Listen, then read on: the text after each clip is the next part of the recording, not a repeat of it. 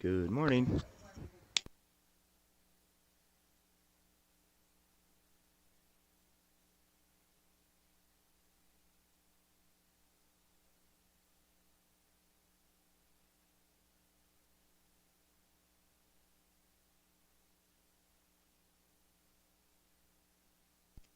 Good morning. There we go.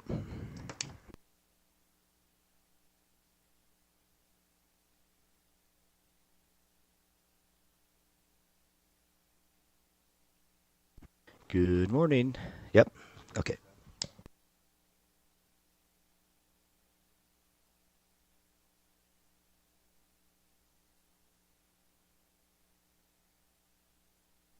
And testing that one. Yes. Good.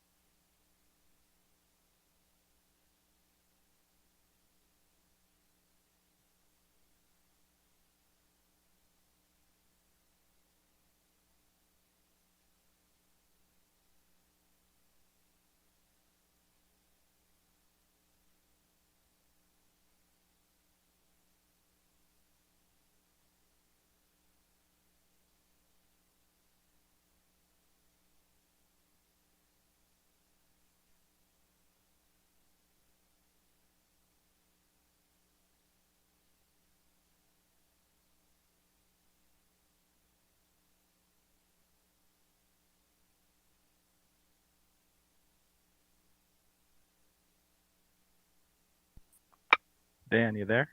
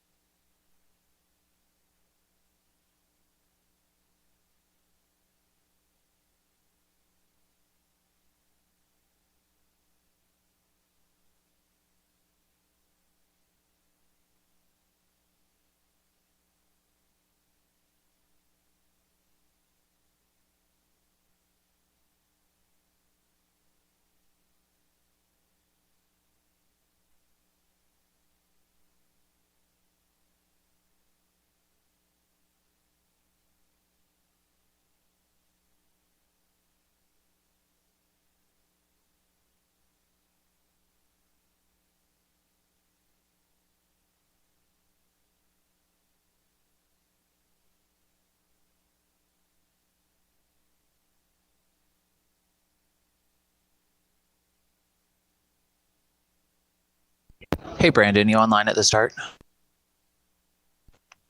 I'm here. Cool. Could you fix that start image? Again, it's a little crooked, so if you could maybe adjust that tripod a little bit. It looks level, but I'll look again. Thank you kindly. Hey, Dan, just thought I'd let you know, once we pass the 1500 line, we're getting a pretty wicked sun glare. Okay, yeah, I see. That's that's a bit of a problem, isn't it? Yeah, I don't want that showing up on the feed, so I wanted to give you a heads up. Understood. When it gets I'll keep it up probably until about the 1500, and then I'll probably pull off. Sounds good.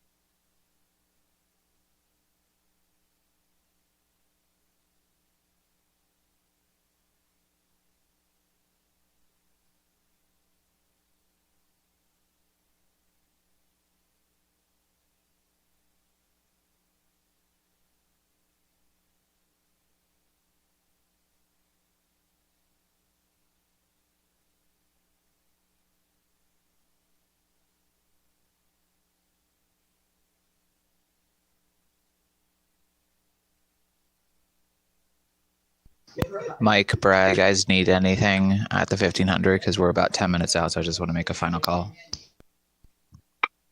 We're good, I think. Sweet. All right, Brandon, you're up at the start. You need anything up there?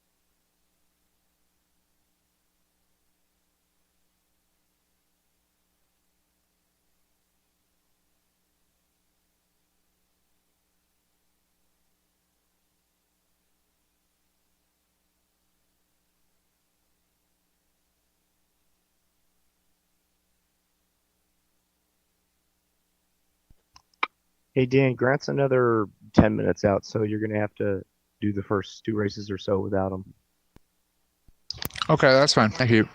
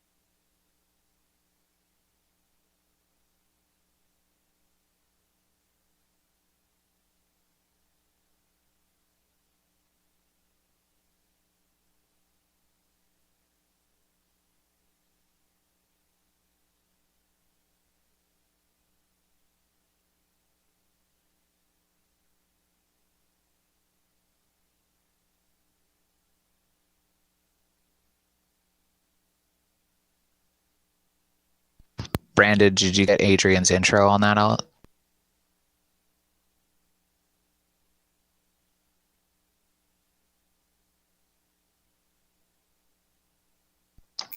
Brandon?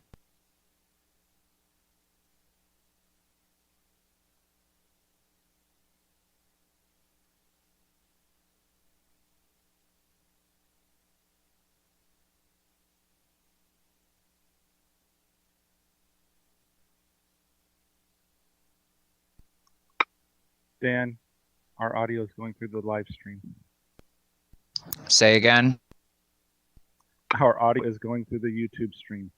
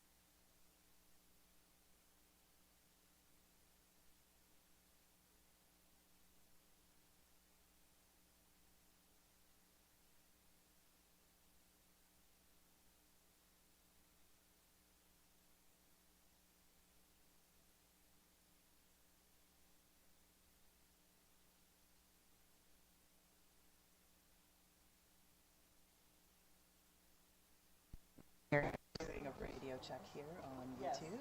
Yep. Go. Yep.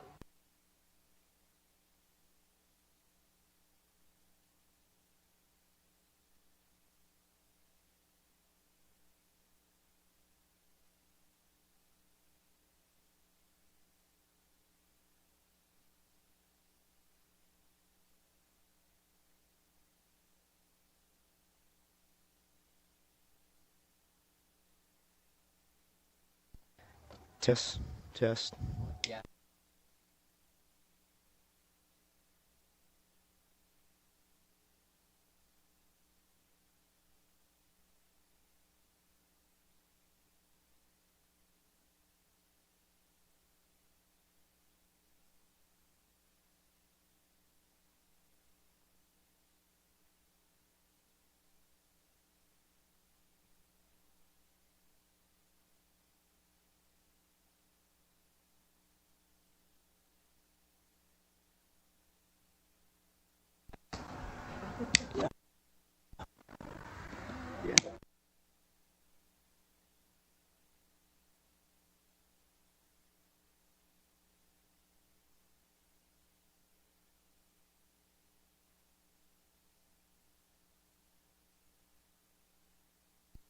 Test, I don't hear you.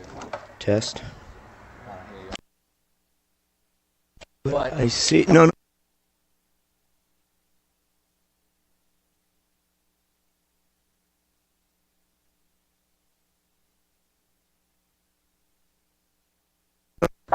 Test. Yeah.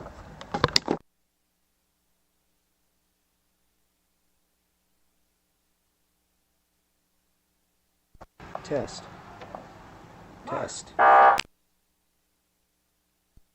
Yeah, I can hear it.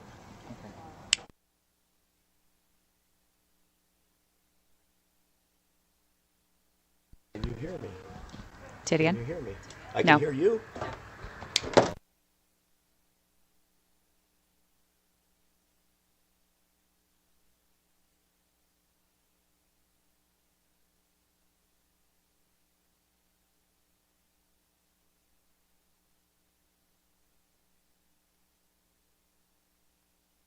Good. Test. Wait. I hear you now. Yeah, I heard it. Yep. that's your switch. Okay.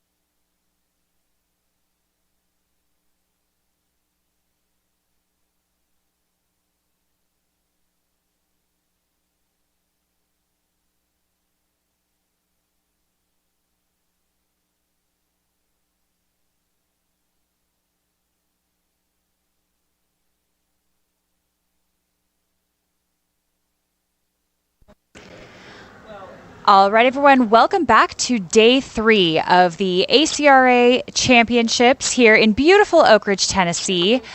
We are looking like we're having a beautiful morning here, kicking off racing. Again, welcome. This is the Rowing Channel. I am your host, Whitney Powell, here with Adrian McConnell.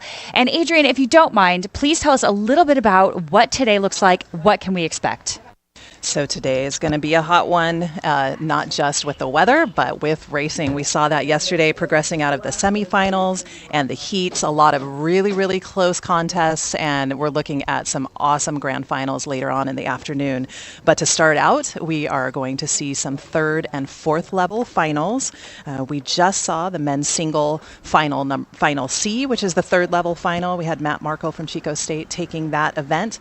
We're moving right over into the women's Novice 4 fourth level final, currently underway and approaching 1,000 meters.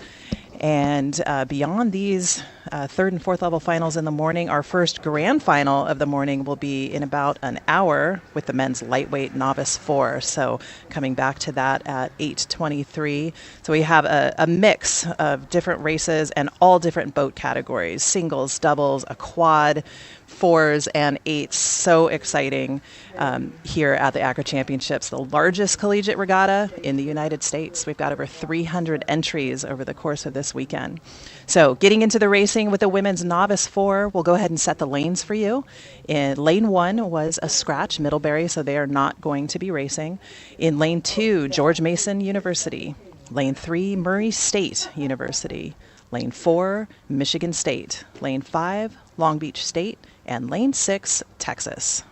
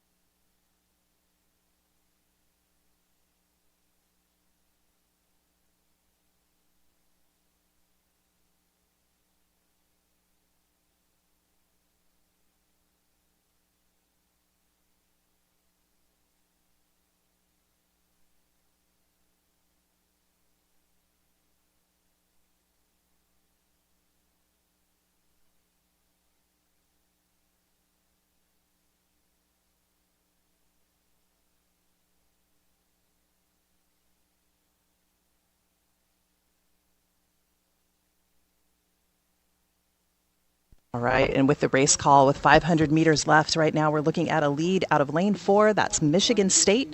Michigan State holding about a boat length over lane 2, Long Beach State. Long Beach State, though, very, very close to Murray State, rowing out of lane 3.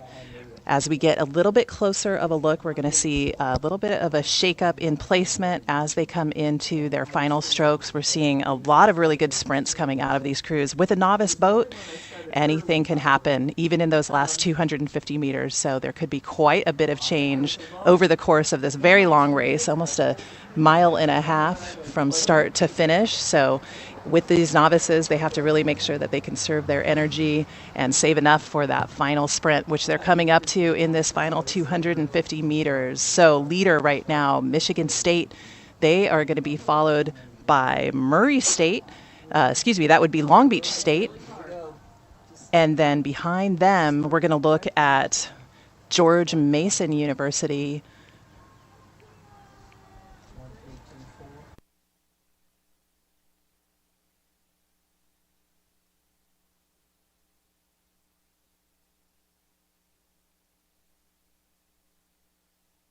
So Murray State and George Mason actually really, really close to each other.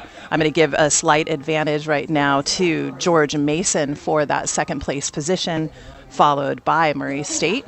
Okay, Michigan State still with the lead in 4th. It's going to be Long Beach State rowing closer to shore, and then Texas in the final position. So crews winding it up, coming into their final strokes, but Michigan State with an open water lead in this 4th level final for the women's novice 4. Keep your eye on lanes 2 and 3, George Mason and Murray State, really tight for them as they come into the final strokes. Almost dead even for that second or third place finish, but Michigan State, here's their finish, and really, really close here between Murray State and George Mason as they come across the line. Almost one horn as they come through, so we'll wait for the official results. We'll see Long Beach State finishing now, and then Texas coming into their final 10 strokes.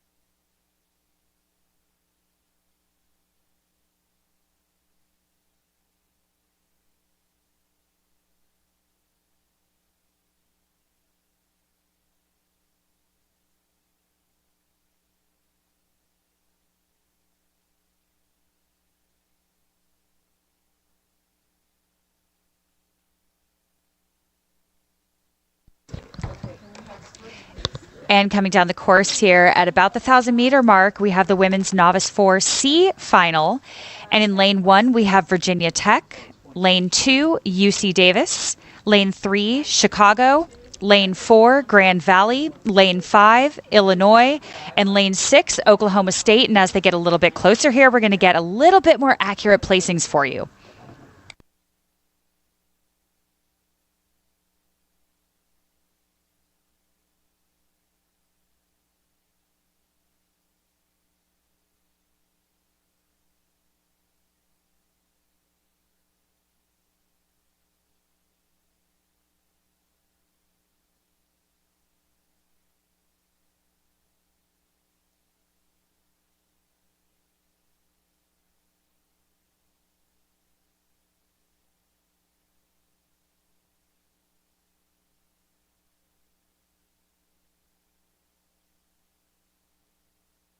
Okay, and a quick update here from the finish line tower from our angle, trying to get the most accurate description we have of what's happening with the racing.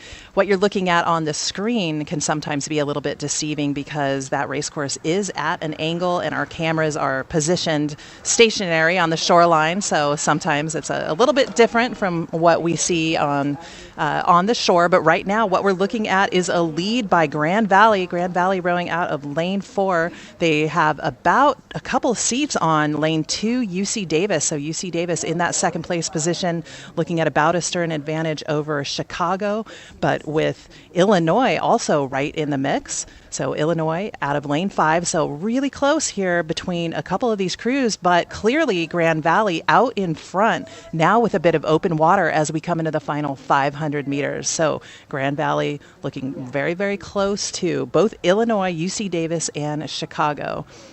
In the 5th place spot, we're going to look at Virginia Tech rowing out of lane 1 with Oklahoma State in the trailing position. So as these guys come into view, we're going to see it tighten up a little bit for those final positionings. Grand Valley trying to hold on to that lead, but they're getting challenged here by Illinois. Illinois right next to them in lane 5.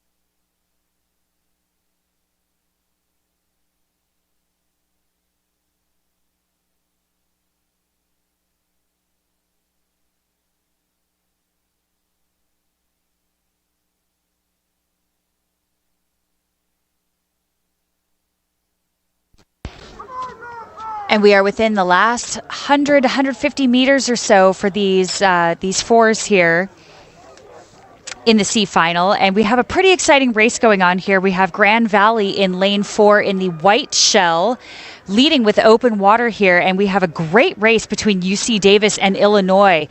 Illinois, again, really showing up this weekend with a small team. They've had a lot to overcome and really with a strong finish. But Davis overcoming, pushing away with a strong finish to cross second. And that looks like, on our end, Illinois in third, followed by Oklahoma and Virginia here on the shore in that orange and black.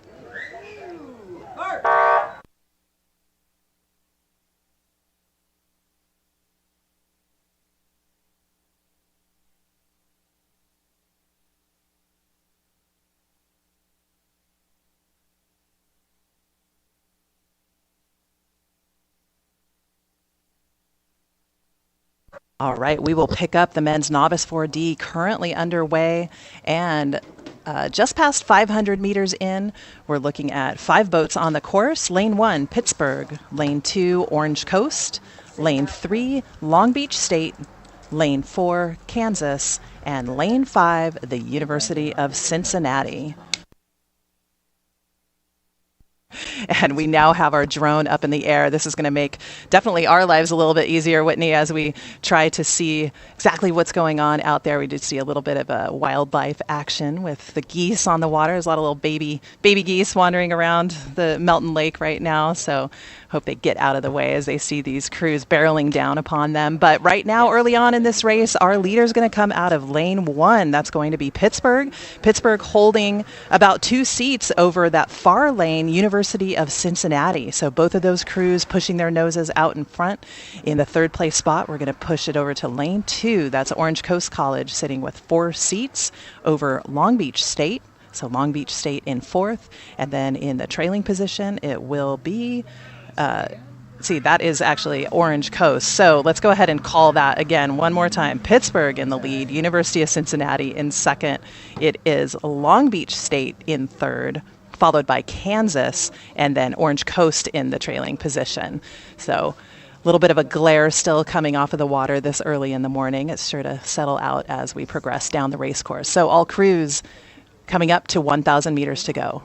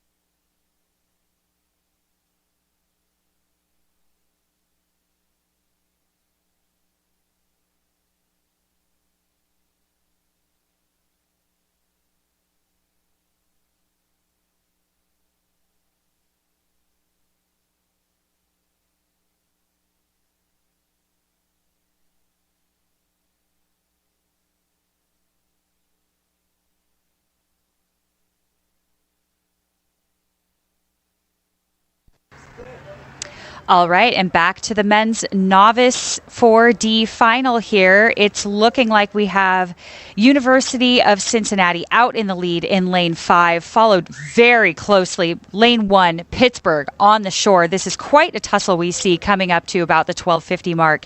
And in lanes 3 and 4, we have Long Beach and Kansas also battling it out here, about 12:50, and then we have Orange Coast in lane 2 trailing a little bit. Now, one thing that makes this kind of race at this time of day a little bit challenging is these coxswains are down very low in the water, and they're going to get that glare of the morning sun. So it's actually quite difficult to kind of steer straight down that lane. And these coxswains seem to be doing a pretty good job. And that's one thing that the rowers don't really have to deal with. So I have to say you're quite lucky in that regard.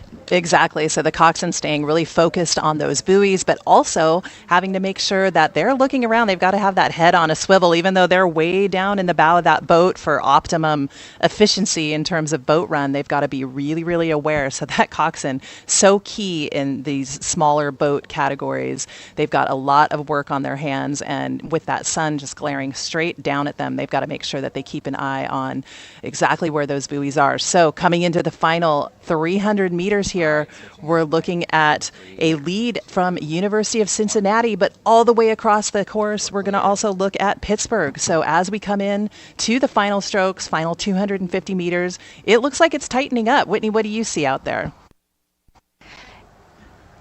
You know, I'm seeing the same thing, and this is definitely a nail-biter of a race, and this is what makes novice rowing so exciting. Again, we've said it before, we'll say it again, you never know what's going to happen. So as far as I'm seeing from where we're sitting, I think the gap is starting to close a little bit. I'm seeing Cincinnati here, Pittsburgh still battling it out on the shore. But you know what? These middle boats are starting to make a push. They're seeing those red buoys, and they are starting to close the gaps. Oh, definitely. So the efficacy of everyone's sprint is a little bit different for some crews, especially with the novices. They can get a little bit scrambly. That higher rate can sometimes not really work for them, but it is working right now for Cincinnati and in lane 5, and then Pittsburgh out on that far shore. 4. But looking at Kansas and Long Beach State closing in, those boats almost even. I mean, we are really looking at 4 boats almost straight across as they come into a little bit better view here straight across. I'm going to call Pittsburgh with the lead, but Cincinnati right there as well. This is so great coming down to the wire. I mean, these guys finishing their national championship weekend with a race this close. I mean, that's really something to watch. So look at this finish, Cincinnati or Pittsburgh. I think we've got it with Cincinnati in lane 5, Pittsburgh, Kansas, and then Long Beach State and Orange Coast now finishing final 100 meters for them.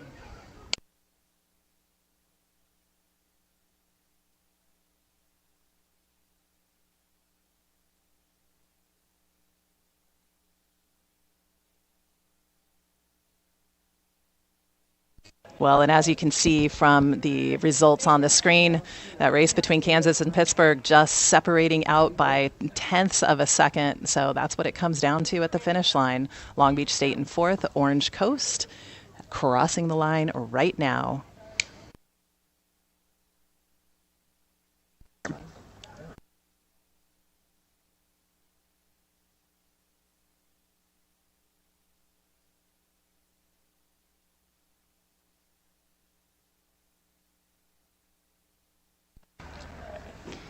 And it looks like we have a start for the men's Novice 4C final. And again, all boats connected here. So let's go down the lanes and tell you the who's who. Lane 1 is Northwestern. Lane 2, Liberty. Lane 3, Central Florida. Lane 4, Arizona State. Lane 5, Vermont. And lane 6, that is George Mason.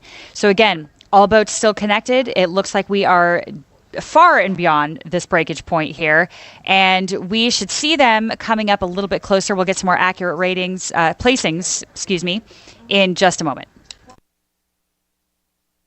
Thing I do want to point out, this is what I remember from the racing yesterday, is that Liberty University has had great starts all the way through this weekend. So we're looking at them to hold on to that lead right now. Liberty with just about a seat or so over Arizona State, right down the middle of your course. Arizona State rowing out of lane 4. Right behind Arizona State, it's going to be Vermont. So Vermont also with spectacular results this weekend, and looking to hold on to this positioning and maybe even take away a little bit of the lead of the top 2 boats. This is that C-level final. So we're going to look at a lot of change-up as we progress down the race course. All boats now past 500 meters and approaching the halfway point. Liberty with your leader.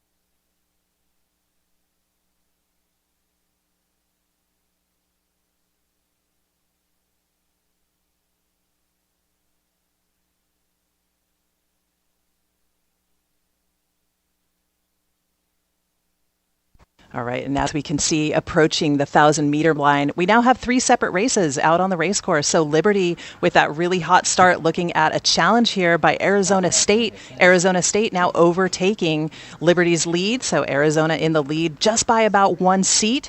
And in the 3rd place position, it's going to be really, really close here between Vermont and Central Florida. So again, that's your second little pot of racing. In the 5th and 6th place position, we're looking at George Mason and Northwestern almost even with each other. So Whitney, if you're in that first pod, Liberty and Arizona State, you're looking all the way across the course at your closest competitor. How difficult is that as a coxswain to inform your crew about what's going on the race course? That is a great question. And, sometimes it's not too easy. So you actually have to make sure that you're looking all the way across at all the lanes, because again, if you are in that lead position in a bow loader like this, you don't know who's coming up behind you. So you really have to make sure that you are keeping your eye on your target across the lane over there, but also maintaining composure enough to keep your boat's heads in the boat, in your own boat. So I think it's really just paying attention, communicating with your stroke seat too, making sure that they tell you if somebody's charging, but you really have to stay calm, cool, and collected and just kind of keep your eye on that enemy in that far lane and make sure that they don't start to sneak up on you. That's great. Yeah, coxswains have such a difficult job, and you can see that Arizona State coxswain maybe up a little bit more vertically, trying to get a lay of the land and keep their eye on that Liberty crew because they're not letting go. So Liberty had that lead at the very beginning, and it looks like they're winding it up a little bit here as they come into the final 500 meters. We'll keep our eyes on the course, but right now Arizona continuing with the lead, maybe about a stern advantage over Liberty. We'll take a look at Vermont and Central Florida, where those two crews are. Looks like Vermont with the advantage for the third place position, then Central Florida in fourth. In the sixth place spot, we're going to look at George Mason University rowing out of lane, that would be Northwestern rowing out of lane 1, and then George Mason in lane 6. But pretty tight. I mean, there's actually like not a good amount of spread in between these boats. They've stayed fairly connected all the way down the race course. Yeah, I was going to say, it's pretty cool here that we're seeing a few different races that are actually pretty well matched in this race. So we're essentially seeing 3 races in one. But again, as we start closing into this last 250, I don't know, anybody's game. Yeah, absolutely. And that's exactly what the heats should do. The heats and then the semifinals. We had 25 entries in the men's novice 4 category. So there is a whole lot of spread of speed. We've got some really, really fast crews with some, novices that have gotten a lot of time on the water throughout this spring. And then we have some programs that really just maybe only have a couple of months under their belt with very little racing experience. So it's great to see all levels of teams being able to contest themselves right now. And at this point, it does look like Arizona State really taking advantage of the cohesion they have on their team. We talked about that a little bit yesterday. They are really student-led. They've had some very consistent leadership in terms of the coaching. So putting that to use here, I mean, that looks like a very mature crew coming in to their sprint, into their final strokes, doing a nice job. Bow to stern advantage right now over Liberty in that second place position, and then Vermont taking in the third place spot.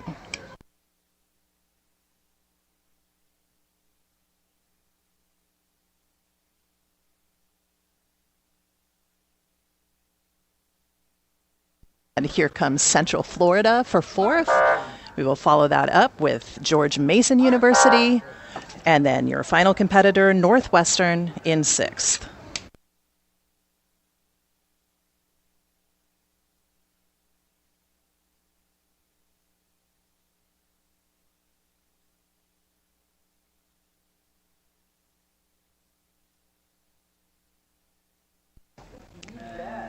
And we have our first run of 8s coming down the course here. This is the men's Novice 8 D final. Do not worry. I have a feeling these 8s are going to give us a lot of excitement this year. It doesn't matter what final you're in. These 8s get really exciting on the novice level. Let's go down the line and tell you the who's who. Again, lane 1, Minnesota. Lane 2, Wichita State. Lane 3, Middlebury. Lane 4, Pittsburgh. Lane 5, Washington. And it's looking like we have all boats still connected.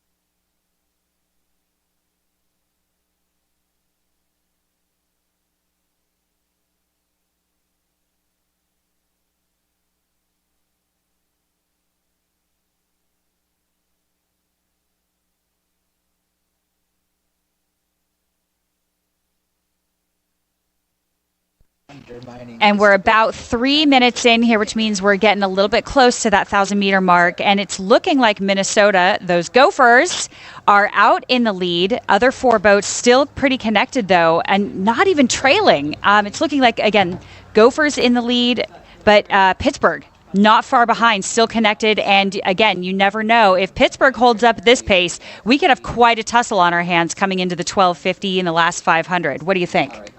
It's so cool to see in a 4th level final this level of competition, but Minnesota really, taking advantage right now of this beautiful water and deciding, hey, right off of the start, we want to lead and stay out in front. That's always a great race strategy. It's probably my favorite race strategy. Get ahead and stay ahead. Minnesota right now doing a nice job just past 1,000 meters. Pittsburgh right there in that 2nd place position, but then really anyone's call between Wichita, Middlebury, and Washington University. So as they come into a little bit closer of a view, you're going to see them cross over with the cameras on the 1,500 meter line. So 1,500 meters gone, and then they'll be right in our view here at the finish line tower, and we can see how it shakes out. So one of the things we talked about yesterday was that third 500. As a coxswain, Whitney, what do you talk to your crews about to get through that kind of dark time in this race? Even though it's only a few minutes in, I mean, it is really physiologically and mentally difficult. That is a great question. And a lot of times we do talk about that third 500 as being a little bit of a dead zone. It's kind of where focus can start to stray a little bit. Crews can start to get a little bit frantic, kind of depending on where you are in the course. I personally like to break it up a little bit and kind of focus on that 1250 instead of just focusing on an entire 500 and focusing a little bit more on precision and setting it up for the last 250 for that last 500. So I'm actually breaking it down a little bit more than making it just one entire black hole of a 500. So it makes it a little bit easier to kind of break it down and focus. And that's a really great strategy too, is instead of focusing on the finish line, let's focus on one stroke at a time. So Minnesota in lane 1, looking like they're still holding on to a lead, but I don't know. I'm looking at Pittsburgh also with Washington University right there with them. So those outside lanes closer to the shoreline, putting on a challenge as Minnesota tries furiously to hold off those outside lanes. So Pittsburgh and Washington, the next closest crews. In 4th, it's going to be Middlebury right down the center of your race course, and then Wichita State in that final position. So as they come in, final 250 meters, that's about 30, 35 strokes or so left, depending on the run of the boat. But Minnesota winding it up, hoping to hold on to that lead. Pittsburgh as their closest competitor. Again, this is the 4th level final for the men's novice 8s. All these programs with such varying levels of spring racing experience, and really so great to see all of these crews out here and a national championship. So looking at Minnesota still holding on to that lead, looks like they actually have a little bit of open water over Pittsburgh. Yeah, I have to say, we wanted a race, and boy, are we getting it here. The Gophers really out in front here. They look calm, they look cool, they look collected, especially for a novice crew. This does not look like a novice crew that is about to cross the line first with a little bit of open water here. Pittsburgh really making the charge here in this beautiful yellow boat in the sunshine here in the morning. And for 3rd and 4th, wow, Washington, what a finish.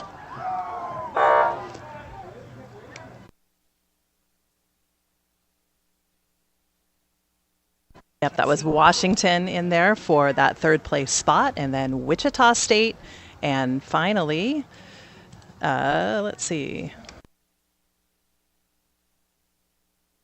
Wichita State in that final position.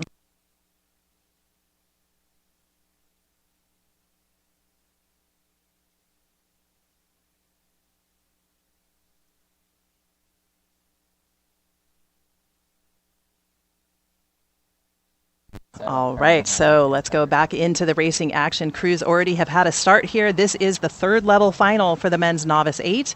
We've got 6 boats on the course. In lane 1, Boston College. Lane 2, Clemson. Lane 3, Central Florida. Lane 4, University of Massachusetts. Lane 5, UC Irvine. And lane 6, Oregon. We will give it a minute as they come a little bit closer into view. Our drone just changing up its batteries so we can get a good overhead shot for the upcoming races. But we'll be back in just a minute and give you the race call.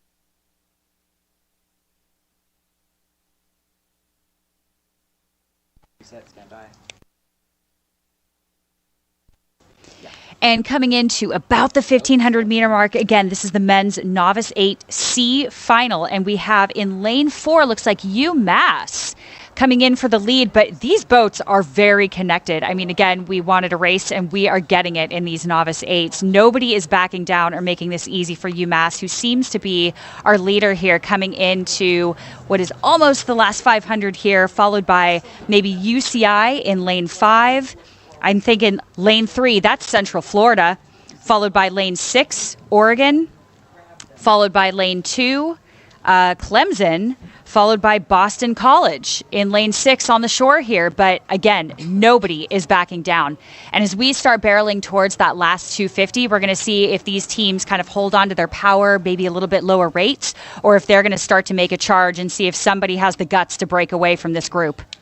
And I think you're exactly right, Whitney. There is no breakaway crew here in this race. There is a lot of overlap between these crews, which is exactly what you want to see as the heats kind of shake out, the relative times. You want to get those crews that are of relative speed next to each other. But right now it does look like University of Massachusetts holding on to that lead with really good challenges on either side of them between UC Irvine and Central Florida, but also with Clemson right there. So Clemson in that beautiful red-orange boat. We see them with the orange pop on their uniform. So you can watch them as they wind it up here. They look like they're trying to come up and challenge UC Irvine. Let's see if they have enough left in the tank to maybe even come up to challenge UMass for that lead. So Clemson doing a great job in this sprint here, looking like they're overtaking Irvine for that second place position. But then also, let's look out for Central Florida. UMass still holding on to that lead. Clemson clearly now in that second place position. Irvine in third, just barely holding off.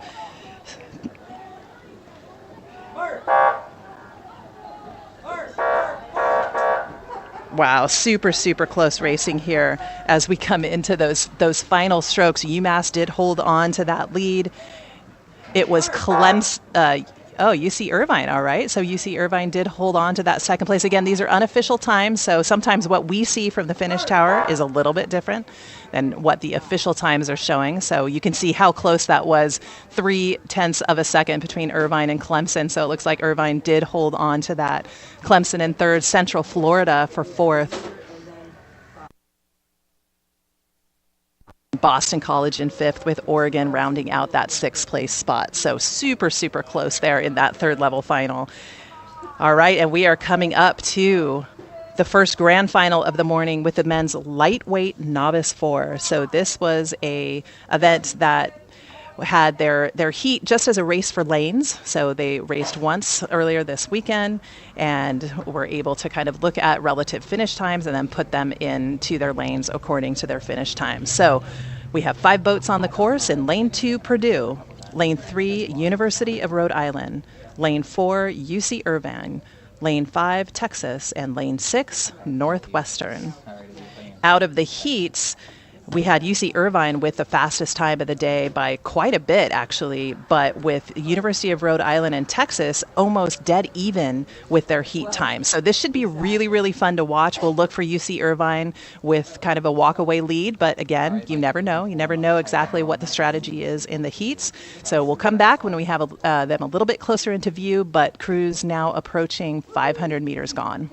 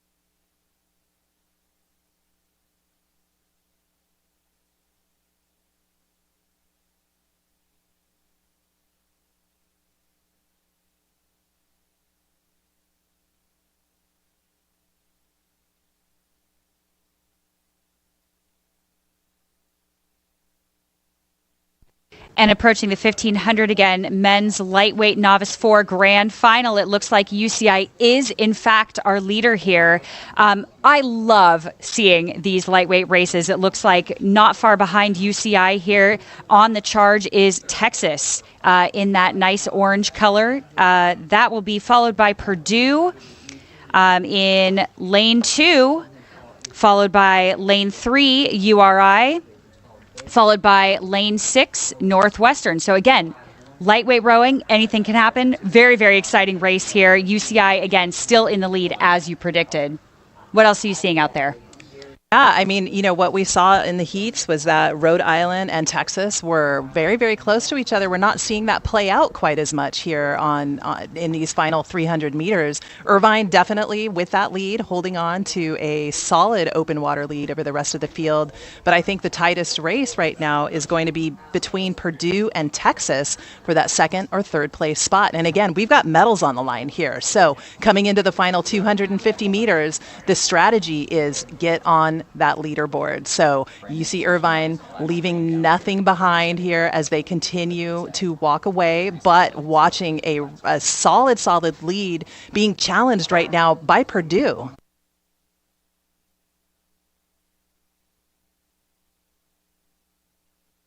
Now, as we come into the last 250 here, this should be pretty exciting because, as you know, lightweights are so much fun to watch race. They bring up the rate like little hummingbirds, and they just flutter across those last 200 meters. So I cannot wait to see what happens here. So what are we looking at now? It looks like the gap is closing, and we are definitely getting some crews that are starting to ramp it up in the last 150 meters. 100%. What we had in the heats was, Irvine way out in front in terms of times, and we're not seeing that here. So Purdue maybe holding their cards a little close to their chest in those heats, and they really have poured it on here. Even though Irvine with that one length of open water lead, it is Purdue that's a little bit more of the surprise here in this race, coming in second. Behind them, we're going to look at Texas, maybe about 2 lengths of open water back in the third place spot. That's Irvine across the line first. That is the first gold medal of the day being awarded here at this national championships. Purdue for the silver. And here is Texas in that bronze medal position, followed by University of Rhode Island in 4th, and then Northwestern in 5th.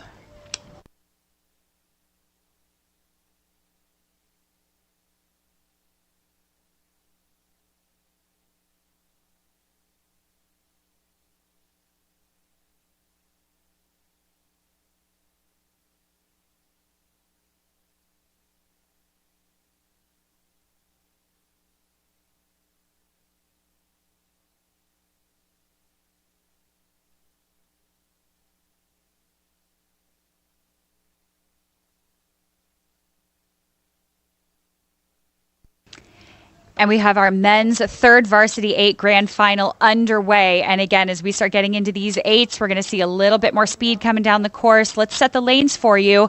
We have lane 2, Purdue.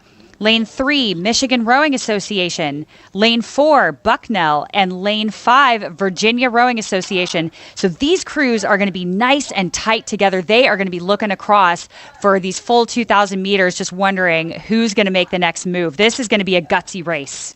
And again, just as we saw in the previous race, they did have a heat race yesterday that was essentially just a race for lanes. And Bucknell had pulled down the fastest time, followed by Michigan and then Virginia and Purdue. But they were all very close to each other, definitely within 10 seconds across the whole field. But right now, I am seeing that bright orange blades coming right at us. That does look like Bucknell with the lead. They are right down the center of your race course. To the left of them on your screen, you're looking at Virginia. So Virginia also looking quite strong there, also with that bright orange uniform and the bright orange blades. So we'll be watching as they come up to the 1,000-meter line. Again, really quick starts here and a whole lot of connection across these 4 crews. So we'll look to see if we can get a little bit of separation, but Bucknell does look like your leader.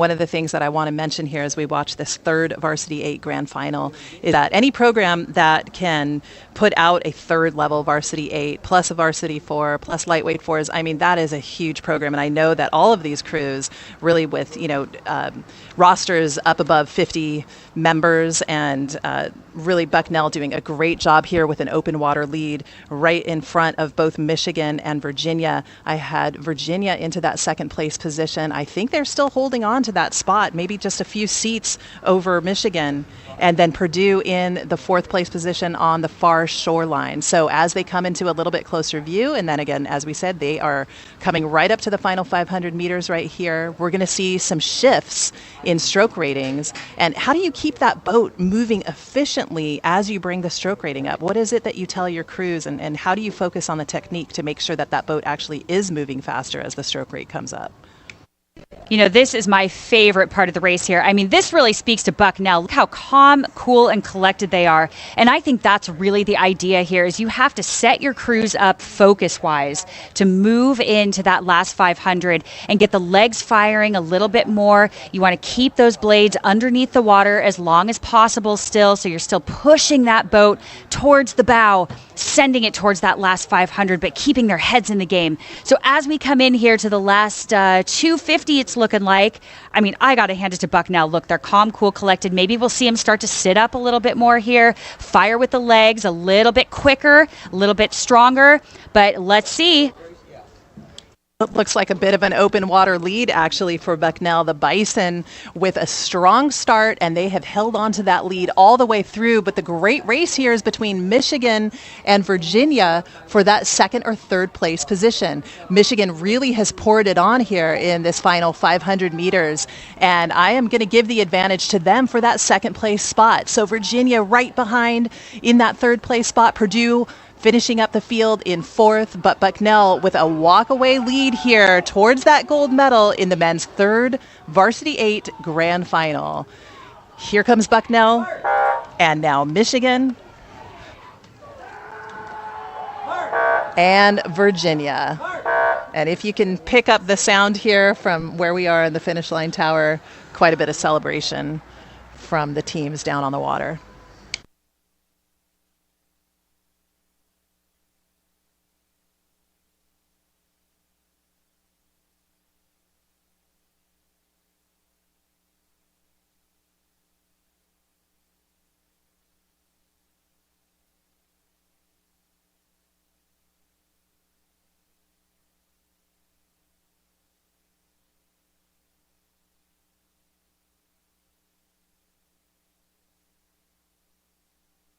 All right, and we are already underway in the grand final for the women's second Varsity 8. Only 3 boats on the course, so we're looking at 3 programs that are big enough to field a second Varsity 8. We've seen that the spread in competition here with a lot of these programs has been, either focusing on a Varsity 8 or a Varsity 4, but then spreading it out a little bit with a pair, a double, a single, and, it's really cool, though, to be able to see these big boats in some of these programs coming down the race course. So Purdue, one of the largest teams represented here, Grand Valley as well. Vermont, not quite as big, but throwing it all together here to put out this second Varsity 8. And the cool thing about these programs too is the depth. Again, we've said it before, we'll say it again, is when these programs can have second and third varsity and novice 8s, it really speaks to the legacy of the program and just being able to really maintain the pride of the entire team. So, you get these second and third varsity and novice 8s, and it's just as exciting for them to win as it is the V8. And they are they maintain the pride of the school. Now, you were actually part of a big program like that. Was it like that where you were? Well, we only rode 8s back in the day. I'm like dinosaur age, but yeah, we didn't spread it out amongst many other boat categories. But yeah, the focus was always on the Varsity 8, but it was all, the JV 8, those novice 8s, 3V8s. That was the future of the program, right? And those were the boats that pushed that top boat. And that's what we're seeing right here. Really great competition with Grand Valley and Purdue out front. Those 2 programs just arch rivals of each other. I talked to both of those programs programs yesterday. Purdue really didn't skip a beat over those COVID years and didn't really lose that many athletes as well. So they were able to maintain their momentum that they had in previous seasons and just keep moving forward. And man, I mean, this is a bow ball to bow ball race between Grand Valley and Purdue. Right behind them, Vermont holding their own, still in connection with these top two boats.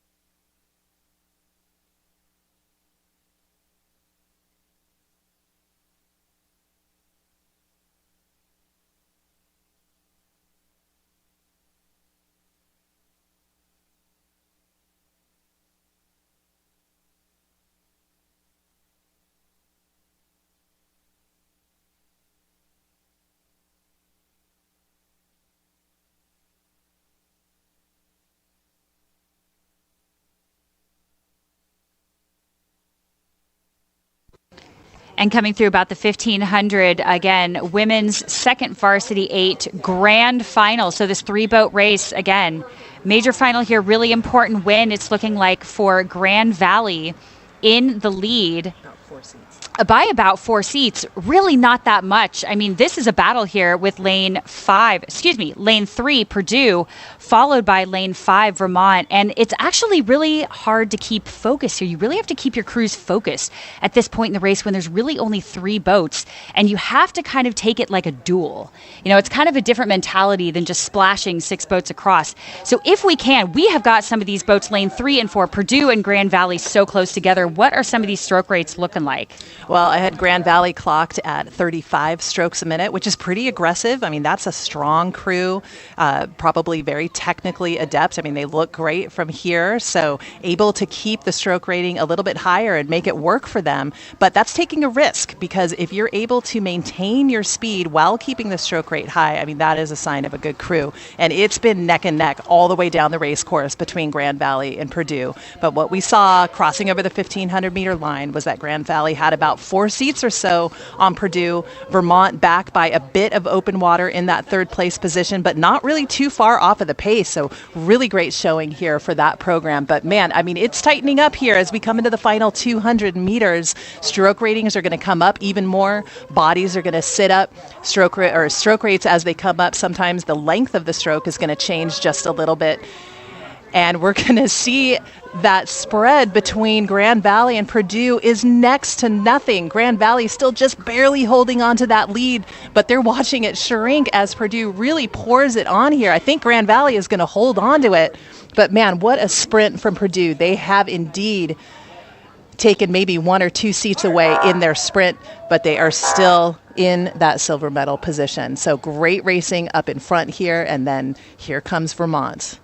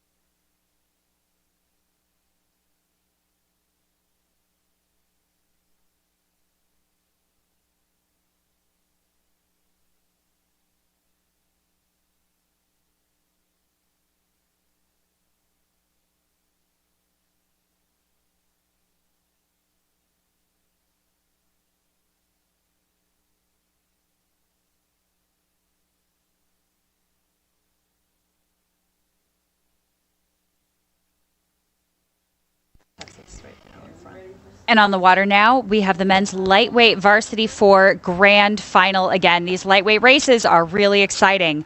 Lane 2, we have University of Georgia. Lane 3, Michigan State. Lane 4, Texas. And lane 5, UNC in that baby blue. So let's see. We actually already have a little bit of a spread here. 2 boats in front, 2 boats just behind with a little bit of open water behind those leading boats.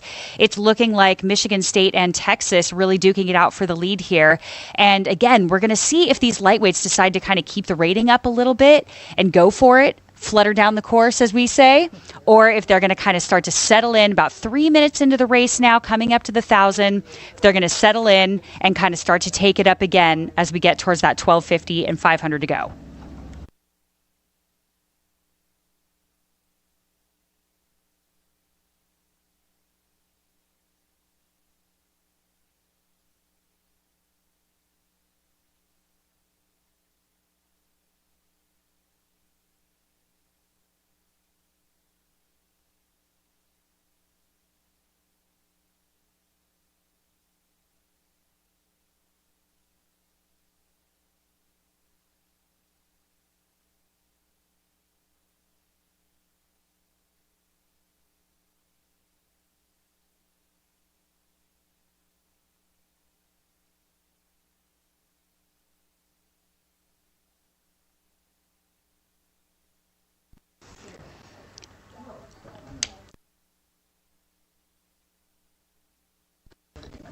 All right, and coming up through the 1,000 now, it looks like our lead actually hasn't changed that much. This is pretty exciting here.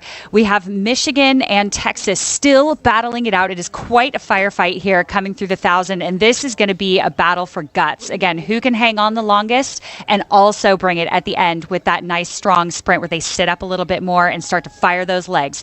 So it's looking like we have about a 32, 33 strokes a minute on both crews, which is pretty standard, even a touch low sometimes for some of these lightweights. Sometimes they go up pretty high. They're pretty gutsy crews. So again, stroke for stroke, I mean, we cannot tell right now who the leader actually is, but we'll see if we can get any separation as they get a little bit closer to us. Yeah, you can see there on your screen how very close those crews are, and literally blades in the water at the same time. I mean, the coxswains can kind of peek their heads up out of that bow loader and look across.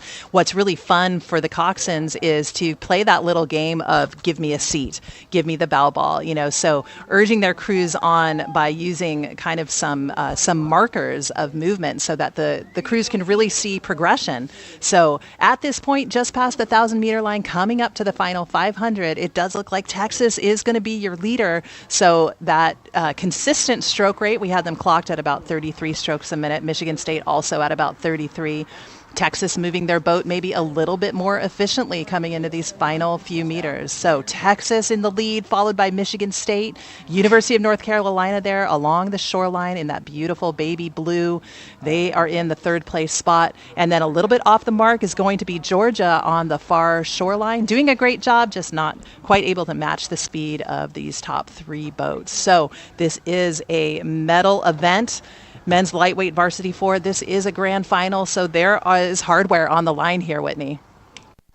Absolutely. Absolutely. And this is what's going to be exciting. It looks like Texas had actually already inched their rate up just a little bit. So this is really exciting here. This coxswain is absolutely going to be gunning for it. They don't want to just win. They want somebody else to lose. And they are absolutely going for it here as we come into the last 250. You can see Texas in that burnt orange really going for it. They're sitting up a little bit taller now. I can see here on that starboard side, that bucket rig, those blades going in nicely together. They look pretty calm, cool, collected. They're sharpening up a little bit, and they're going to start to squeeze. They are going to start to move, and I guarantee you that coxswain is not going to want to be connected at the end of this race. That's right. My guess is that coxswain is calling for open water by the end of this race, and she's almost got it. So it is looking golden for the Longhorns here as they come into their final strokes. Right behind them, the Spartans of Michigan State with an open water lead over North Carolina in third. University of Georgia in the 4th place position, but Texas with the gold.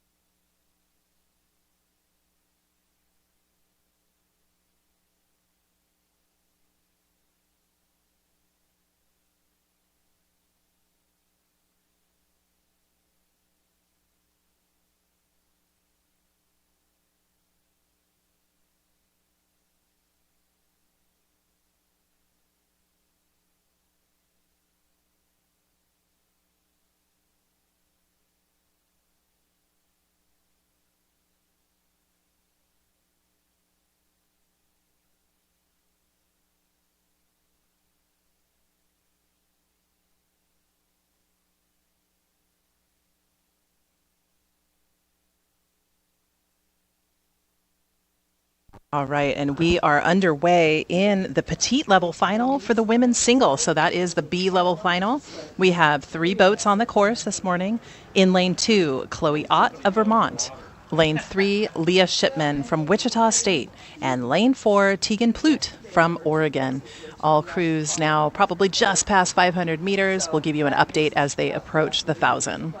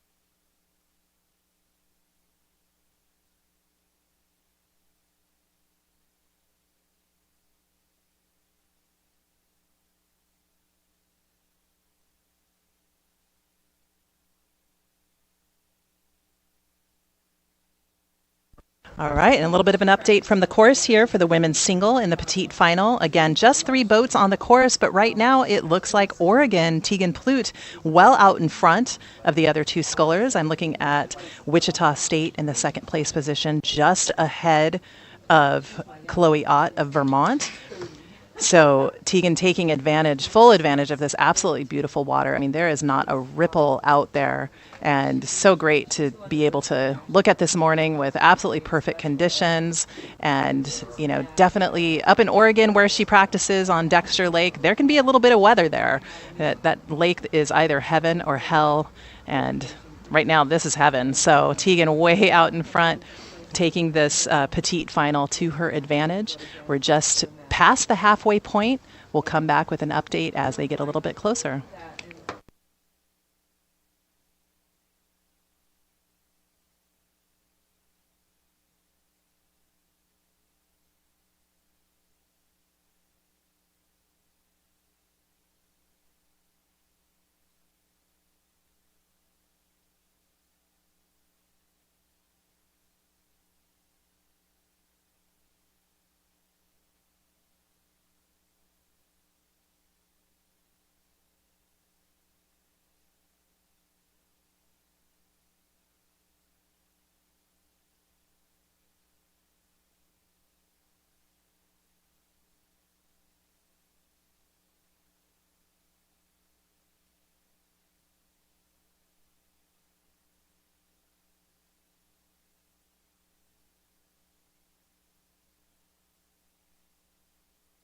Okay, and all boats now approaching the final 500 meters in this very, very long race. The single, you know, definitely one of these slower boats. It's not slow, it's just it's going to be a longer race, right? So how you strategize for that is a little bit different than you would take with the 8s, because in the 8 you could be looking at anywhere between 6 and 8 minutes. In the single, you could be looking at almost a 10-minute race, depending on your skill and ability.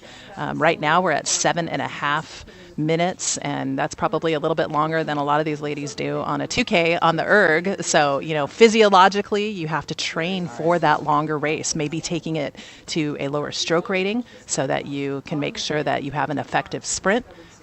And Tegan Plute from Oregon, well out in front, several lengths of open water for her over the second place position, which is Wichita State. That's Leah Shipman. So Wichita State, I was able to check in with that crew yesterday. They have a really good contingent here at the ACRA National Championships. And anyone that is brave enough to row the single, I mean, hats off to them for coming down this race course. So that's a lot of pressure on your shoulders. It's also such a fun boat because it's so responsive. So not only does it take a lot of courage, it does take a lot of skill. Behind Shipman from Wichita State, it's going to be Chloe Ott of Vermont, and all crews now coming past the spectator area. Oregon now in her final strokes, final 250 meters.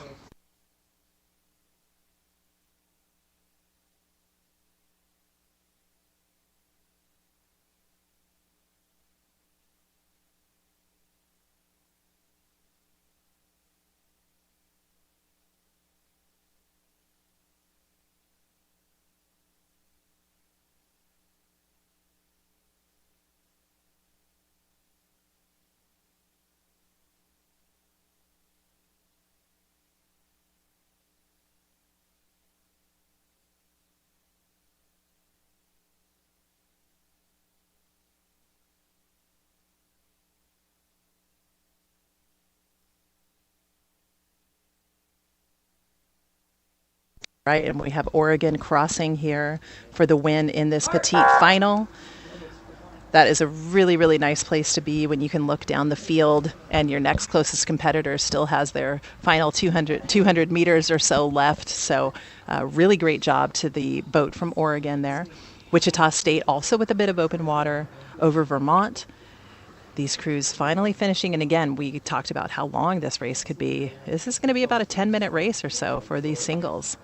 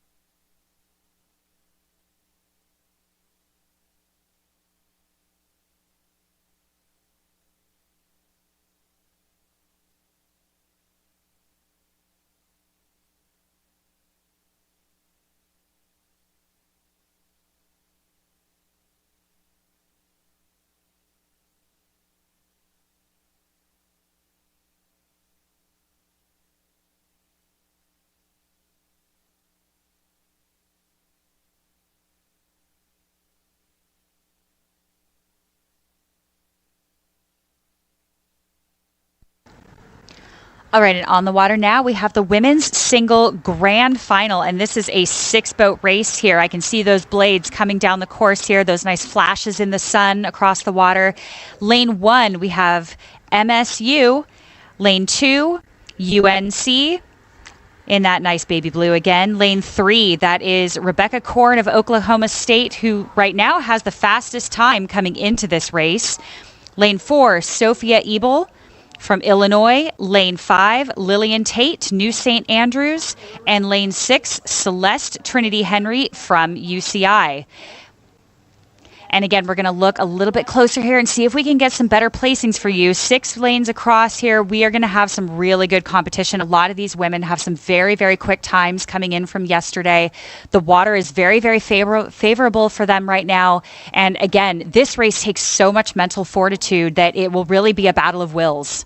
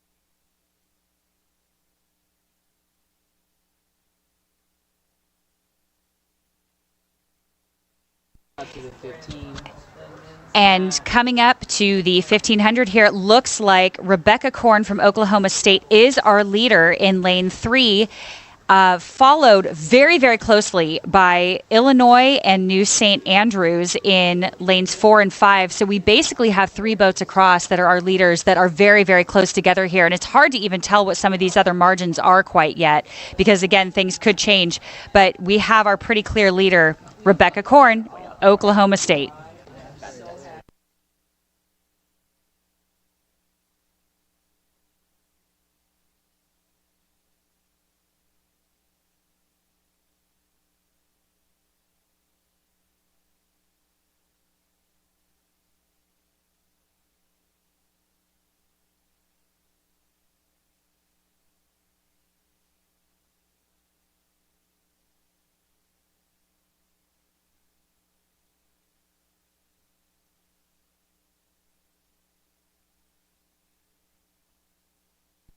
All right, and coming into the last 250 here, we have 7:20 on the race clock here. So we have a much quicker race coming down here, led again by Rebecca Korn from Oklahoma State, who was our leader coming into this race. And excuse my blunder before, because look at this margin now. This is quite a margin between Rebecca Korn and the next 2 lanes 5 and 4.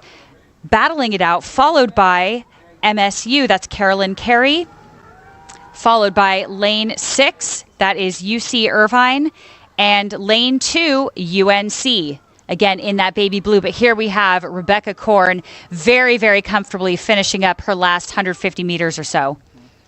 Great job for Rebecca Korn here. She did have the fastest time coming out of the heats by about 30 seconds, and she's proving that right here. Best race of the day, though, is for that 2nd and 3rd place, and again, hardware on the line there between Illinois and New St. Andrews. Those boats down the center of your course just pacing each other all the way down. So it's going to be interesting to see who's going to be able to bring it up for that silver or bronze medal, but it is certainly golden for Rebecca Korn of Oklahoma State, as she crosses the line well in front of her next closest competitor. That 2nd place position is going to go to New St. Andrews, Lillian Tate, as she comes across the line just with a bit of open water now over Illinois.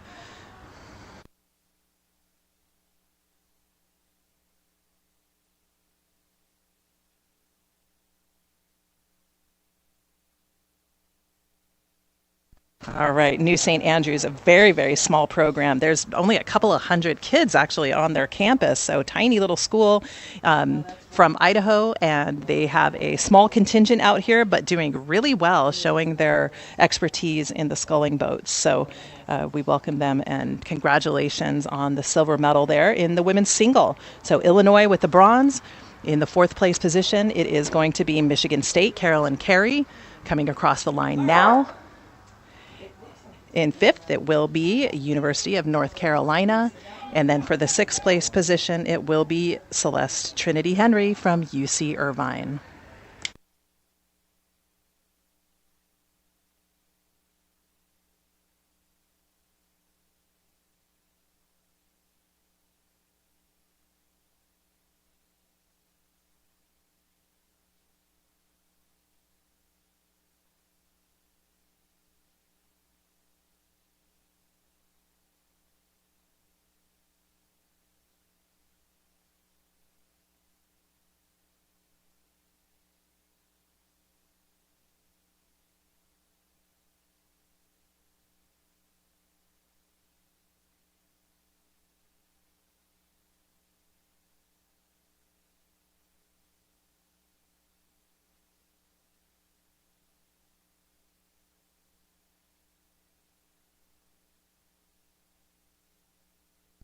Okay, and we are underway in the men's single petite final, or the B-level final. We've got 6 boats on the course.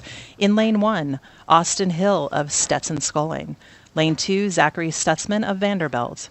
Lane 3, Angus Walker of Michigan State. Lane 4, Hagen Osman of Southern Methodist University. Lane 5, John Phillips of Virginia Rowing Association. And lane 6, Samuel Seneca of Purdue.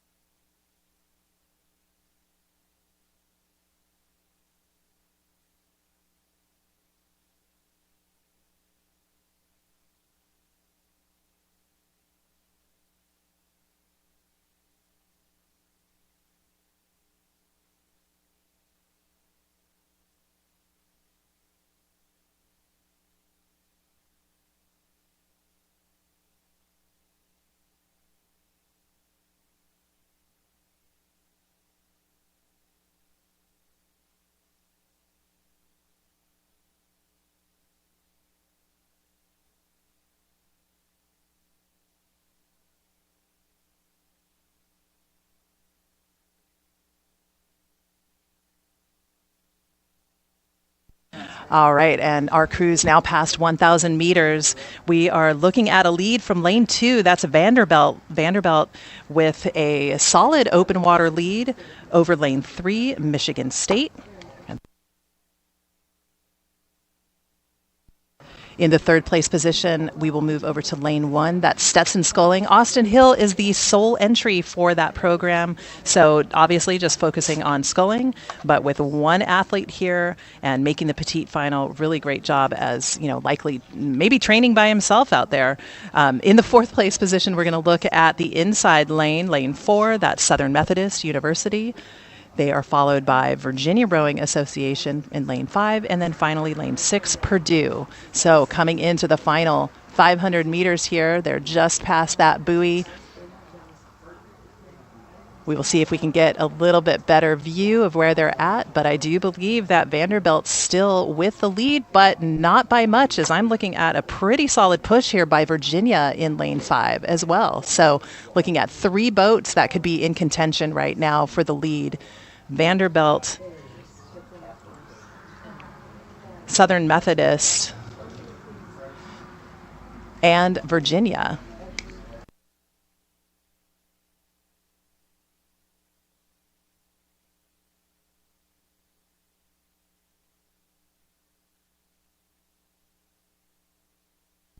Definitely tightening up here as we come into the final 250 meters. Vanderbilt looks to still have a lead, but I think the Virginia Rowing Association with a great sprint here could be a bit of a challenger. Just behind them, it's going to be Michigan State in the third place spot, maybe just ahead of Southern Methodist University.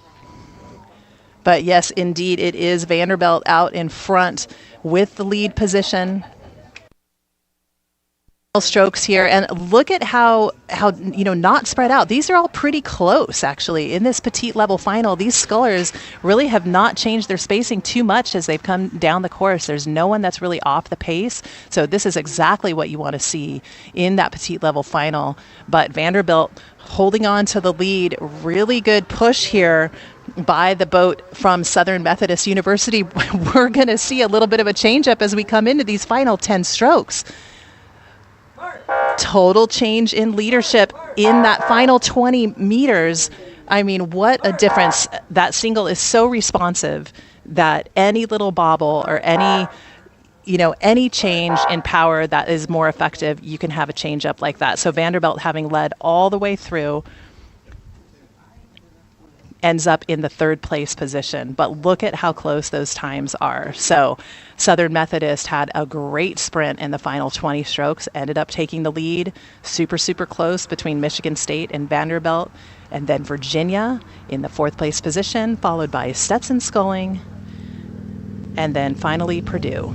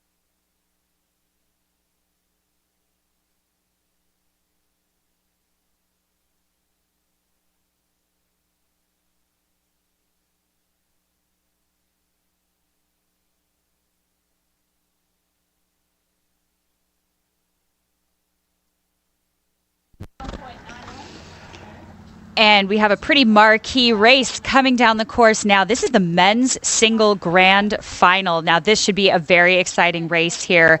Let's go lane by lane and see where we are at just past the 500, actually coming up towards the 1,000 here now. Lane 1, Sean Jackson from Clarkson. Lane 2, Jacob Stone, Grand Valley. Lane 3, Thomas Foltz from Virginia Tech, that nice maroon color. Lane 4, Zachary Ewell from New St. Andrews. Lane 5, John Mannion from University of Rhode Island. Lane 6, Andre Van Meerheg from Wichita State. And let's see how this is shaping up. Again, we can see those flashes of the blades in the sun here. It's looking like we don't have too much of a spread, but maybe a lead by Lane 3, Thomas Foltz from Virginia Tech. So as we get a little bit closer here and we can see the spread, we will start to give you a little bit more accurate placings here. But again, looking like Virginia Tech in the lead.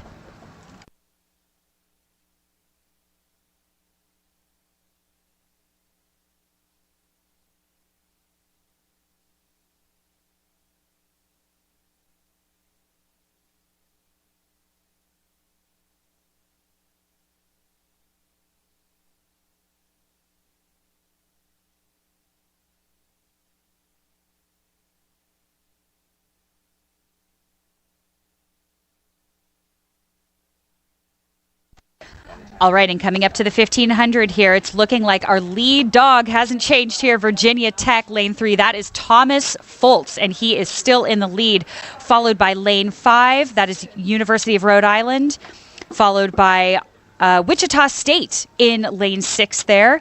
Again, lane 2. That is Grand Valley, followed and trailing just a little bit. That is Clarkson. Now, this race takes so much mental fortitude and mental focus. It really takes a special attitude and, I think, athlete to actually row a single and to row it well. And as we come into the last, we're getting close to the last 300 meters here. What are you seeing? Thomas Foltz did have the fastest time coming out of the men's time trials. That was the only time trial that was contested over the course of this ACRA championship because it had just a ton of entries, and it was really the only way to see how they could shake out everyone into the proper semifinals. So then we saw the semifinals yesterday that were just really, really competitive, but all the way through, Thomas Foltz had one of the fastest times. In terms of timing, Zachary Ewell from New St. Andrews and University of Rhode Island, John Mannion, also with really, really quick times. But right now what we're seeing is just a walk-away lead here by Thomas Foltz of Virginia Tech. Next to him, it is going to be URI, John Mannion, looking to try to hold off Wichita State. So Wichita State with, a great race here out of lane 6. It looks like he's really been able to keep pace with URI. Dropping back just a little bit, it's going to be in the 4th place position, New St. Andrews, that's Zachary Ewell. In 5th and 6th, it will be Grand Valley and Clarkson. So those two boats are almost even with each other. But coming into the final 150 meters, it is all about Virginia Tech in that beautiful yellow, looks like probably an Empacher, and definitely with some good sculling experience under his belt. This is a quick race, just a little bit. It's going to be a little bit under 7.5 minutes, and that's a good time to drop down in this men's single event. But man, look at the run here for that 2nd and 3rd place. It is dead even right now between John Mannion and Wichita State. Look at these crews as they come to the line. Wichita with just a bow ball lead right now over University of Rhode Island, and indeed he will hold on to it for that silver medal. So Wichita with the silver, URI with the bronze, and then finishing here, it will be New St. Andrews and then Grand Valley and Clarkson.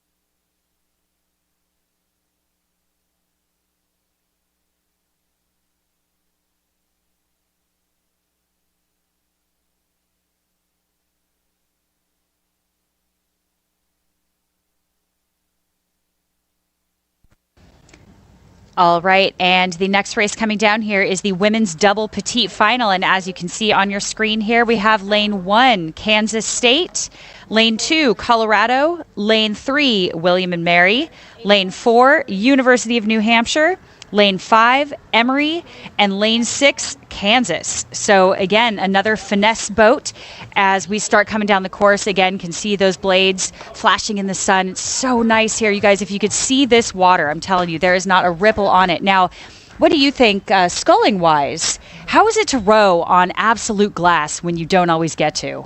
Well, I mean, that's just the prize of being able to come to a course like Melton Lake. I mean, it is one of the best in the country. And, you know, we thought we were going to have a little bit of weather coming in this morning, but it's really just kind of flipped the script on that one. And we're looking at an absolutely beautiful morning. So, of course, it's advantageous to be able to have the flattest water possible. But I will tell you, it is advantageous to also train in crummy water because it makes, you know, conditions like this just, you know, it makes you that much faster and you can pretty much handle anything. So as these crews come down the course, boats past 500 meters or so now, and we're looking at giving you an update at the 1,000-meter line. We'll be back with the race call in just a minute.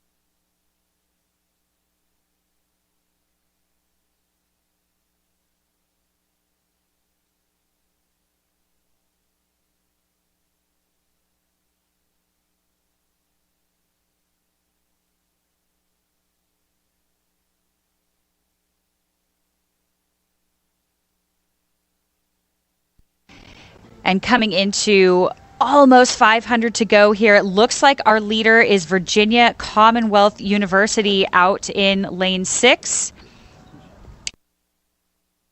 Excuse me, that would be Kansas. My bad there. I'm getting a little bit ahead of myself. Followed by Colorado. Very close again, University of New Hampshire. Followed by William and Mary.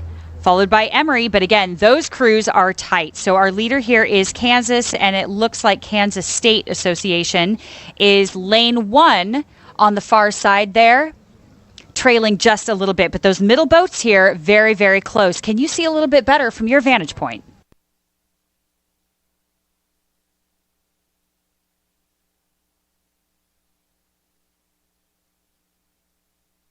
Okay, and Whitney, actually, you are correct. So we've got 2 Kansas crews out here. So just to make sure that we are separating them out, in the lead, it is going to be Kansas. So Horn and Steensma representing Kansas. They've got those red uniforms and the white blades closest to shore. They have held the lead from the very, very beginning. Now, all the way on the other side of the course, we're going to look at lane 2. That's Colorado. Colorado in the second place position, but getting a little bit closer to Kansas. In third, we're going to look right down the center of the course. That's going to be University of New Hampshire. So those are your top 3 boats. Really close right now between the 4th and 5th place crew. That's going to be Emory and William and Mary. And then just a little bit off the pace, Kansas State on the far shore.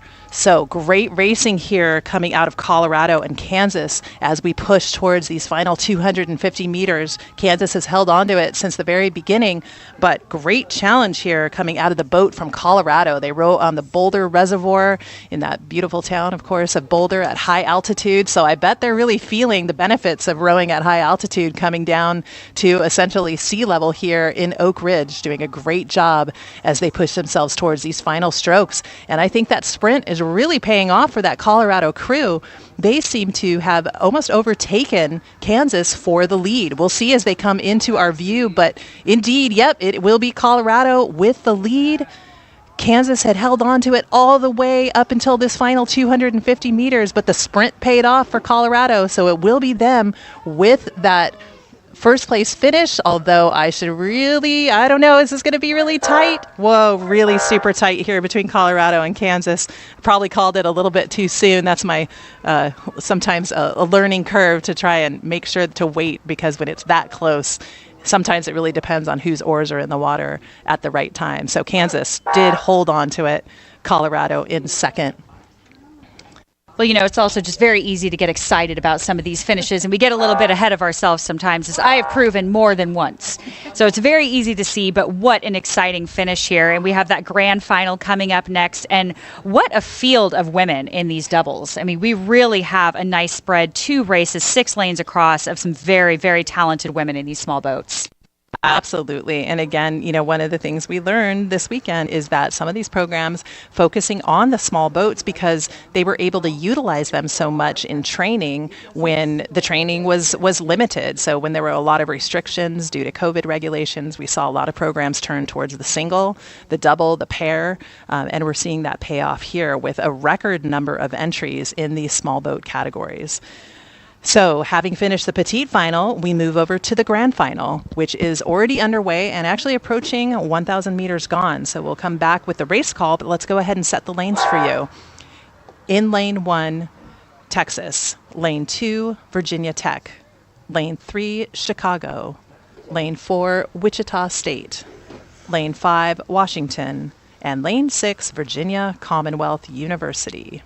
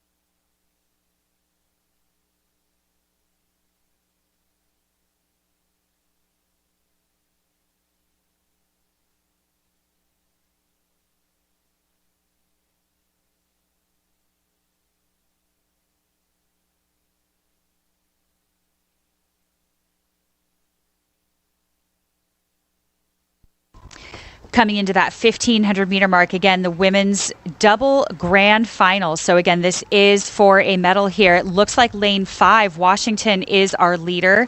followed by lane 3, Chicago, followed by Wichita State. Then comes Virginia Tech in that nice maroon. Then Texas in that burnt orange.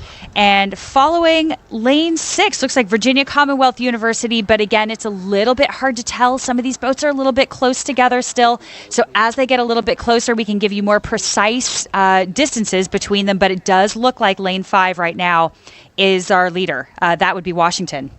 That's right. And I am looking at, though, a really good charge here coming out of lane 3, that's Chicago. So Chicago, I think, kind of lurking back just a little bit behind Washington. I do think that they've overtaken Washington for the lead. So Chicago, your leader, they will be followed by Washington, back to them by just a little bit of open water. So Washington from St. Louis, Missouri in your second place position.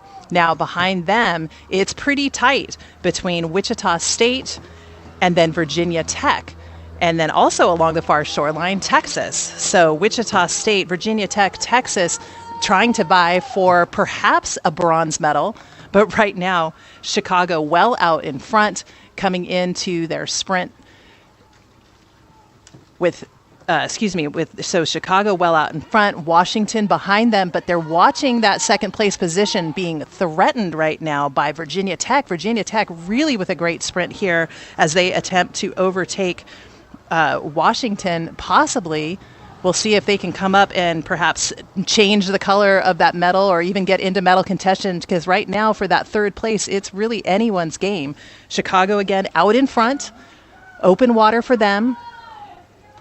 It's Washington looking very, very solid for that silver medal. And then behind them, I do think that it will be that Wichita State boat.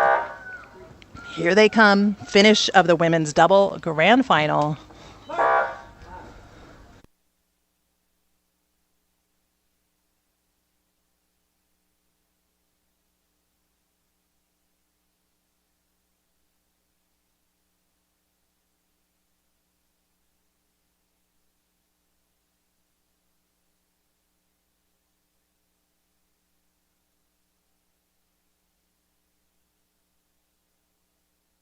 All right, and great racing there as it really tightened up a little bit coming into that final 250 meters. Chicago as your gold medal winner, followed by Washington, Wichita State, Virginia Tech, Texas,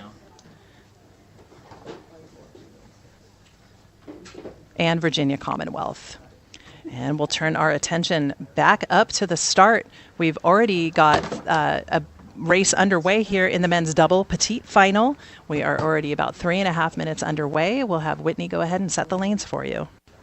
Well, I'd love to. Again, men's petite final, we have lane 1, Chicago, lane 2, Wichita State, lane 3, Virginia Rowing Association, lane 4, Notre Dame, lane 5, Chicago State, and lane 6, Northwestern. Now, again, this should be a barn burner of a race. These doubles are really going for it, and this is anybody's game. So, again, just like the women, we are going to see a very quality field here. And as we get a little bit closer here, we're going to give you a little bit more precise measurements on the distances here to see who your leaders actually are.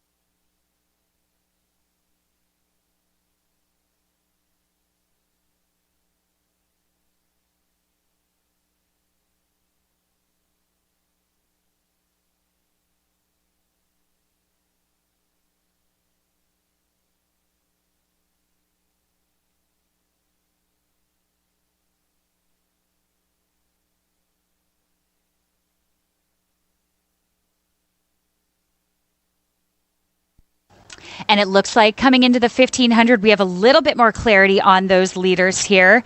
That looks like Virginia Rowing Association in lane 3. That is, again, that bright orange. You cannot miss that highlighter bright orange in the middle of the field. They're leading the pack. And that is followed by Notre Dame, the Fighting Irish, followed by lane 5, Chico State from California. So they must be loving this weather. And lane 2, Wichita State, followed by lane 6, Northwestern, followed by lane 1. That is Chicago, and that is going to be the lane closest, furthest away from us there. But again, we have Virginia Rowing Association leading the pack there in that bright orange. They do not want to be missed, and they are throwing down. Yeah, absolutely. Coming into the final 250 meters, we see a lot of sculling emphasis in Virginia.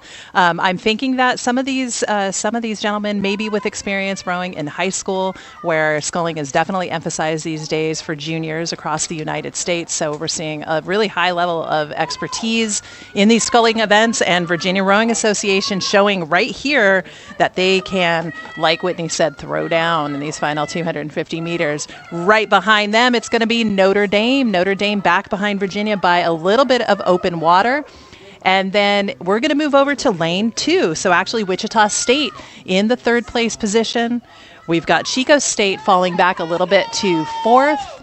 And then for 5th, it will be Northwestern and finally Chicago. But coming into their final strokes out in front, but with a good challenge, Virginia followed by Notre Dame.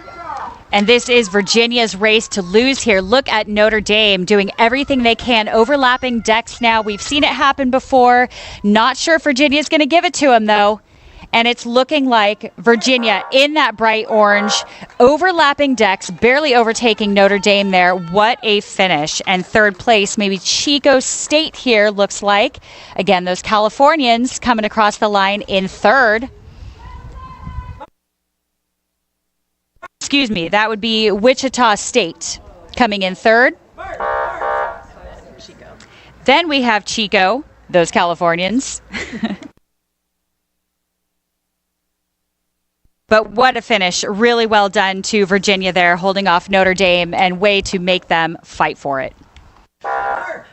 And sometimes hard to keep track of all the action out here, especially in the sculling boats, and we're dealing with that little bit of morning glare. So even from the finish line tower, we've got the sun shining right in our eyes. So we're doing the best we can to make sure that we give you that accurate information, and owning up to it when we don't.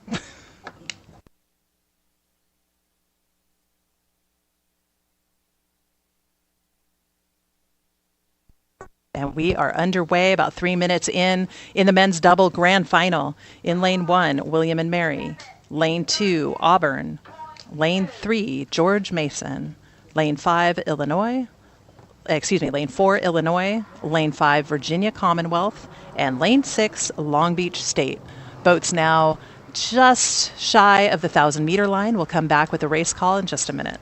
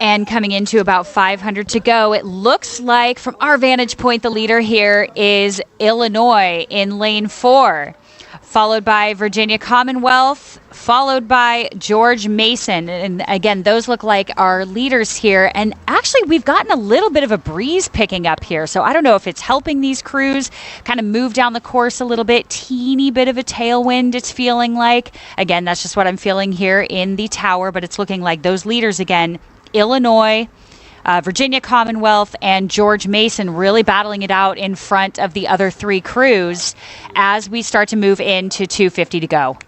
Absolutely. We've got some great racing here with 3 boats really, really close to each other. So there's no clear leader where they've got open water. I mean, these boats are completely connected coming into the final 250 meters.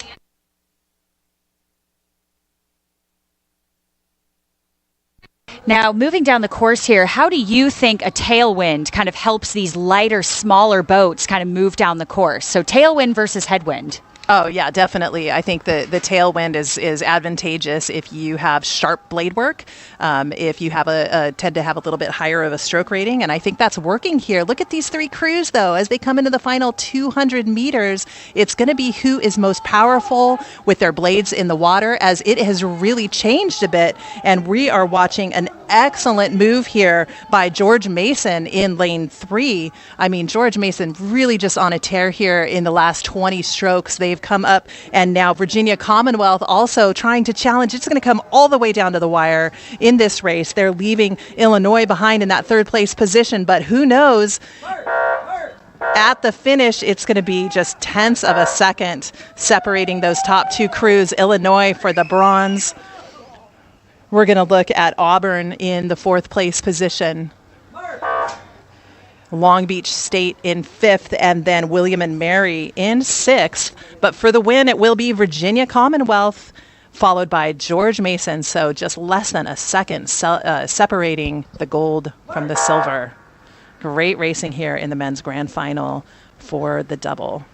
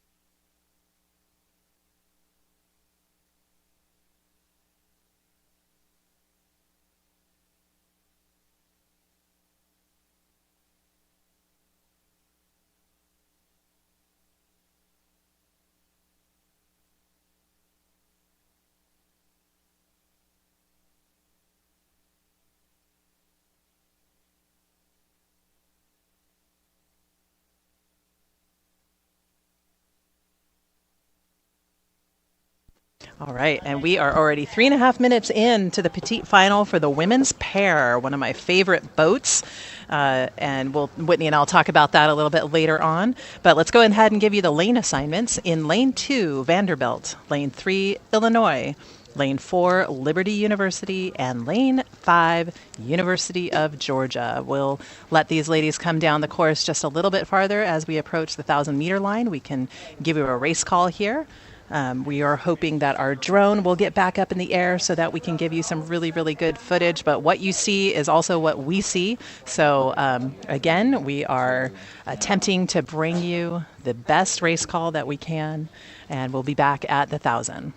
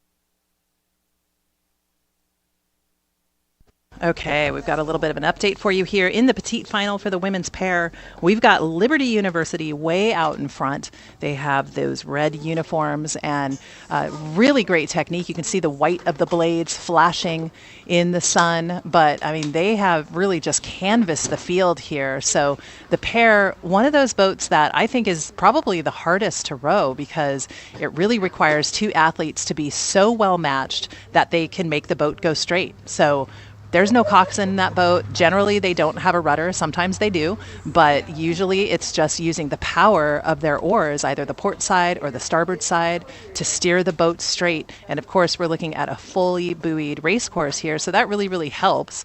But any slight bobble or power dynamic change can really, really throw that boat off, and you're looking at a big steering problem. And if you miss water, meaning you miss putting the blade in the water, sometimes that means a swim for those athletes. So again, I think the hardest boat to row. They did used to have a coxed pair, and Whitney, from your perspective, man, I mean that would have probably been a pretty interesting boat to row. Yeah, it really would. Do I row pairs myself? Absolutely not. But I love to coach athletes in them, and I love to watch athletes row them and row them well, because you are dead on. If you even push off those foot stretchers at a different time, you are not going straight. So it takes incredible fortitude and incredible amounts of practice matching up with that pair partner. And when it comes together, it's such a special race. And so that's why it's so exciting seeing some of these athletes just do such a great job. It is a very tough boat to row. And it makes you row a lot of other boats very, very well. So we love to use them in training. We love to see it. And it's looking like Liberty just walking away with this. They look pretty comfortable now. So we'll see if they take it up or if they just kind of cruise through the line. Yeah, actually, and they can definitely cruise to the line. Again, barring any sort of error or anything, I mean, they are looking really, really strong here in this field. So well ahead of the second place competitor, which is going to be Vanderbilt along the far shore. Vanderbilt, again, with a significant lead over Illinois, and Illinois with quite a lead over University of Georgia. So this is going to wrap up the petite final for the women's pair. We're looking at a grand final coming up next, which is going to follow shortly. But Liberty, man, they are just way out in front, a couple hundred meters of a lead for them as they finish the final strokes here at their national championship.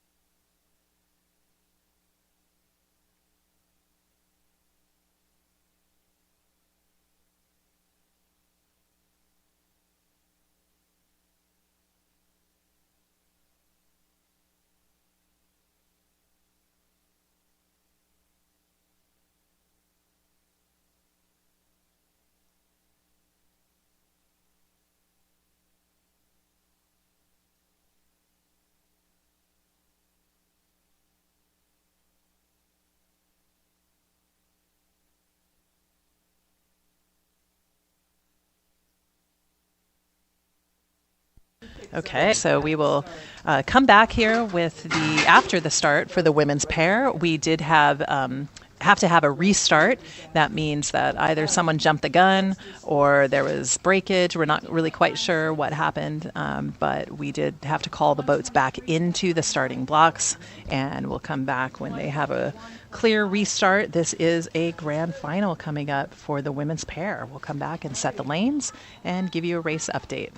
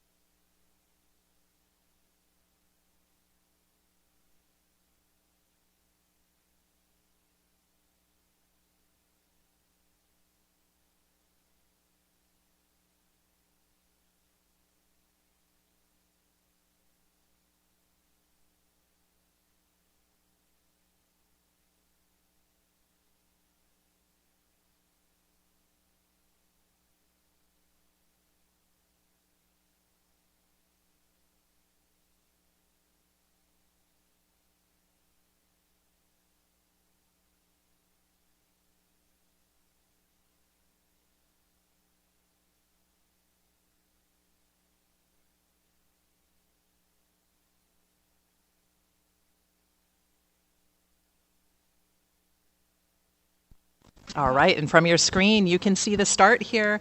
And just what we talked about earlier, the matching is so important in these women's pairs. And you are looking at Pittsburgh with their start right down the center of the screen. You can see them coming out a little bit out of the buoys. They sense that. Really, really important that when you have a start and you have that little bit of a steering mechanism, you come right back into those buoyed lanes. So the refs are watching very, very closely for steering. That was actually Chicago that we're looking at right down the center of the lane. But let's go ahead and set lanes for you in this grand final. Washington University in lane 1, Pittsburgh lane 2, Chicago in lane 3, Vermont in lane 4, Texas lane 5, and Colorado in lane 6.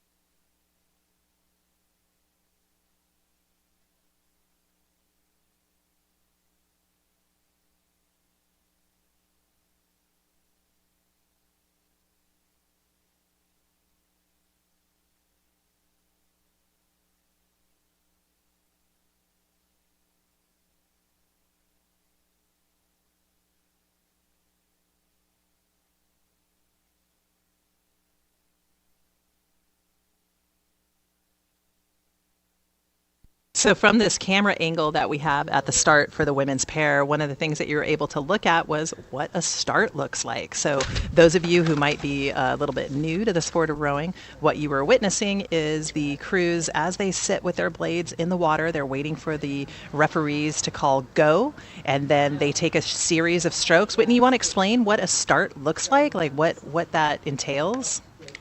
Starts are my favorite. I have to say, they are so exciting. You're sitting there locked onto the stake boats and you're looking, sometimes 6, 7 lanes across, and you have everybody thinking the same thing, getting their blades a little bit under the water, locked in and buried, and just getting ready to sit up real tall and fire those legs off right from that stake boat. 10, 15, 20 strokes, depending on your strategy.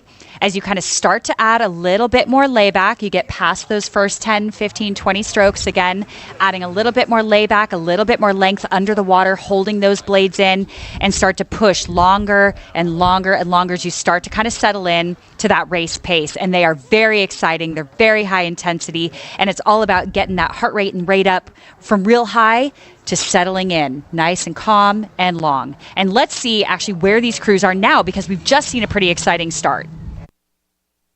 Right, the start can really set the tone for the whole rest of the piece. I mean, I don't really think that it makes or breaks your piece, but it can definitely set a good tone. A good start is just exhilarating because that boat picks up and lifts up out of the water and just can start to fly. So let's get a placement for you as these boats, it's a little bit of a slower boat, probably similar in speed, maybe a little bit faster than a single, but not much.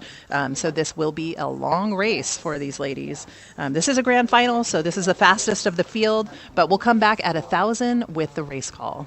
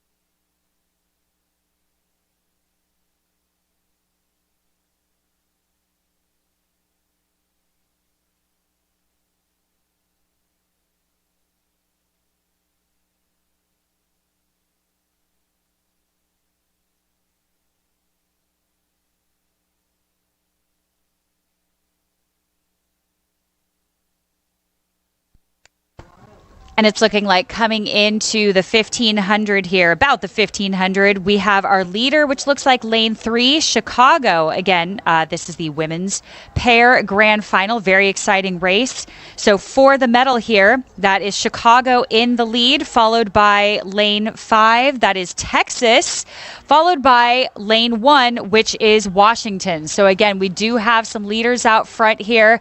And again, spread pretty far across, so they're going to have to be looking across those lanes and seeing if anybody's making a sneaky move. And everybody knows we love a dark horse. Looks like 4th place here is Vermont, followed by lane 2, that is Pittsburgh. And we've got lane 6, that is Colorado, trailing just a little bit. But again, those leaders still holding on. That is Chicago, Texas, and Washington. Coming into the last 250. All right, so here we go, where they're going to have to look across. It's looking like Chicago still in the lead. Is that what you're seeing? Oh, yeah, definitely. And they're hitting a little bit of a wind patch there. I mean, definitely nothing significant, but we can see it on the water. It's been just glass absolutely this morning. And right here, right when the red buoys hit, so red buoys indicate 250 meters left. That's where we get a little bit of a wind patch. There's a little bit of an opening up into the forest. So you see a little wind spreading across the course. So maybe slowing them down just slightly. But man, I mean, Chicago really out there in front doing a nice job.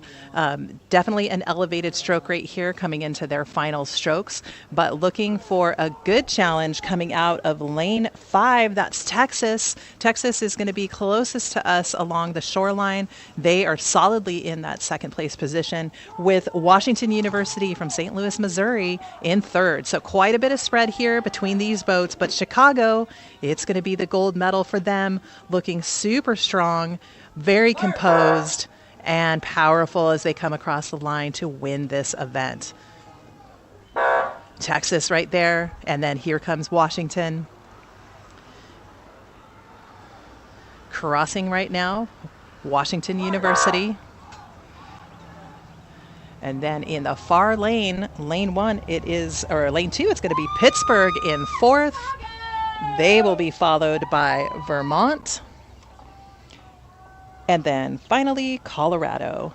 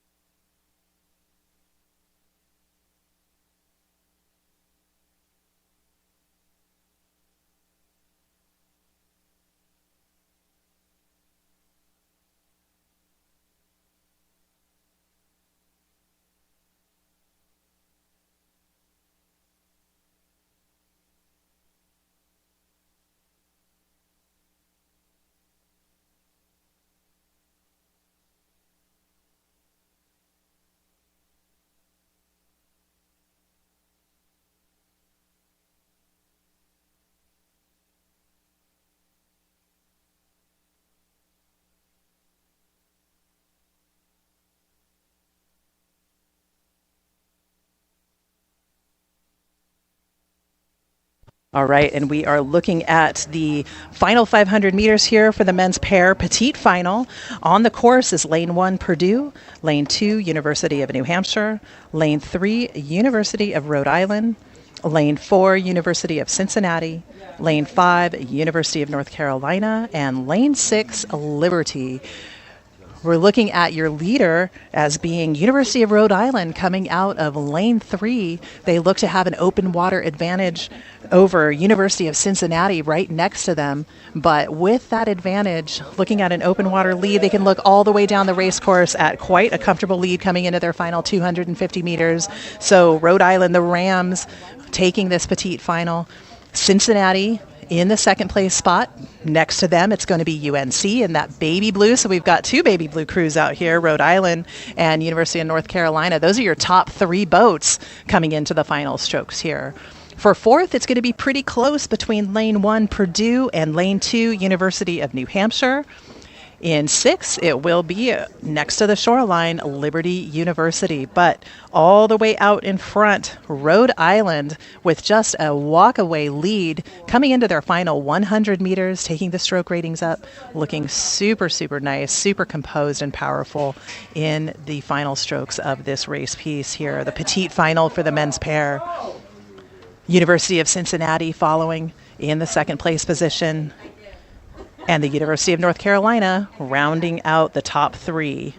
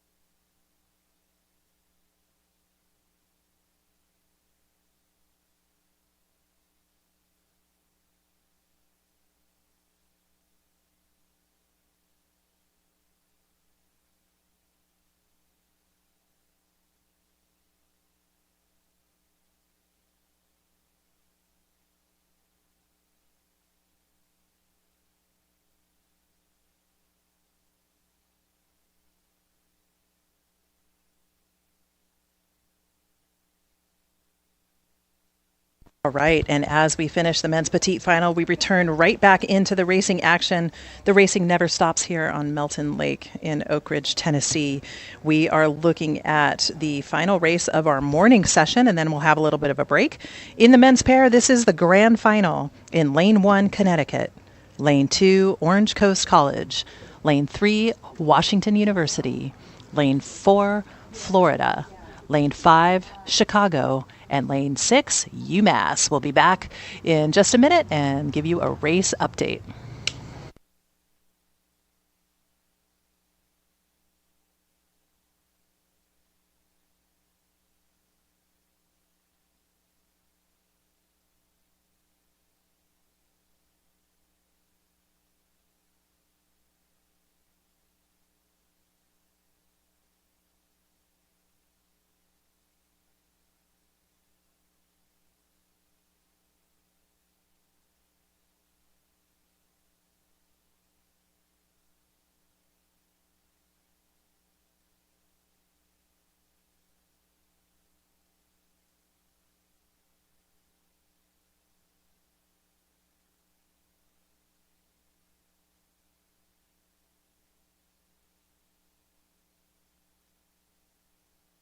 Okay, and as crews cross over the 1,000-meter line, we are looking at a clear leader out of lane 1. That's Florida. So easy to see. Right, sorry, not lane 1. That would be lane 4. They are in the first place position. That is Florida. Easy to see from here in those bright orange uniforms. So the Gators of Florida doing a great job here, taking full advantage of lane 4 down the center of the course. Got a little bit of protection there and just doing a nice job taking this field. But with the closest competitor really close here between lane 3 and lane 5, that would be Chicago and Washington. So on either side of Florida, you're looking at the closest competitor to them. I'm going to give the advantage to Washington out of lane 3. So just behind Florida, Washington looks to be in that second place position.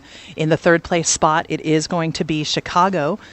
Chicago rowing out of lane 5, and then back to them by a significant amount of open water will be the rest of the field. So in fourth, I'm looking at lane 6, UMass. They will be followed by Orange Coast College in lane 2 across the far shoreline, and then finally Connecticut. But coming into the final strokes, Florida with an open water lead over Washington, but it is shrinking coming into these final 250 meters. We've seen this all morning. It really winds up as these crews come into their sprint mode.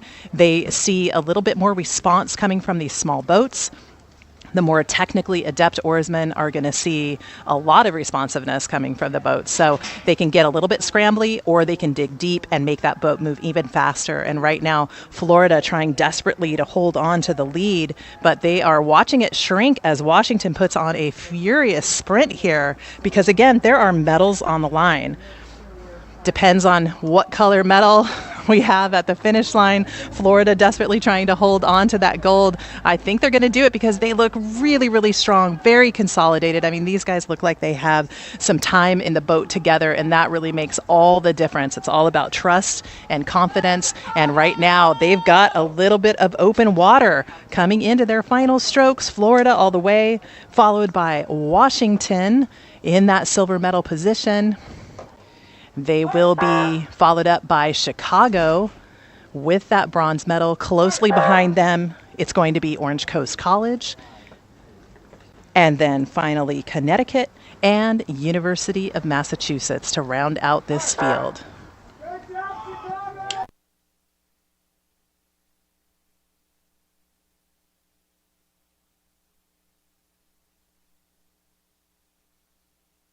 All right, and we will take a little bit of a break. We'll be back at 10:52 with another grand final, and that will be for the the men's quad.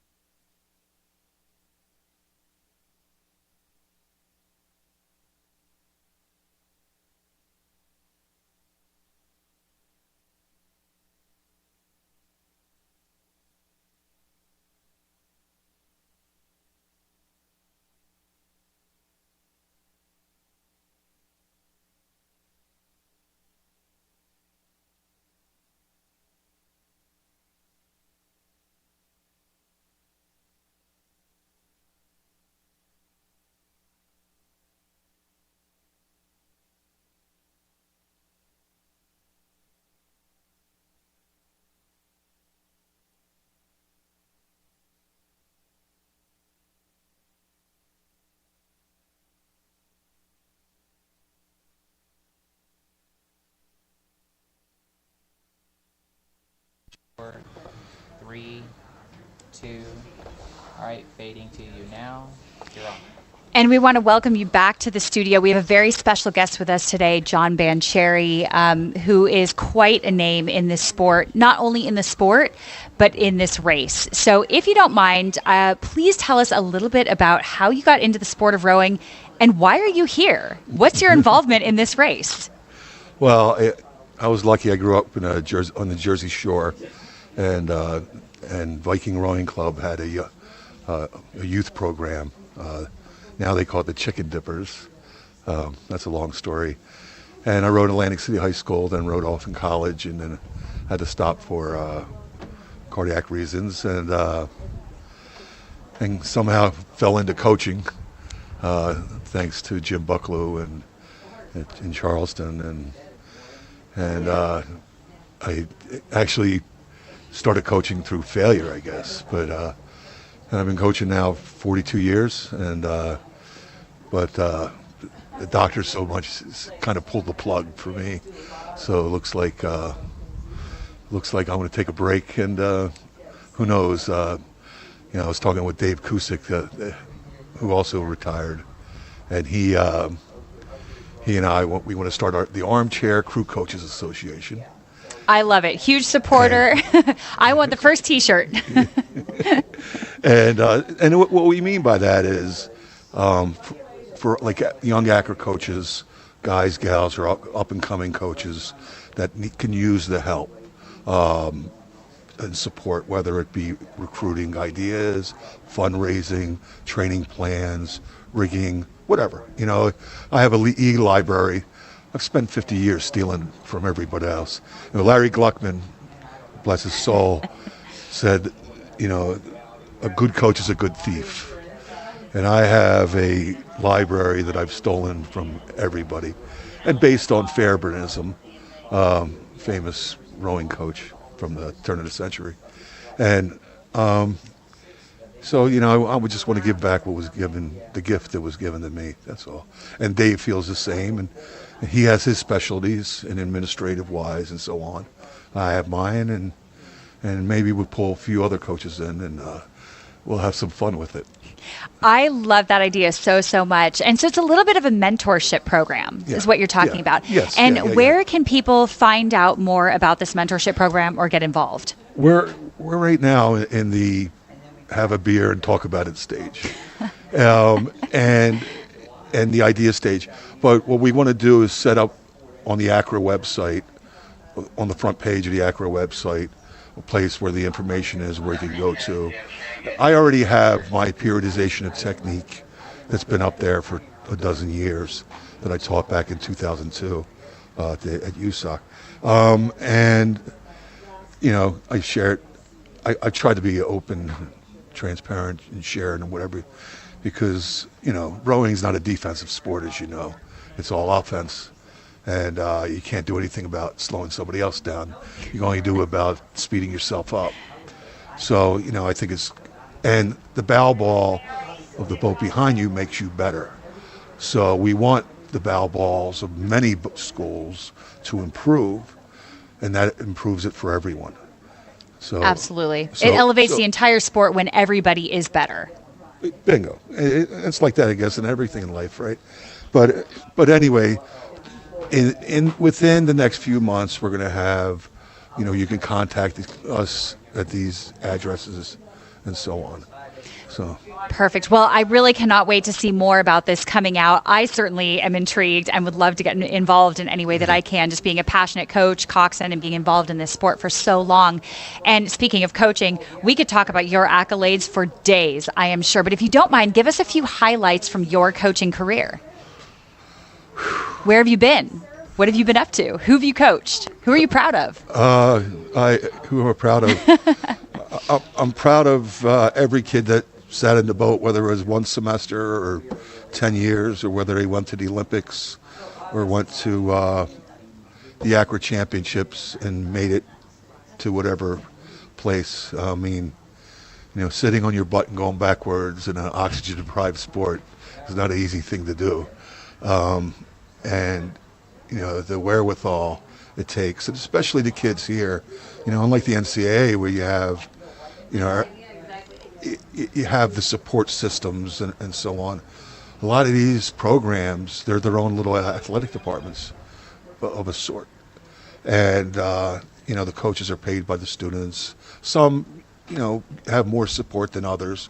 I was lucky at Grand Valley. We had fantastic support. I had one of the best bosses in the world, and Wichita State. And that boss actually went to Purdue and ended up being Dave Cusick's boss at Purdue for 15 years. So I kind of think I trained him. But people ask me, what was your most memorable experience? And there's so many, and I don't want to take away from any one athlete because if I say it, then I know I'm going to get emails, right? Nobody wants that. You don't want to hear from people. Hey, coach, how about this? Don't you remember? But it has to be the grand final at the Henley Women's Regatta. When listening to it being broadcast on the box shore, it's Oxford University of Oxfordshire, the United Kingdom. And on the box shore, it's Grand Valley State from Allendale, Michigan, right? The United States of America. And it was like the true David and Goliath story. And, I kind of, my career sort of did it the hard way. I was a knucklehead when I was younger, and different things save us in life, different passions, and all of us. We can all say what was that one thing? For me, it was the sport of rowing. But that race, back to that race, listening to that at the start was the coolest thing. And I remember talking to the stroke before the race, and I said, Carrie, the reality is they're really fast. We're probably not going to beat them. But you could scare the living heck out of them. I don't think I said it that way, but we get the idea. You get the idea. Right? And she just laughed. It's like, all right, coach. And sure as hell, they came out of the blocks, and it was nose to nose for 500 meters. Then they died a valiant death. And but on the way back, and this is what stuck with me, all the people were cheering for Grand Valley, because of just, that was cool. I mean,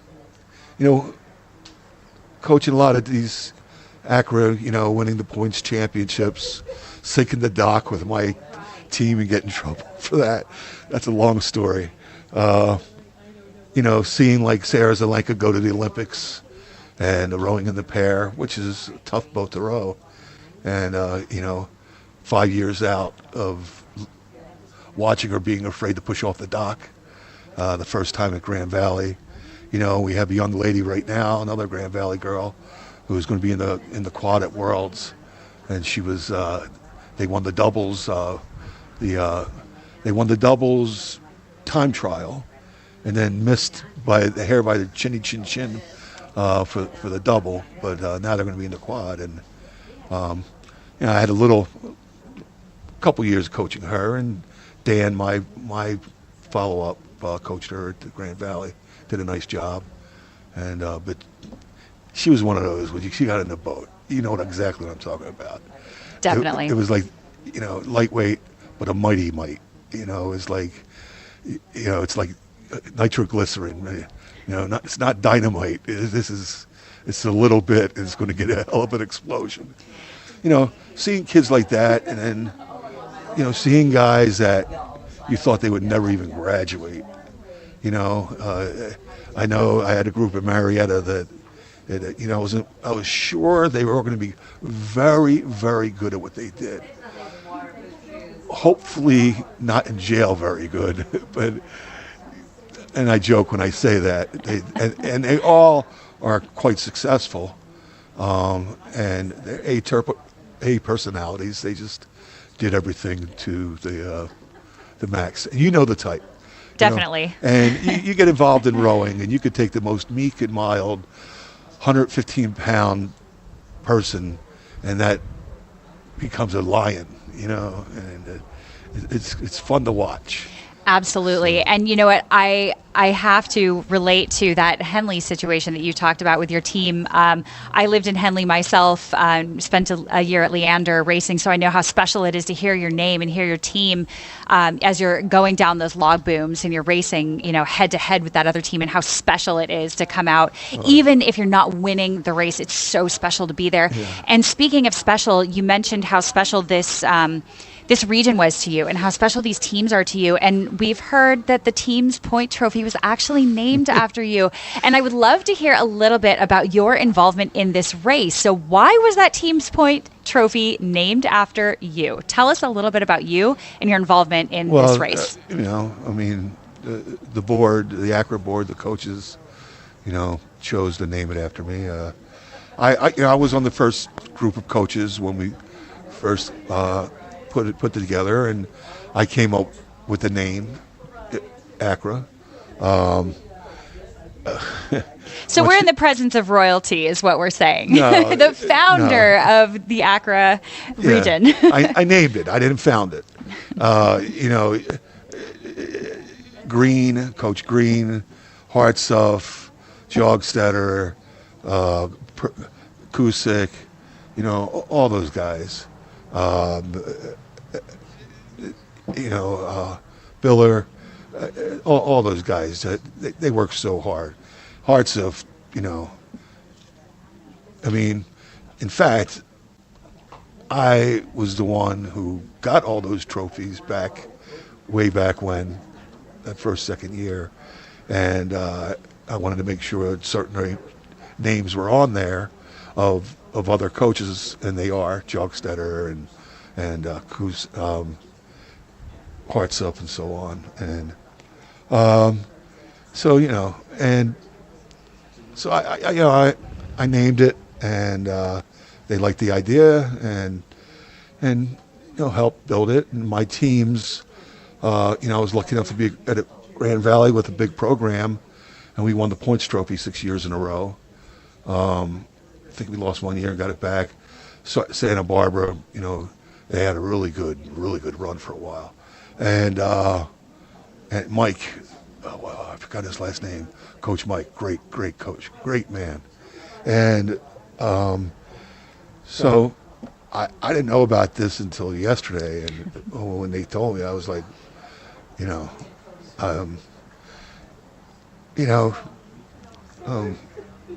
I've had crews win the Dad Vales Division I. We had some Grand Valley boats, one that held the record for 8 years, which was pretty cool. But of all the things that's happened in my career, this means a lot, because it comes from my colleagues, and it benefits pure rowing. Exactly. Kids that are here, none of them are on scholarship.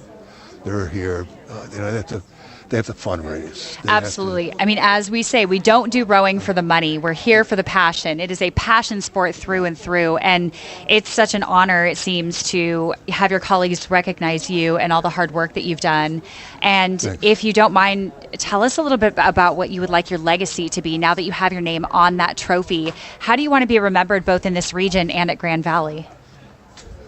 Well, Grand Valley, Marietta, Wichita State, Stockton, where I'm finishing up. How do I remembered? That I helped build it, and along with the other guys, and we laid a solid foundation. And look at it today. That's, I did my job. The next group will do theirs, and it'll just keep getting better. Looking at this, look at the sea level final. I joked yesterday, right? I said, back then we had a B-level singles final. We didn't know how many boats would not flip. It was like, because it was also new, and we were giving it a try and so on. And now you have a D-level final, and everybody's racing it right from at each of their levels. There's some good racing, and everybody's getting better. So, how I want to be remembered, I was one of the guys that helped put it where it is today. And the guys today, it's their job to make it better for tomorrow. Well, that's really amazing. I mean, this has been such an incredible event. It's been such an honor to be here, to work it, to talk about rowing for 3 days straight. It's been so great. So really well done. Thank you again for all the hard work that you've done. And I'm so glad that you are being recognized for that work, because look at what you've done. Yeah. This is incredible. Yeah. And as we start to wrap up here, do you have any last words or any little nuggets of information, anything that you would give to upcoming coaches that you have learned over your entire tenure of coaching, just something that has really left a mark with you on coaching that maybe younger upcoming coaches A good could coach use? is a good thief. Rule number one, if you're not willing to steal ideas, you're not in the right business. All the information is there. Call, ask someone. You know, Armchair crew coach. we've had coaches say that too, that rowing is actually quite a simple sport. You put some sticks in the water and you push. Yeah. The easier it looks, the better you are. Exactly. It's that sense of touch Fairburn talked about, and it takes years to hone. Yes. And that's coaching. And there's a lot of stuff there, a lot of information and so on. Coaches like myself that would be more than happy to help others get to that. Another nugget, I guess. Well, I think of myself, and like my career is ending, and if I were to write a book, if I were to write a book, I'd read it. yeah, the title would be "They Paid Me to Drive a Motorboat." Sounds like a bestseller to me. Well, again, thank you so much for your time. I am really looking forward to seeing what your mentorship program kind of starts to Yes. become over the next few months. Drink a lot of good beers and stew over what those are going to be. But again, thank you so much, and huge congratulations on your Thank you. points trophy and all of the work that you've done. This is a magnificent event, and we are so excited to get started again with our second wave here in just a Yes. minute. Yeah. So thank you so much for your time, and congratulations. Thank you. Absolutely. Take care.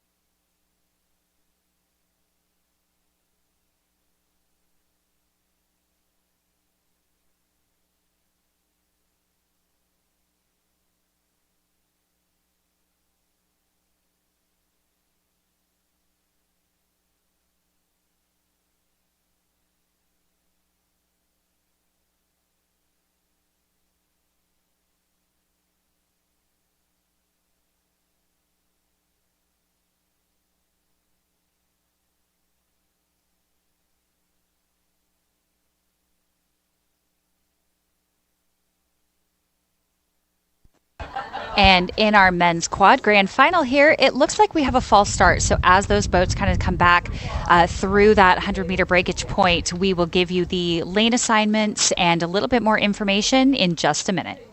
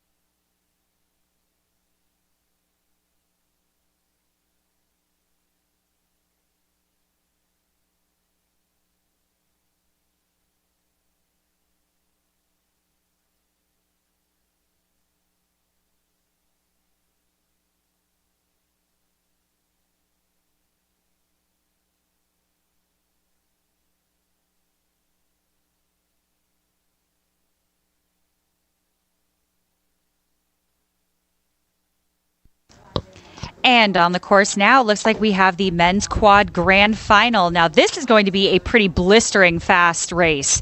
In lane 1, we have George Mason. In 2, University of Rhode Island. In 3, Long Beach State. Lane 4, Virginia Rowing Association. Lane 5, University of Georgia. Lane 6, Illinois. And lane 7, New St. Andrews. So a 7-boat race all the way across. Looks like we are about through the breakage point here. And again, this should be a quick race. These quads really get up and moving off that start like freight trains once they get up at speed. So we will give you a better idea of where everybody is placed as soon as we get a better camera angle.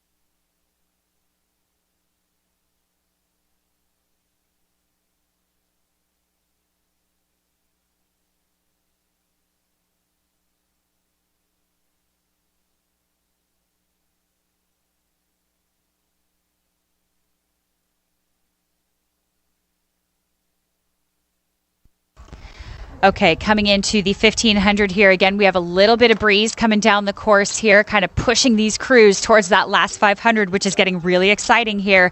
It's looking like in our lead here, we have lane 4, that is Virginia Rowing Association, followed by lane 5, that is Georgia, then 6, that is Illinois, followed by University of Rhode Island, Long Beach State, trailing just after that. George Mason right after that, and lane 7 trailing just a little bit. That is New St. Andrews, and we are going to move through this last 250 very, very quickly. Again, keep your eye on Virginia because they are the ones to watch. All right, and just coming into the final 250 meters, Virginia in those bright orange uniforms. You can see them from a mile away. They have led from the start, but the crew that's been challenging them the most coming down this course has been Illinois and then also Georgia. Georgia's falling off the pace just a little bit. Illinois still right there, and then it is going to be a real barn burner here for that third place finish. Is it going to be URI in that second lane across on the far shore? Look for them in those baby blue uniforms. I think Illinois is going to be able to snag that silver medal, but for the bronze, is it going to be Georgia? Is it going to be Rhode Island? Virginia's got it wrapped up looking golden. Illinois looking really strong here for the silver. And then I do think it's going to be Georgia for that bronze medal.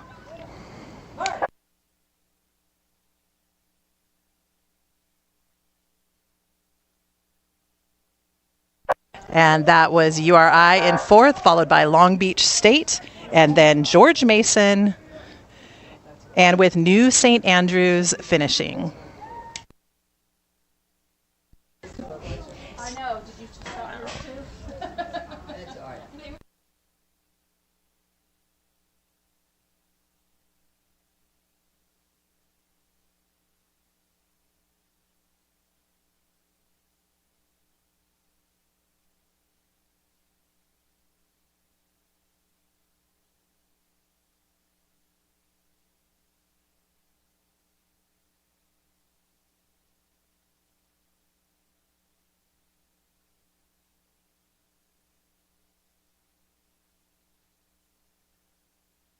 We love hearing all of the cheering coming from the boats on the water in a 7-boat race and a grand final in the quads. Quads, one of the fastest boats on the water, almost about the same speed as an 8, giving the expertise of the athletes.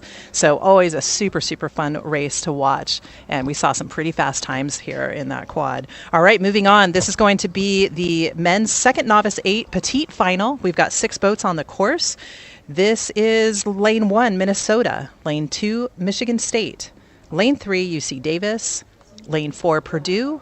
Lane 5, University of North Carolina. And then lane 6, UMass.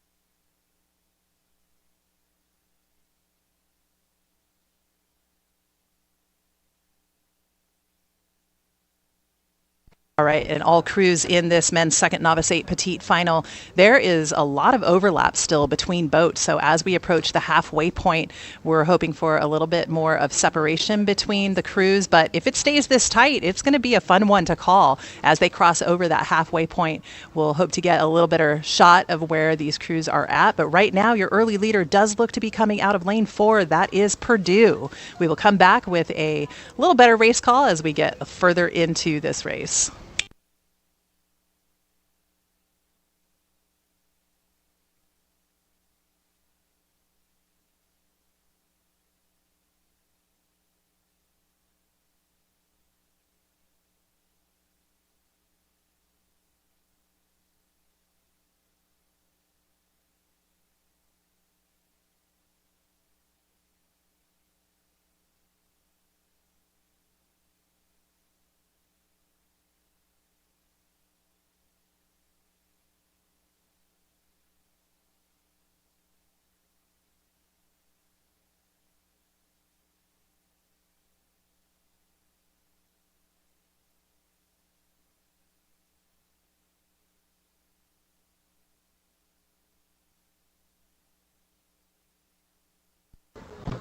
All right, and coming into about that last 500 meters here, again, we still have a pretty tight race. We are looking at this race. There are a lot of boats across here, but we are going to give the advantage here to lane 4. That is Purdue, followed by UC Davis, followed by UNC, again, that baby blue, followed by MSU, followed by Minnesota men on the outside there, and followed again by UMass. But this race is close. So again, we do have that leader, Purdue, looking like they have a nice lead out front, really calm and collected as they start to push towards that last 250. And we're going to have to see, again, what they decide to do to break away from the rest of the pack, because the other crews are not going to make this easy on them.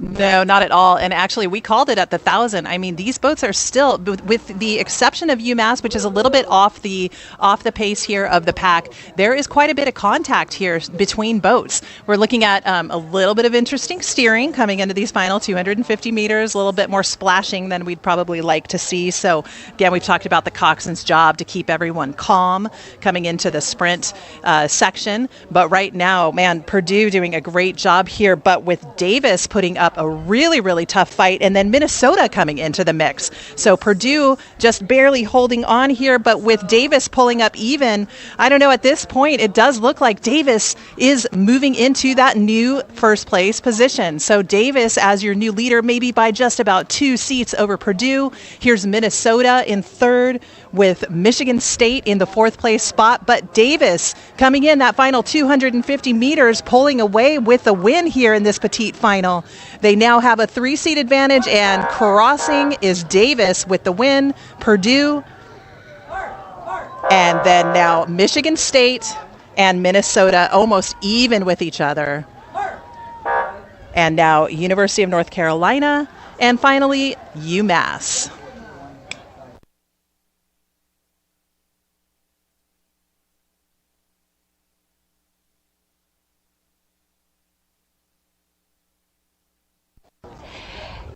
And you can definitely hear that celebration from the coxswain, too, and that UC Davis crew. She must be pretty proud of her guys and pretty proud of herself, too. You know, it takes a lot of guts to make that call.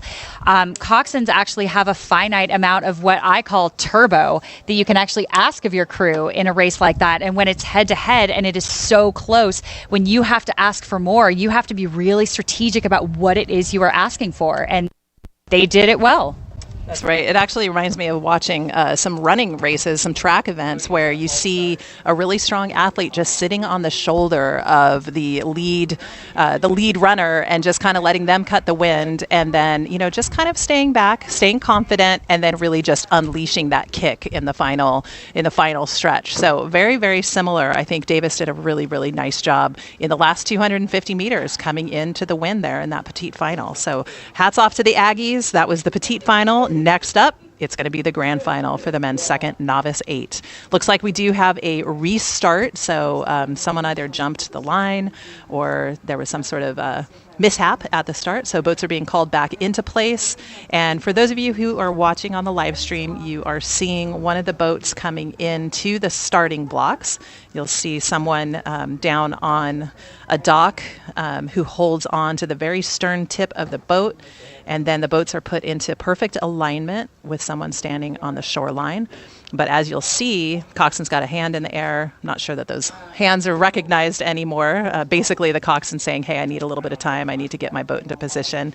And what you're seeing here is what's called sculling. So you have a person in a seat turn around and grab the other person's oar and scull it. So you see that 3-seat of the boat in front of us just sculling their boat right into perfect alignment straight down the course. And we do have a little bit of a breeze, really not much, but it does sometimes make aligning a little bit difficult. Whitney, you can probably speak to that much better than I can.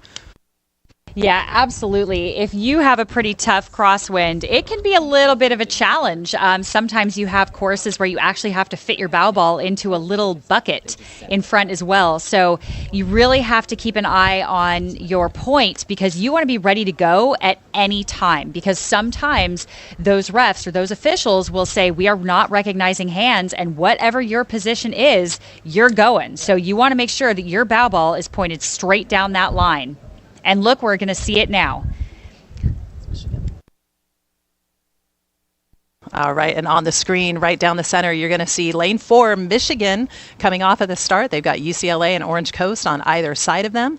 So we'll go ahead and give you the full lane assignments there. It's going to be Connecticut in lane 1, Virginia in lane 2, Orange Coast lane 3, Michigan in lane 4, UCLA in lane 5, and Orange Coast in lane 6. So we've got 2 Orange Coast boats. That looks to be the second freshman 8, maybe. I'm guessing that's what the 2F indicates. But I do know that one of the Orange Coast boats progressed out of the reps. So did Connecticut, which is a really difficult thing to have to do. Can you explain a little bit about what the reps mean, Whitney? Yeah, absolutely. So when you go through the reps, it can be a little bit of a challenge because you're not really sure. You want that spot in the final so badly, and you want to keep progressing. So again, this race is a little bit tricky when we start talking about the progression system. So you want to make sure that you are getting through those reps, getting to the semis so you can make that grand final. So it can be a little bit nerve-wracking. You don't know exactly when you're going to race again. So you almost have to leave your crew, leave your energy all out on the line every time you go out. So it's almost like you have a few different finals. And here we go, coming into the final, the 500-meter mark. And we are going to give you a few margins here. Beautiful, right across the line, bow ball to bow ball, Orange Coast, followed by Michigan. And again, those are bow ball to bow ball, and we have 4 boats across right behind them.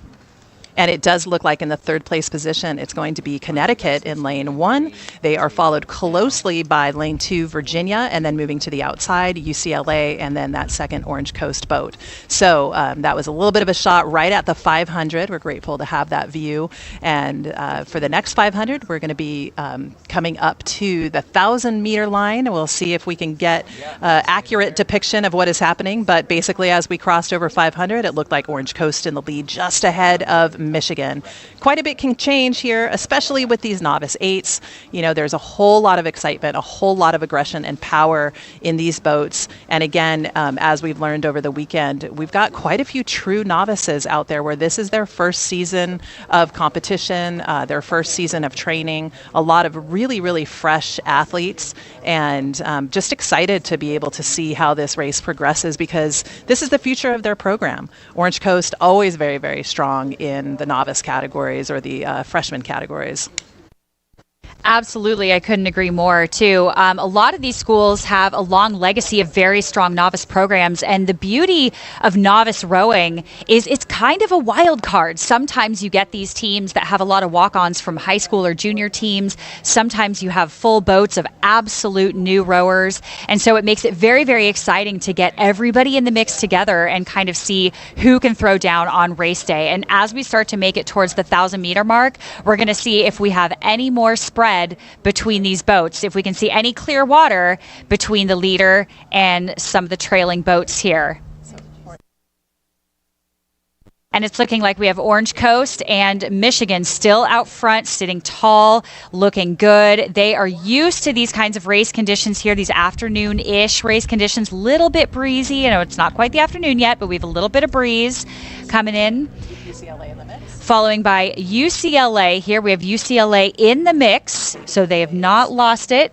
Against Orange Coast College, they are going to challenge because UCLA, too, also used to conditions very similar to this. A little bit of breeze, racing a few boats across, so this should be pretty exciting.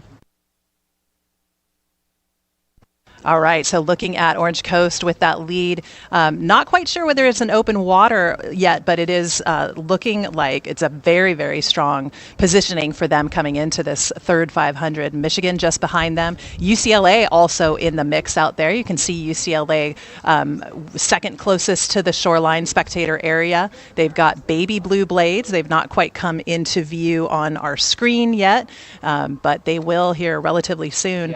Orange Coast and that second Orange Coast boat, the 2F, I'm guessing second freshman 8, they are there against the shoreline. Those are your top 4 boats.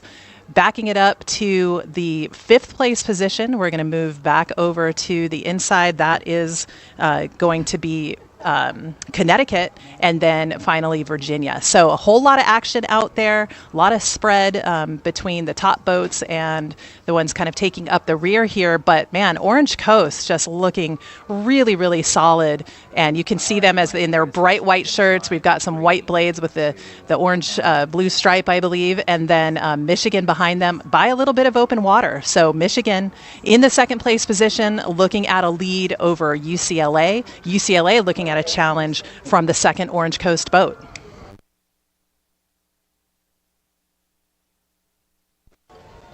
Yeah, and Orange Coast, again, coming into the last 250, and they are a program that practices down in Newport Beach, same water as UCI, those anteaters that we've seen out a few times. And the beauty of coast rowing here is they have a typically very strong finish. They look good, they're sitting up tall, they're very confident, they have a legacy to defend here, and they are not going to make it easy on these other crews that are chasing, but are not giving up. Look at these rates coming up here. Oh yeah, this is a true sprint here by Orange Coast. The Pirates taking everyone captive on the water. Sorry, I had to say it. But Michigan behind them by a half a boat length of open water. UCLA coming into that bronze medal position, still in contact with Michigan, but not going to be quite enough to get into that silver medal position. But they will walk away with a medal. The Bruins, great regatta for them this weekend. And then the second Orange Coast boat right here, 4th place. And then finally Connecticut along the far shoreline, and Virginia in 6th.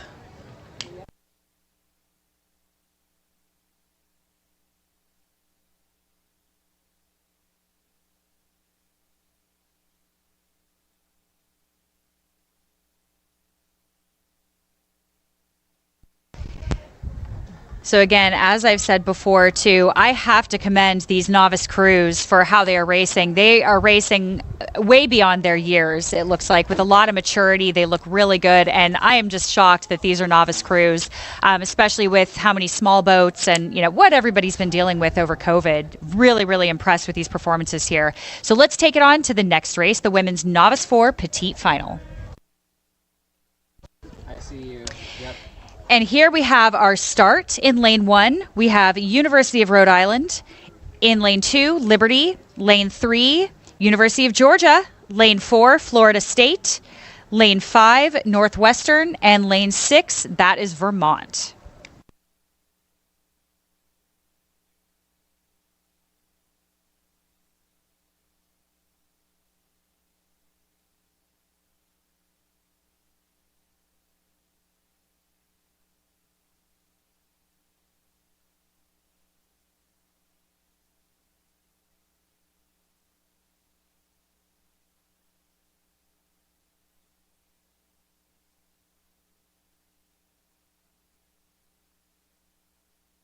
Right, and early on in this race, we're just past 500 meters. It does look like Florida State is your leader. So Florida State already making a statement in these early strokes to get out front, and we talked about it earlier, but my favorite race plan, get ahead and stay ahead. And hopefully that's what the Gators are going to do. They have a very, very strong program. I was able to speak to some of their athletes this weekend, and they talked a lot about how they've had to rebuild their program. And they really have quite a successful history. But this year has been all about rebuilding the program, bringing in novices, doing a lot of recruiting, emphasizing the athleticism of the sport of rowing. Of course, they're in Florida, so they get a lot of opportunity to be on the water. But, you know, with the seasons such as they were, there's a little bit of inconsistency in terms of accessibility to racing. And, you know, this is the goal for these crews, is to come here to ACRA's and race the best that they can, because this is the crown jewel right here. Florida State Novice 4 Petite Final. We've got them out in front. They're followed by University of Rhode Island along the far shore in second. In third, we're going to look to Vermont. In fourth, behind them will be Liberty University. Fifth is Georgia. And then in the sixth place position, Northwestern. So that was the placement at 500. We're coming up on the 1,000 in just a few meters.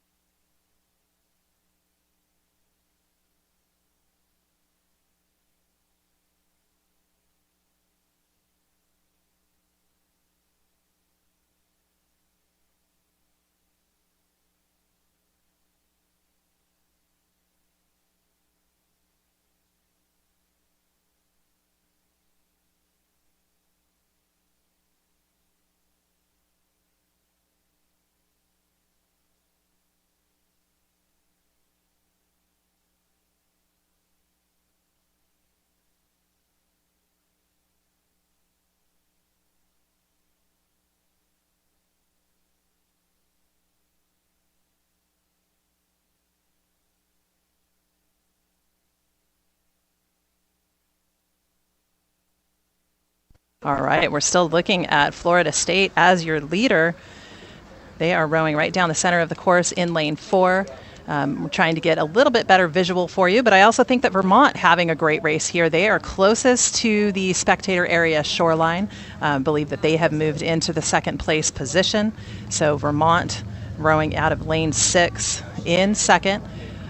Close behind them, I'm going to look at lane 2. That's Liberty University for the third place spot. But again, as the angles change, we'll see a bit more detail. But what is clear is that Florida State really taking advantage of this beautiful water, and just past the halfway point and approaching the final 500 meters. We'll get a little better view, but you can see Florida State with a lot of open water behind them to the next closest competitor.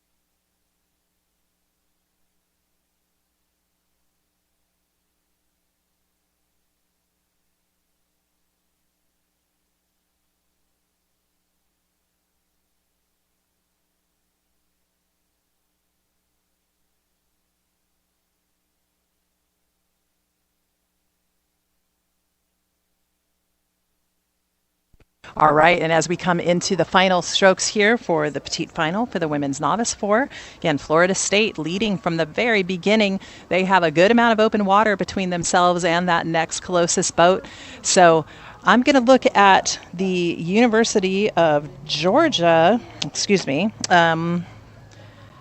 Actually, I'm going to bring that back. That is Liberty. Sorry, Liberty in the bright red uniforms there, farthest away from us in lane 2 along the shoreline. So Liberty looking really, really strong in lane 2 in the second place spot. They are followed by University of Rhode Island and then Vermont. So, calling from the finish line tower all the way down 1,000 meters away. Sometimes we're a little bit off in our calls and doing the best here, but we did know that Florida State was out in front for this whole piece, and they are looking great right now as they come into the final few strokes. Again, followed by Liberty, and then finally University of Rhode Island.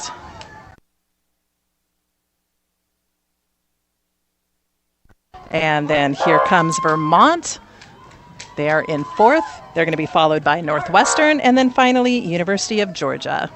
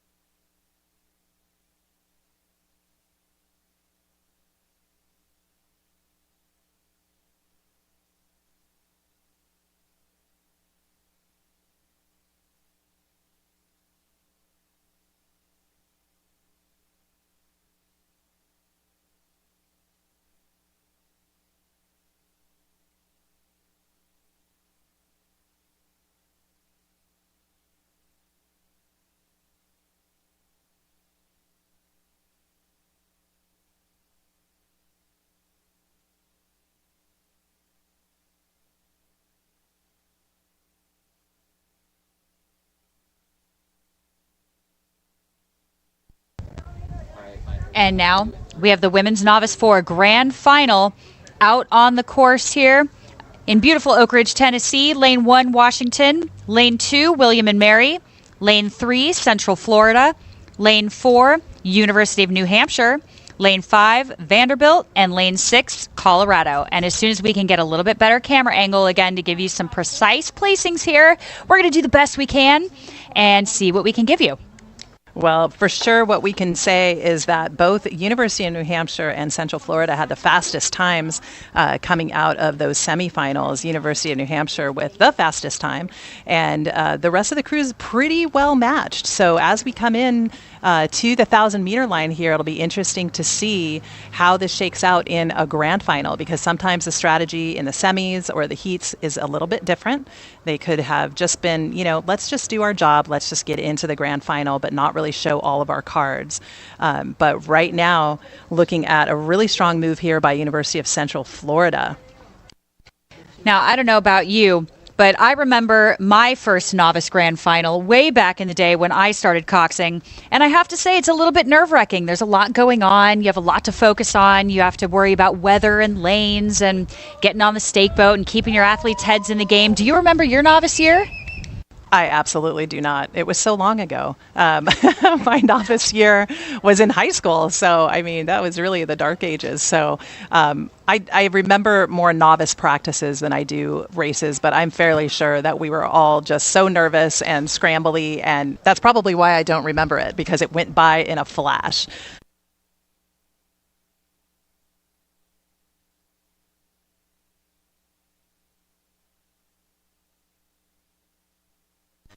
All right, and as we come up to the 1,500 meter, it looks like Central Florida and New Hampshire are out there in front. So Central Florida right down the center of the race course in lane 3. They are flanked by the University of New Hampshire closest next to them in lane 4, and then pushing it back into the 3rd place position. Too close to call for me between William and Mary and Vanderbilt, with the 5th place spot going to Washington University, and then finally Colorado. But Central Florida with a little bit of open water over the remaining field, again pushing themselves so hard here as we come into the final 300 meters. We'll see how the sprint shapes up. I think they're going to be able to hold on to it, but you never discount any crew, especially knowing that they're just a few meters away from a possible piece of hardware hanging around their neck.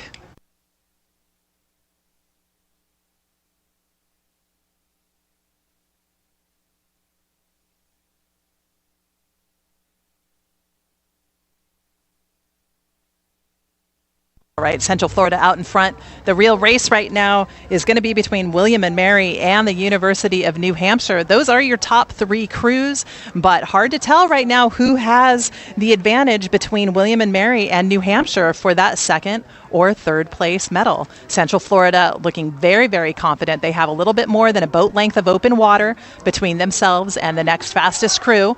I'm going to give a advantage right now to New Hampshire for the second place position. On the far shore, it's going to be William and Mary in that third place position, followed by Vanderbilt, and then Washington with Colorado in 6th. But here they come, the Golden Knights of Central Florida, crossing over right now. New Hampshire holding on to that silver medal. And now William and Mary with the bronze.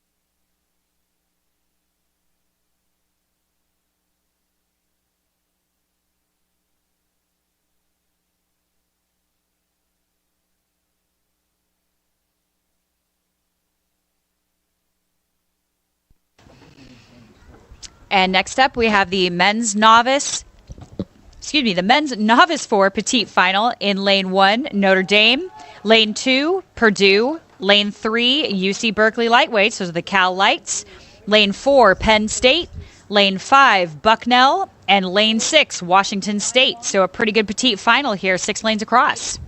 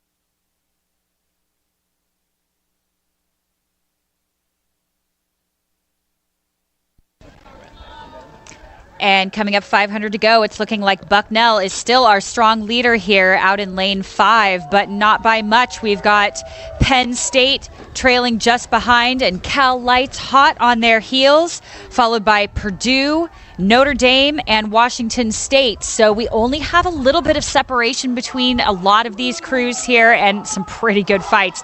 Look at Bucknell, Penn State, and Cal Lights really going after it here. I mean, they look, at least to me from here, bow ball to bow ball as we come into that last 250, and this is going to be a nail biter. Yep, absolutely. Bucknell with your lead. But the next closest competitor, I believe, is going to come out of lane 3. That's the Cal Lightweights. So Cal Lightweights looking pretty strong here with the white shirts and blue and gold blades. Next to them in second, it's going to be very, very close between Purdue and Penn State. And then with lane 1, Notre Dame also in the mix. So really, really nice racing here by Bucknell. But Cal Lights looking like they're on a charge in this final 200 meters here, and then super, super close between Purdue and Notre Dame for that 3rd or 4th place position. Right now for 3rd, slight advantage is going to go to Notre Dame just by about 2 seats, and here you can see them coming into a little bit better view. 5th place is going to belong to Penn State, but Bucknell first across the line in that petite final. Cal Lights right here. And then it would be Notre Dame and then Purdue, followed by Penn State, and finally Washington State.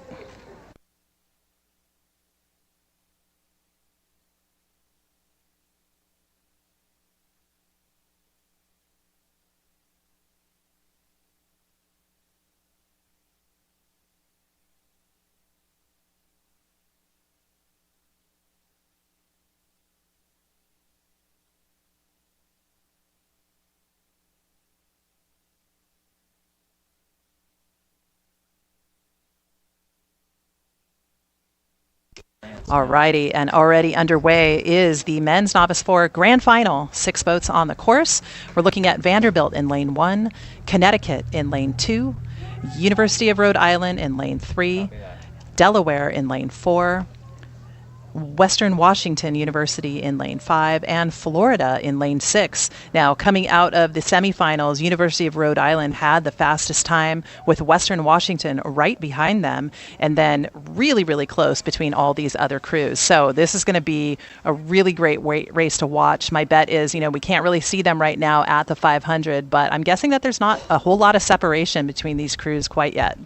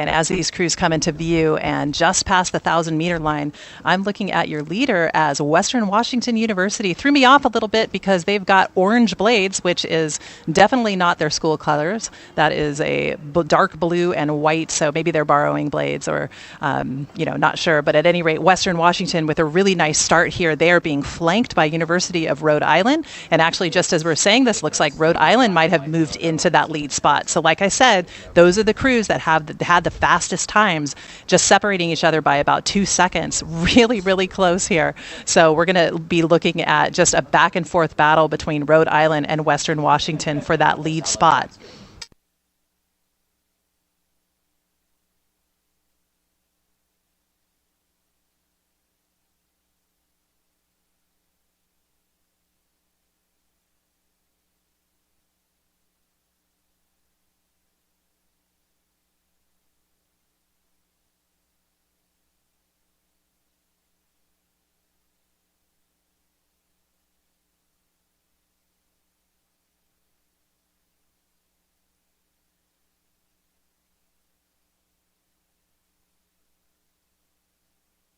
Well out in front here, Rhode Island and Western Washington continuing to lead the pack as it shakes out a little bit past that 500 meter to go line. We are looking at Vanderbilt for that possible third place position, but also all the way across Florida. So Florida looking really strong in lane 6. Delaware also in the mix. So great racing here by these top 2 crews as they are really, really close. I mean, there's probably about a seat or 2 separating both URI and Western Washington. But, you know, depending on what color medal you have, this is where that sprint's going to have to start to take effect. Whitney, what do you see out there? Well, I sure see a fantastic race coming into the last 200 here. I mean, look at these baby blue unis fighting for their lives here. I mean, this is a fantastic race. Orange versus blue. Bow ball to bow ball coming into the last, I don't know, 10 strokes, maybe, not even that anymore. Orange blades moving ahead, bow to stern now. Look at this sprint, sitting up nice and tall, looking good. And this is the finish that we were promised. Wow. And Rhode Island for that second place position. They're going to be followed by Connecticut. And then Delaware. Yeah, Western Washington with a lot of celebration coming out of that boat. University of Rhode Island also with a great race. So again, Connecticut in 3rd, Delaware in 4th. And then we're going to look at Florida for the 5th place position. And then finally Vanderbilt.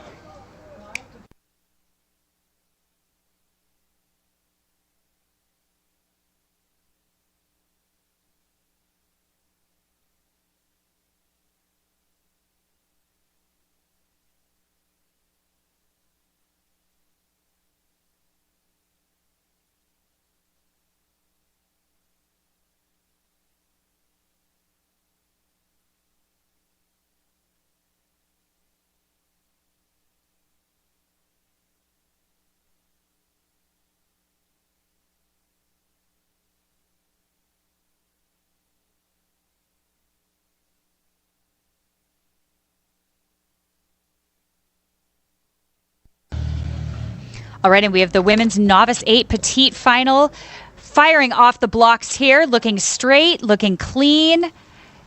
No breakage here. Let's go down the lanes. Lane 1, Virginia Commonwealth University. Lane 2, Grand Valley. Lane 3, Illinois. Lane 4, Oregon. Lane 5, Arizona State. Lane 6, Pittsburgh. Lane 7, Ohio State. And it looks like coxswains are steering pretty cleanly down the line here. Looks pretty good. We're through the breakage point. And as soon as we get a better camera angle here, we will give you who is in the lead because as of now, we can't tell.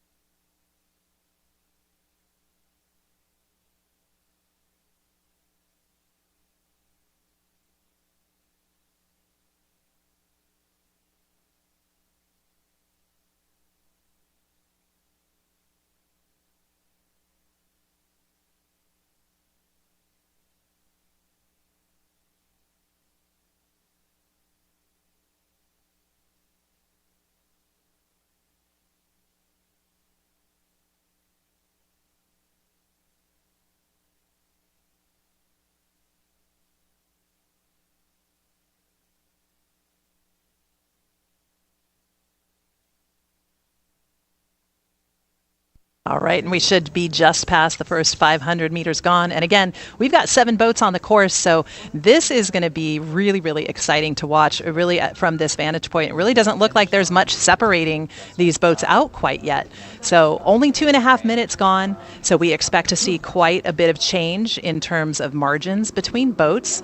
Generally, the way that this works is that you have your fastest crews put into the center lanes, looking at a little bit of a steering issue from one of the boats, but it looks like they got their boats back into the lane. Nothing to worry about. But with all that action, sometimes it's easy to get distracted. So coming out of the first 500, I am going to put my money on Oregon as your lead boat. Oregon and then Illinois right next to each other. So actually, I'm going to change that. I'm going to say that it is going to be Illinois. Sorry, Illinois as your lead boat, but flanked by Grand Valley and Oregon. Oregon really had a great race and just barely missed out making the grand finals. So we'll look to them as being one of the lead boats. So Grand Valley, Oregon as your second and third place boats. Right next to them, Arizona State in fourth. Virginia Commonwealth looks like they're in the 5th place position, and then we'll follow that up with Pittsburgh and then finally Ohio State. But right now, looking at Illinois rowing out of lane 3, that's your top crew.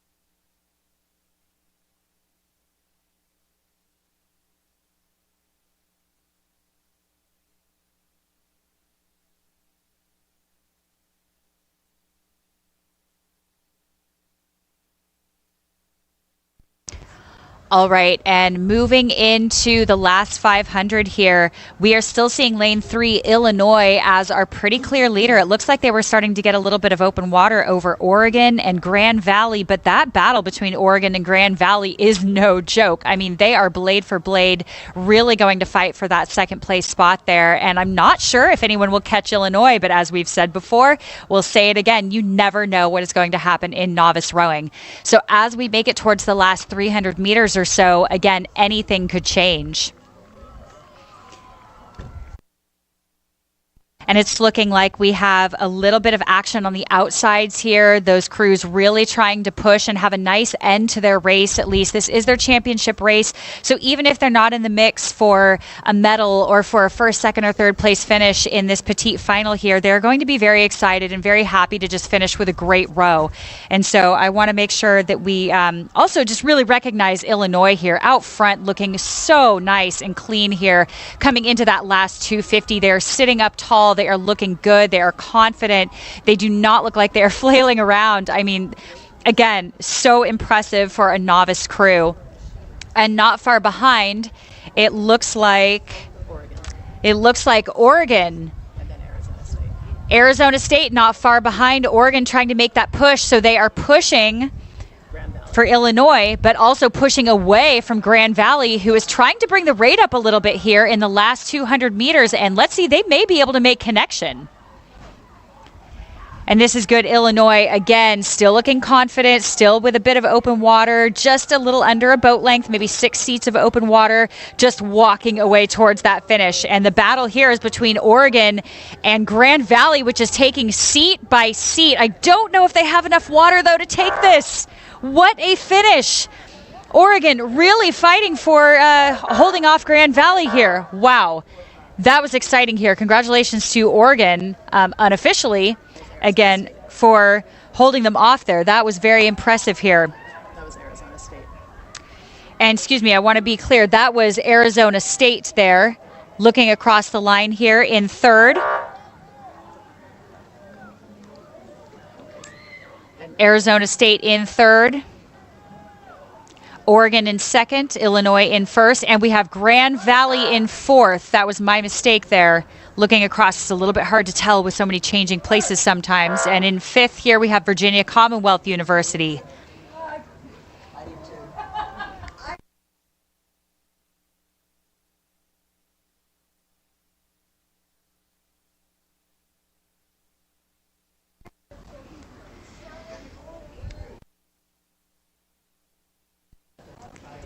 And finishing up here, we have Pittsburgh and Ohio State to wrap up this women's Novice 8 petite final.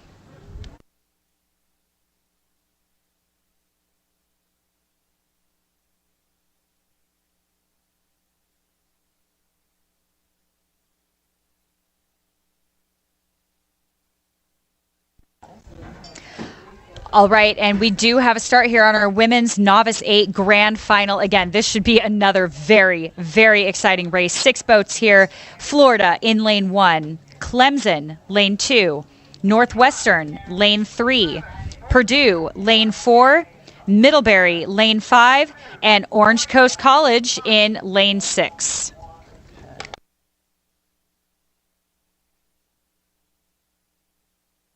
Okay, and your first 2 crews that are out in front, just the early leaders, are going to be Orange Coast and Middlebury. So Middlebury, one of the top-ranked programs here in the ACRA system, and we're looking to them to have a really great performance here. Orange Coast always really strong, again, in the novice categories. This is a grand final. We're looking to lane 3 Northwestern for that 3rd spot. But again, super early on. Crews just approaching the first 1,000. We've got a lot of action happening out there. We're going to see if they can come into a little bit better view and shake out where the positioning is.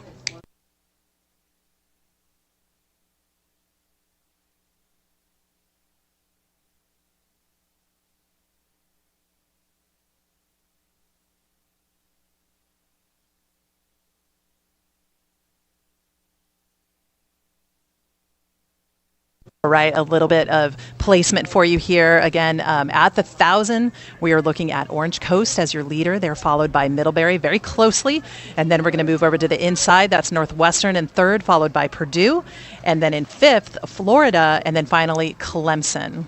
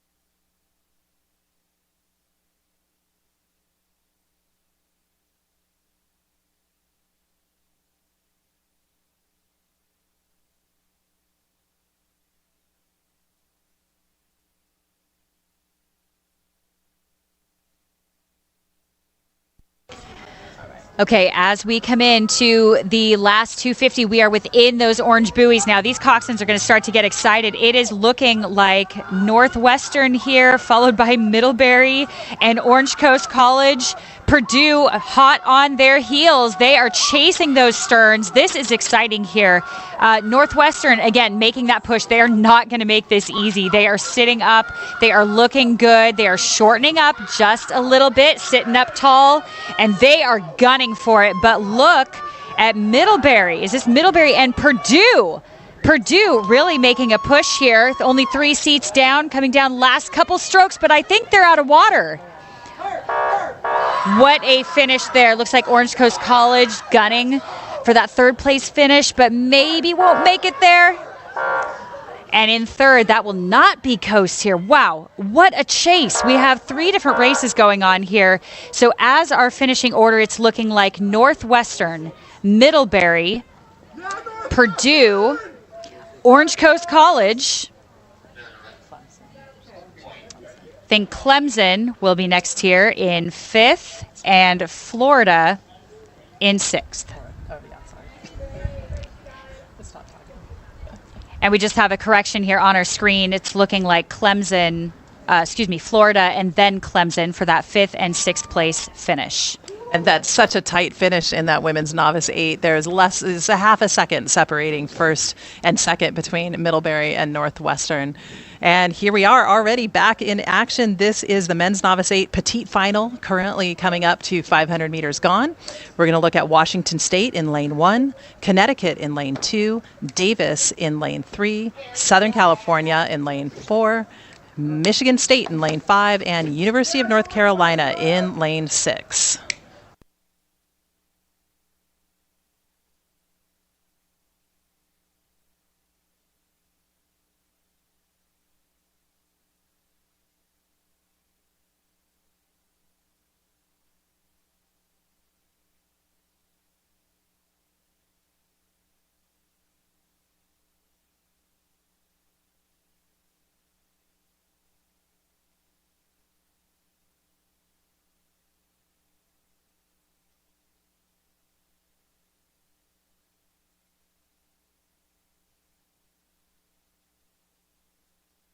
Okay, the early call just past 500 meters, more like about 750 right now. We're going to give the call for Southern California in that 1st place position. Southern California, again, coming out of the semifinals. They were so close to making the grand final, but just barely missed it. So I am sure that this piece for them, this petite final, super, super important for them to be able to make a statement. So Southern California out in front. They're followed by Michigan State, and then Connecticut in the lane 2. Behind Connecticut, UC Davis, and then in 5th place, University of North Carolina, and then finally Washington State. But that was pretty early on. All boats just past 1,000 meters. We're going to look for a little bit different placement because a lot of jockeying for position happens here. There looks to be quite a bit of overlap. No one that's really off the pace. So super good race here as we come down past the halfway point.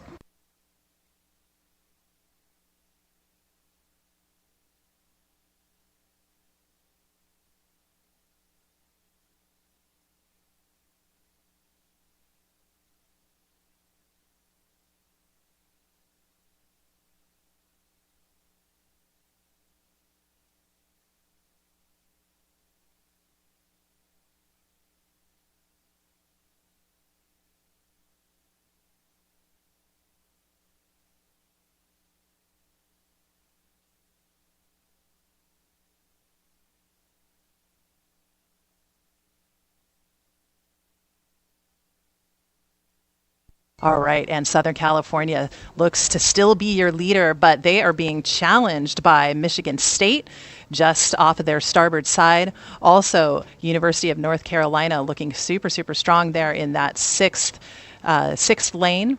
Back to them, it's going to be in the 4th place position. It's going to be UC Davis, but with Connecticut also right there in the hunt. In the final position in 6th place, it's going to be Washington State. They're on the far shoreline, but coming into the final 300 meters, I am going to call Southern California as they continue to be your leader.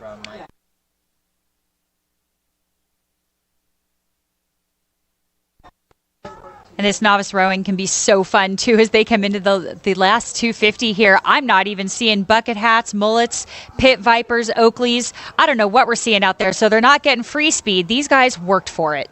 That's right. And they're putting it to show here as, the spacing hasn't changed all that much through the body of this piece. What is certain is that Southern California took control from the very beginning, but they are looking at a serious charge coming out of that boat from Connecticut in lane 2. So Connecticut in the second place position.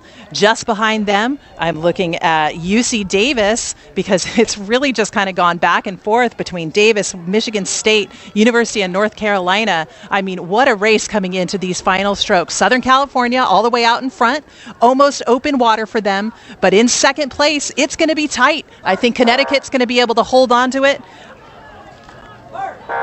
Michigan State, it's going to be really close. I'm not going to take any bets because I've been wrong for parts of today. It was Michigan State, so it's going to be super close between Michigan State and Connecticut for that third place position.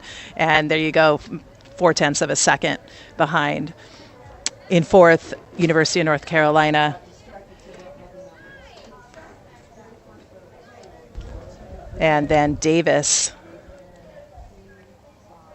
And then finally, Washington State. All right, and we have already had a start in the grand final for the men's novice 8. Now, these are, again, very, very exciting. A lot of these novice 8s are the pride and joy of these programs. They have such a long legacy of having such strong novice programs. So let's go down the line and see who prevails here. Lane 1, Grand Valley. Lane 2, Orange Coast College. Lane 3, Virginia Rowing Association. Lane 4, Michigan Rowing Association. Lane 5, UCLA. And Lane 6, Purdue. And boy, if we don't get a race that we are promised with this lineup, I don't know what is. This is going to be good. And as soon as we get a better camera angle here, we are going to give you some more precise placings, but it is a little bit early on, and you better believe these boys are going to fight for it.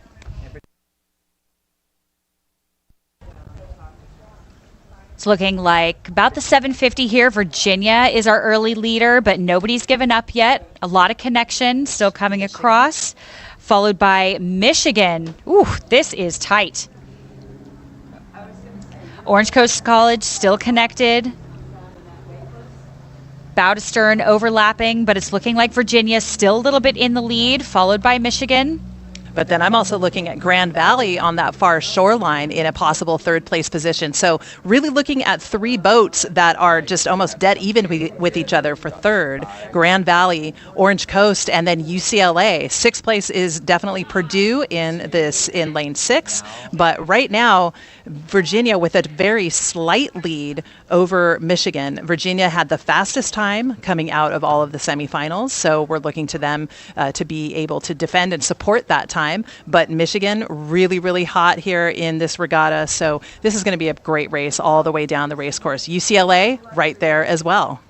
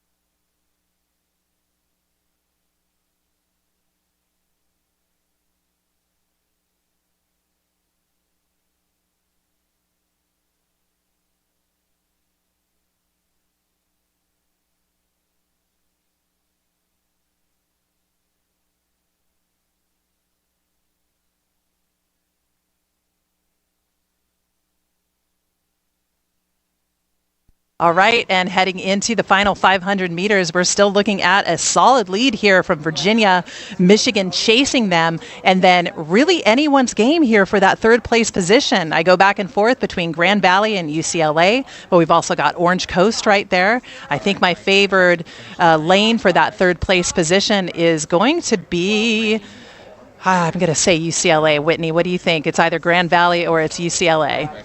I mean, it is so back and forth at this point. I can't even tell. I'm on the edge of my seat here watching these two shoot fire, like shooting arrows at each other back and forth. It is shot for shot here. I mean, they are going to do anything they can. I bet those coxswains are looking straight across those lanes. In fact, we can see it on the outside. Those coxswains are making eye contact and going to see who it's going to be. This is going to be a great finish. Absolutely. So UCLA and Grand Valley, those are the crews to watch. Virginia out in front. So Virginia in the lead, Michigan in second. But UCLA and Grand Valley pushing each other so hard for that third place position. We might run out of room for anyone to make a big move, but, you know, it's not over till it's over. Orange Coast in fifth. Purdue in sixth. But as we come down to the line again, these gentlemen, this is the future of their programs. Virginia all the way here with open water. It's Michigan. Is it going to be Grand Valley or UCLA for the line for that third place position? It's going to be the Bruins for the bronze in the men's novice 8. Grand Valley crossing in fourth, Orange Coast in fifth, and here comes Purdue in sixth.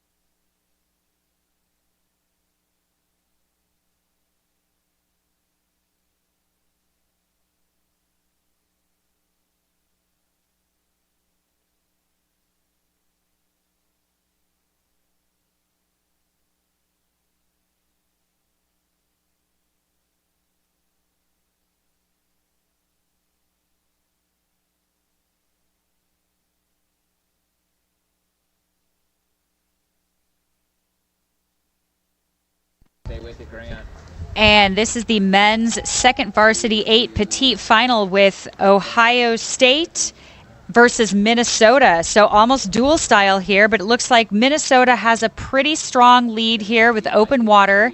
And they will cruise towards the finish line. But you know what? They can't lose focus because, again, as we've said before, anything could happen. And it's really going to be up to this coxswain to execute at least a very good race if they can maintain their lead through the rest of this. Yeah, and I think that sometimes, just missing out on making a grand final can be sometimes maybe a little bit disheartening because, of course, that's the goal. But for these two crews, Ohio State and Minnesota, as you said, this is a dual race. So the mentality is let's see what kind of time we can throw down and then let's compare ourselves to that next heat, right? So it's going to be a grand final. It's going to be fast, but this is almost like a time trial for these guys. Absolutely. And it really becomes almost like you've come up with your own goals for it. So it's really up to the coxswain to kind of keep their athletes' heads in the games because, again, like you said, it can be a little bit discouraging if you're really, really gunning for that final. But a coxswain can really make a difference here and kind of keep everybody's heads reeled in and say, like, look, we're going to go for a time or we're going to go for an execution of a good sprint and just see what we can do. But make the row worth it. They're going to the effort to be out there anyway, and they need to find a goal or a reason to have a good race out there. 100%. I think it's all about mentality. And then, this is the second varsity 8. So for some of these guys, they're hopefully going to be returning next year. It's maybe setting those personal goals too about, hey, what can I do to be a more effective athlete? What can we do as a team to be stronger? As the second varsity 8, that means that there's some good depth in their program. And Minnesota is showing right now that they're getting a little bit better out of the field, and Ohio State looking also pretty solid, just not quite able to keep pace with Minnesota. So there's several boat lengths of open water in between, but Minnesota really taking advantage of these beautiful race conditions to see if they can throw down a good fast time. Final 500 meters in this event. This is the petite final for the men's second varsity 8.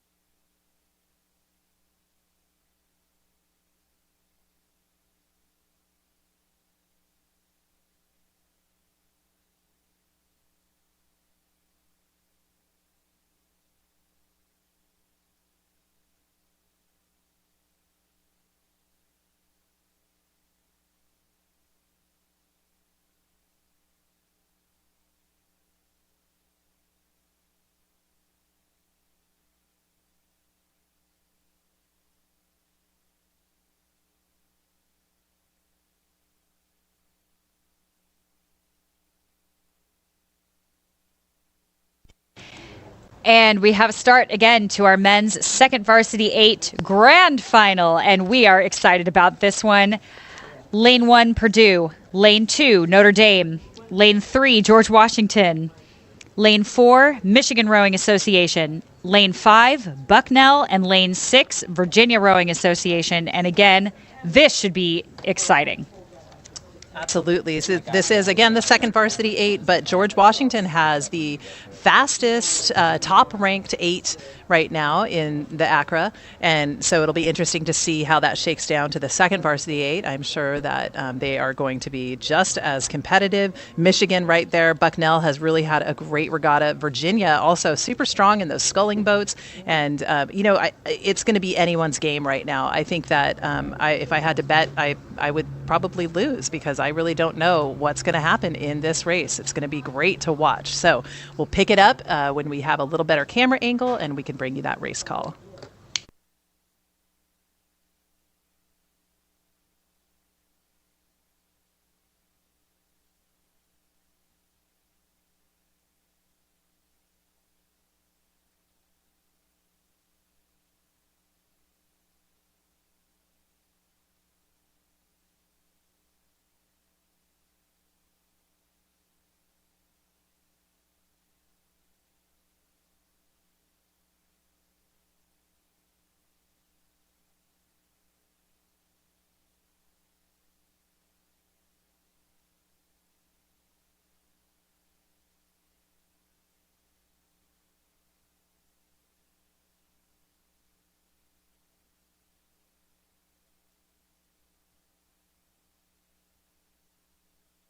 All right, early race call here is going to show George Washington with your lead. They are followed very, very closely by both Notre Dame, Michigan, and Bucknell to round out those top 4 spots.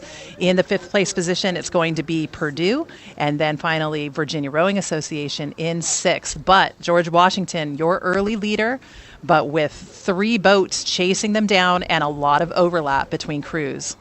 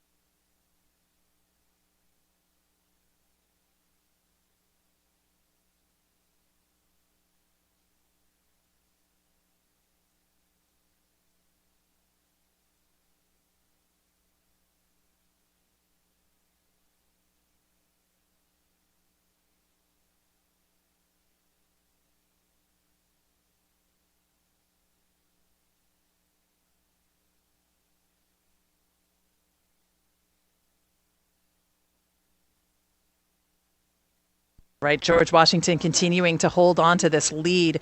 Great challenge here coming out of Michigan. So George Washington with a lead, but maybe just by about 5 seats or so over Michigan. And then too close for us to call between Bucknell and Notre Dame. We gave the favored spot in the 3rd place position to Bucknell earlier on, but it still looks like it's pretty even for that position. So Bucknell, Notre Dame pretty close. In 5th, it will be Purdue, and then Virginia taking up that 6th place position. And look how cool, calm, and collected George Washington University looks coming across this line. I mean, you can hear the crowd, the sports fans, the parents, our adoring fans online, all just getting more and more excited about watching this race come down because it is bow ball to bow ball with a lot of these crews, little bit of separation here and there. But again, coming into what looks like the last 300 or so, if that, things are definitely going to be happening. No one is going to give this up easy, but Washington looking very calm, cool, and collected as they come into those orange buoys. That's right. That's right. George Washington out in front, but looks like about a boat length right now over Michigan. And then, really, really close here between Notre Dame and Bucknell. I am going to switch my spots in terms of the 5th and 6th place position. It will be Virginia in 5th and then Purdue in 6th. But keep your eyes here on Notre Dame and Bucknell for the 3rd place position. George Washington well out in front. But as we've seen all morning, it's going to come down to the wire for that 3rd place spot. Again, there are medals on the line here, so every stroke counts.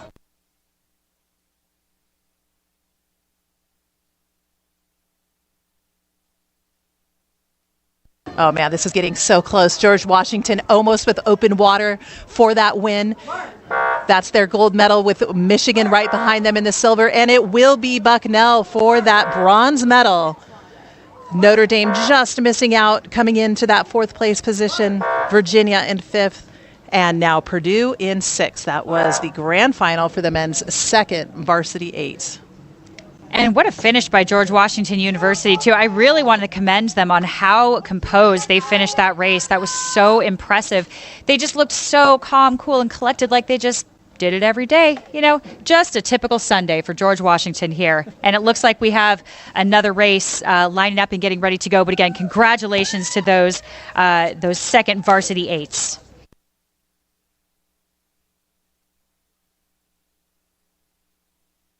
And Whitney, one of the things I want to point out right now to those people that are watching from home is how lucky we got with this weather. I mean, we were a little bit worried yesterday that, just about whether or not the schedule was going to have to be compressed or whether we'd have to make some sort of, concessions for any sort of iffy weather. But man, I mean, it has been nothing short of just excellent. Glassy water, a little bit of wind maybe here and there, but really nothing that these athletes can't handle. So we'll move back over to our last races of the day. This is the women's varsity 4 petite final. We've got 6 boats on the course. In lane 1, Oregon. Lane 2, Washington State. Lane 3, University of Rhode Island. Lane 4, Vanderbilt. Lane 5, Northwestern. And lane 6, Florida. It does look like Northwestern is a scratch, so we'll leave lane 5 open. So 5 boats on the course.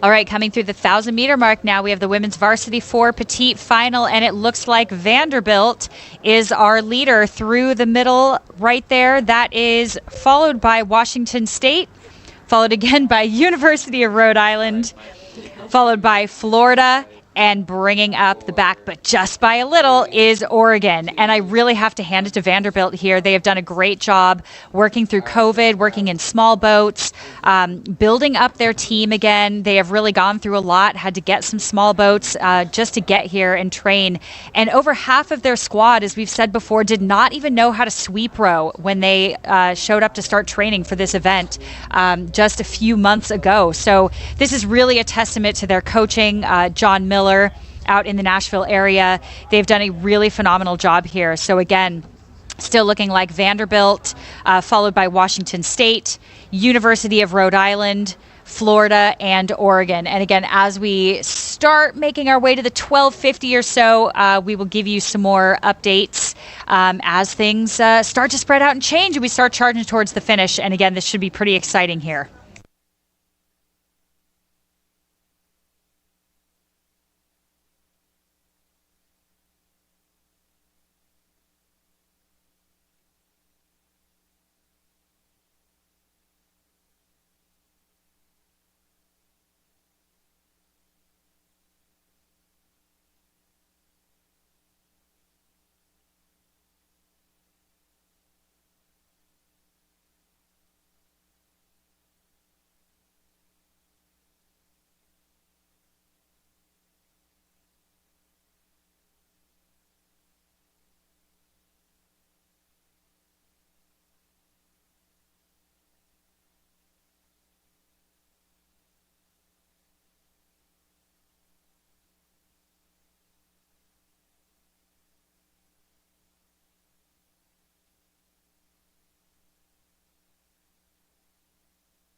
Right, and as we come into view at the spectator area, 500 meters to go here. Vanderbilt continuing with a very, very strong lead over the course of this field. It's a little bit more spread out than I would have predicted, actually, because the Varsity 4, very, very competitive event. For some of the smaller teams especially, they look at their top 4 athletes in this race category. But, man, I mean, there is quite a bit of spread between the boats. Vanderbilt really taking advantage of being right down the center of the course and continuing to walk away with that solid lead.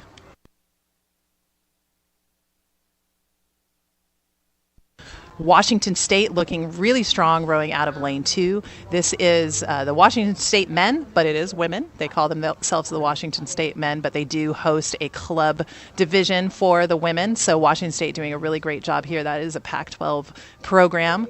They do oftentimes race at the Pac-12, so pretty cool to see them here focusing at the ACRA championship. So Washington State, University of Rhode Island, and then Florida in that order. In the 5th place position, it will be Oregon taking up that 5th place spot, but rolling it in with the final 250 meters, Vanderbilt all the way, holding off the rest of the field with open water.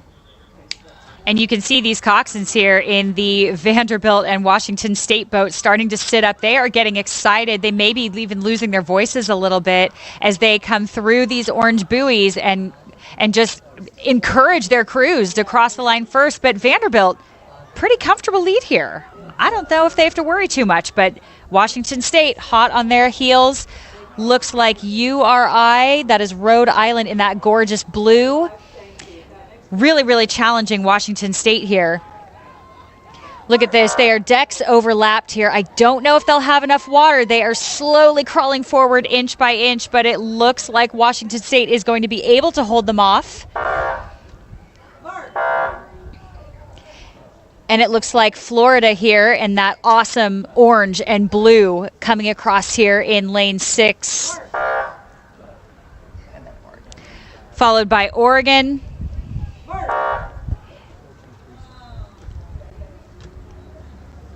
And that looks like our field. So in the end here, looks like Vanderbilt, Washington State, Rhode Island, Florida, and Oregon. So congratulations to those women varsity 4s. Moving right along now to the women's varsity 4 grand final. We are going to go lane 1, Northwestern State. Lane 2, Florida State. Lane 3, Colorado. Lane 4, Lafayette. Lane 5, Bowdoin. And lane 6, Virginia Tech. again, this should be a pretty sharp race. We are through the breakage point, probably past the 500 now. It's a little bit hard to tell, so we'll give you some places as soon as we get a better camera angle. Right, and yesterday, coming out of the semifinals, we saw Lafayette with just a walk-away win in their semifinals. So again, proving that they own that lane 4. But Colorado also had a great race. So we're looking at lanes 4 and 3 as most likely two of the strongest boats. But as this is a grand final, anything can happen. Again, some of these teams might leave a little bit on the table as in the semifinals and just kind of do what they need to do to get into the grands. So we'll pick it up at about the 1,000 and give you a race call.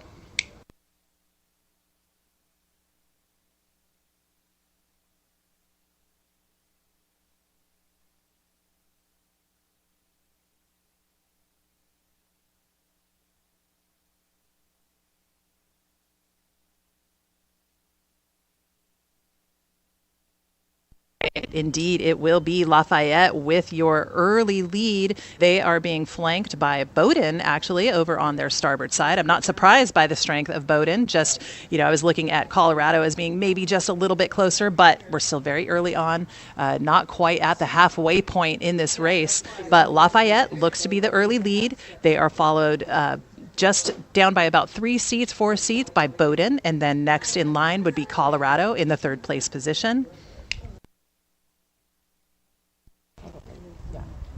And I just have to say again, look at this water. You could not ask for better race conditions here. This water is glass. There is not a ripple on it. So coming through the 1,000, these ladies have some really nice water to work with and can hopefully take advantage of that.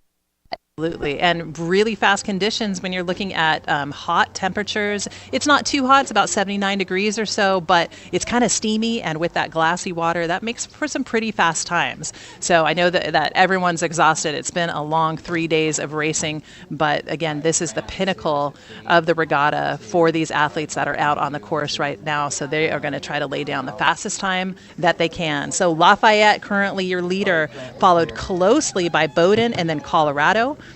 In the 4th place position, we're going to move over to Florida State in 4th, and then the next positioning is going to be Northwestern State and then Virginia Tech.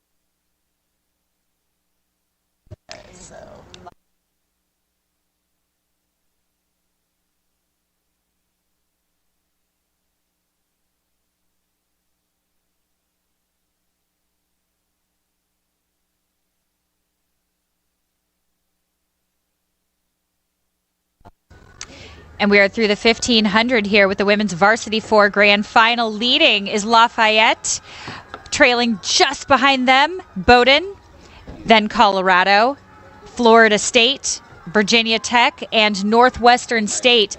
And Lafayette has a really nice position here in the center. They should be able to see all the boats around them, so they have a really good view of where everybody is on the field, as long as that coxswain kind of keeps her body still but keeps that head on a swivel so she can see exactly where everybody is. So she does have a little advantage there. She is a little bit more in the center of the course, so it may be a little bit windier as opposed to a more protected lane, but I think here it's pretty darn fair all the way across, wouldn't you say? Oh, yeah, absolutely. I mean, there does not look to be any difference between any of these lanes, but I will say that there is a distinct advantage to having your fastest competitors on either side of you. So that lane 4, really a fun position to be in. And as we come into the final 200 strokes here, Lafayette, again, they had a great semifinal yesterday. They're having a great grand final now, being challenged just a little bit by Bowdoin, but still with open water for Lafayette. So Lafayette coming in looking golden for them as Bowdoin comes back into contact with their boat, but probably just running out of a little bit of water to see if they can take away that gold medal. But it's going to be a silver for Bowdoin, and then Colorado with that bronze.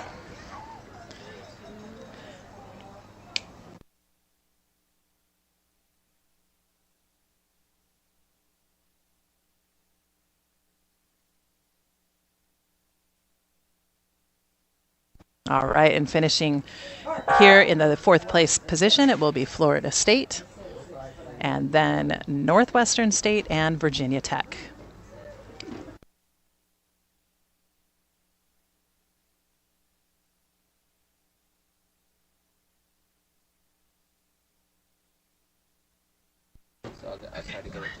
All right, and about 2 minutes and 20 seconds ago, we had the kickoff of the men's Varsity 4 Petite Final. So they are long gone down this course here, blistering fast speeds in Lane 1, Grand Valley, Lane 2, Northwestern, Lane 3, Texas, Lane 4, Boston, Lane 5, UMass, and Lane 6, Pittsburgh. So again, as soon as we can give you a better camera angle, which is coming up right about now, we're going to look and see where everybody stands.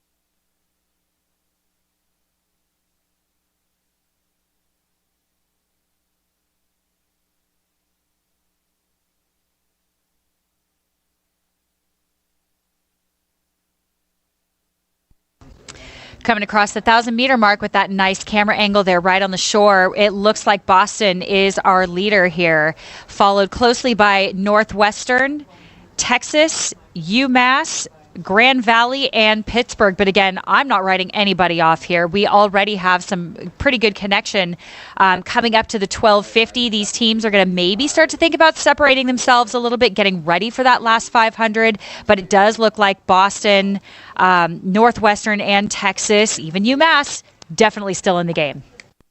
And as you said, there's still quite a bit of contact between these boats. It is that third 500 that we look at. That's just the pain cave that you want to crawl in and just hope that you make it out the other side. It's a mental place where you just really have to buckle down and trust your fitness, trust your teammates, and listen to your coxswain. Turn your brain over to the coxswain. Let them steer this ship, and you just pull hard. So right now, Boston College doing a really great job holding off the rest of the field, but looking at a challenge from both Northwestern, Texas, and UMass on either side. Exactly. You nailed it too. Again, coming through that third 500, we've talked about it multiple times, but it really is such an important 500 in the race. And it's really, really hard to not get bogged down in how tired you are and how much your legs are hurting and how everything feels like it's on fire. And a good coxswain can really help keep your mentality in check there and kind of thinking about it in a positive way, putting a positive spin on your mentality and sharpening up a little bit. And instead of thinking of it as its own 500, you're sort of splitting it and gearing up towards that next 500. So building up that energy and that excitement and that adrenaline again to go for that finish. What are we seeing now here? Well, I'm seeing that margin that Boston College had in their lead shrink because Texas is really pouring it on here. We are coming across the final 500 meters, and Texas just really just kind of tapping it along, looking very confident, very mature. They have come up to try and almost become even with Boston College. We'll keep an eye also on UMass on the other side of Boston College for that potentially third place position. So Northwestern, I'm going to say, falling a little bit off the pace. So really great racing here with Boston in the lead, followed by Texas, UMass on either side. I mean, you can hear people down on the shoreline cheering for this race. This is just a petite final, and it is going to come all the way down to the wire for that second or third place position. And Boston College has to keep their eyes open because Texas is on a roll.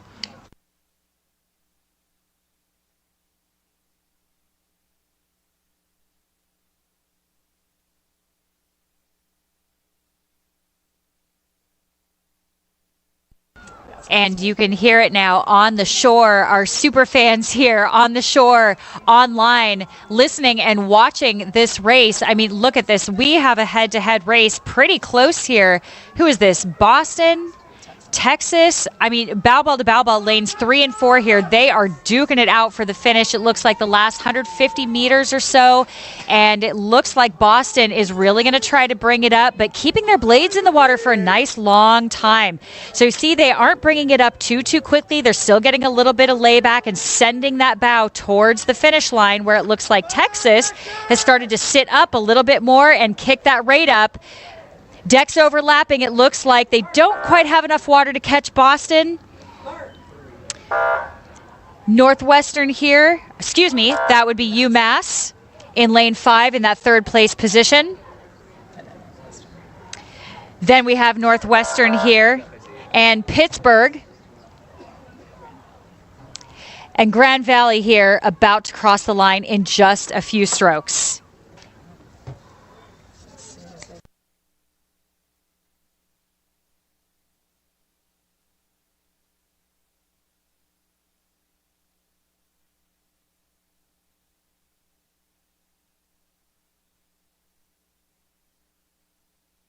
All right, and we are going to pick up the grand final for the men's varsity 4, currently underway and just past the first 500. In lane 1, UCLA. Lane 2, George Mason University. Lane 3, University of Rhode Island. Lane 4, William and Mary. Lane 5, Vermont, and Lane 6, Western Washington. Let's see if we can pick up a race call here for you early on in this event. I think that it's going to be Vermont as your early leader. Vermont out of Lane 5. You know what? Yep, that is Vermont. Sorry about that. Again, taking a look at blades and uniforms, sometimes that can be a little bit difficult, but that would be Vermont with your early lead. You're going to move over to the middle of the race course with University of Rhode Island in second.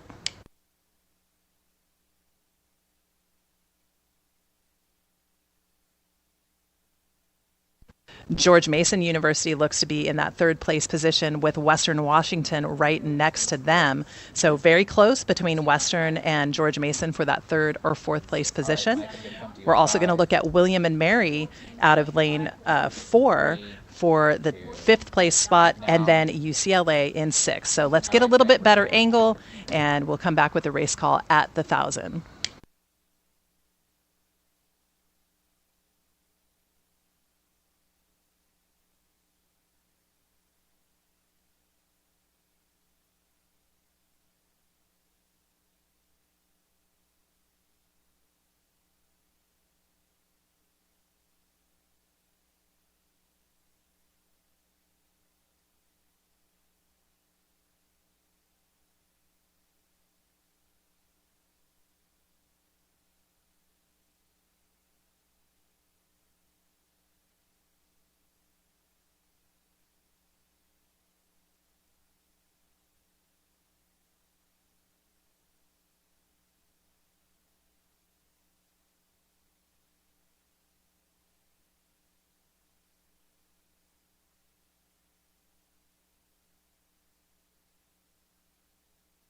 We've got some really beautiful up-close shots here of the action. So we're still looking at your leaders as being University of Rhode Island and Vermont. So those two crews very close to each other. In the third place position, I am looking at the yellow jerseys from George Mason University. But then if we pan out, we're going to see Western Washington also in the mix. Western with bright orange blades. So you'll see them come into view pretty soon. And then in that final position, William and Mary and UCLA.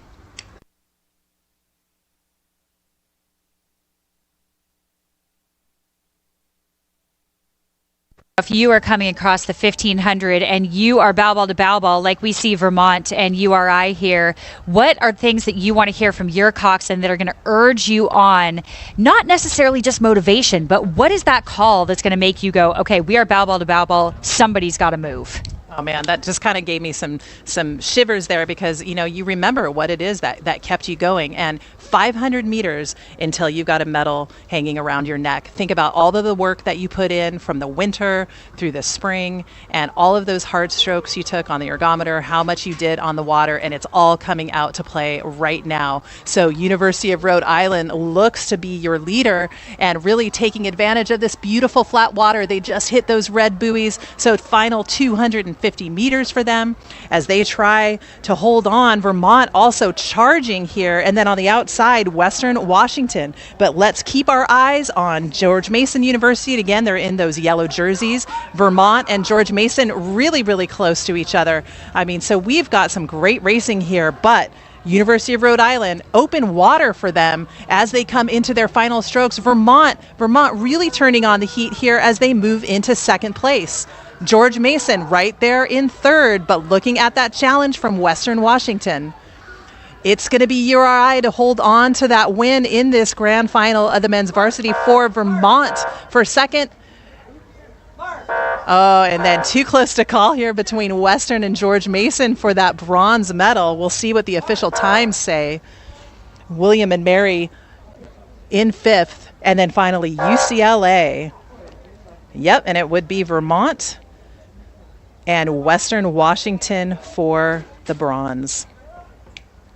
Now, I don't know if you saw it, but we had crowds of people just running down the banks here, running down the shoreline to cheer on their crews that finished that race. So hats off to a fantastic final there.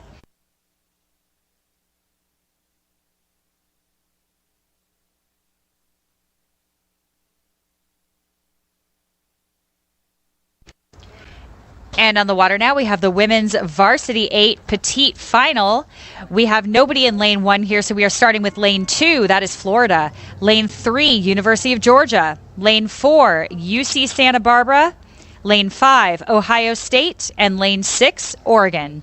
And it looks like we have a clean start. Little bit of steering off the start there. I'm not sure if that was an equipment issue or a start issue, the point as they were locked into the stake boats there, but it looks like we are past the breakage point. And as soon as we get a better camera angle, again, we will give you positions.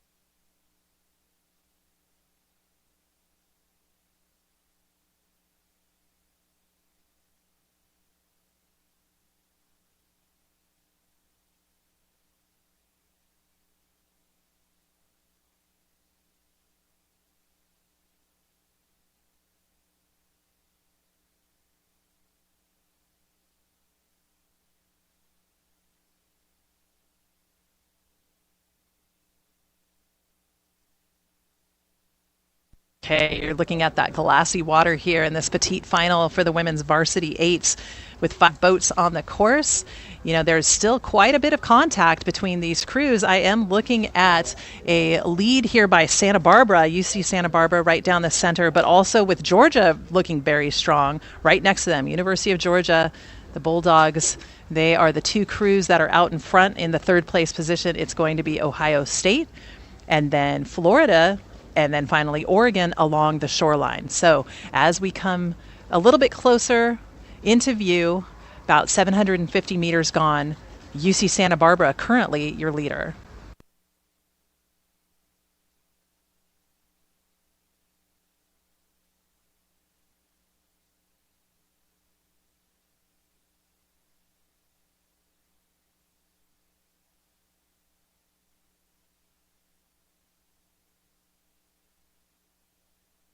The Gauchos of UC Santa Barbara, they have traditionally had a very, very strong program. I think that we've seen a few changes, over the last few years, especially some of those UC schools. They had quite a bit of restrictions placed on them during COVID, so not a whole lot of practice time. I think the other thing, this is just speculation, but we talked about it earlier this morning, that one of the things that has likely hit Santa Barbara hard is the drought in California. I mean, they practice on Lake Cachuma. It's about 45 minutes or so away from their campus, so quite a bit of a drive, but then as that lake has lost water, it's an even longer walk from the boathouse down to the water. So, definitely something that might have affected them over the course of this spring. But Santa Barbara, always a very, very strong program, both on the men's and the women's side, and we're seeing that here. They row WERA is not a conference, but they row at that championship, and they did rather well this year.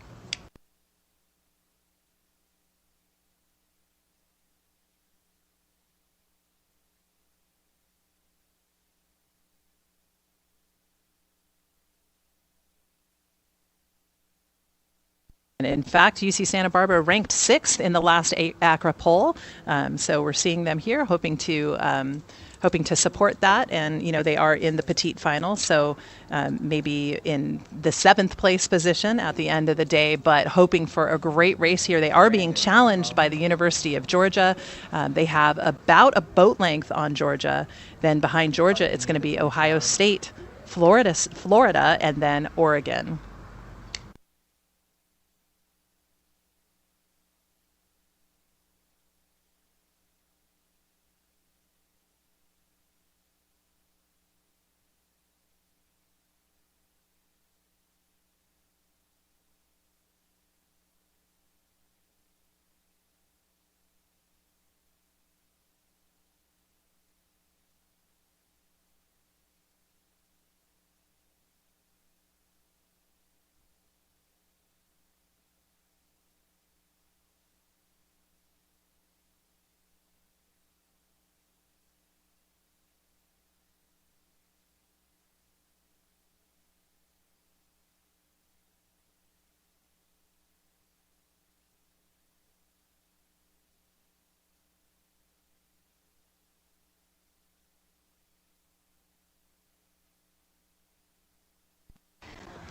All right, and it's looking like about 300 to go. We still have Santa Barbara just cruising through lane 4 here, straight down the middle, straight towards the finish line. They definitely have some open water. Now, you better believe that University of Georgia is going to try to reel them in 1 foot at a time. I can guarantee you that coxswain is just urging her crew on to stay long, stay sharp, but keep their heads in the game, because you do not want to give up this early. As we've said before, anything can happen.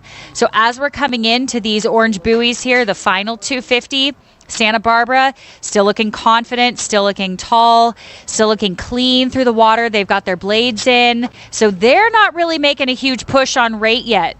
But we do have UGA not too far behind, and my bet is they are going to try to go for it and close the gap on that open water, even if they know they don't quite have enough water to overtake Santa Barbara at this point.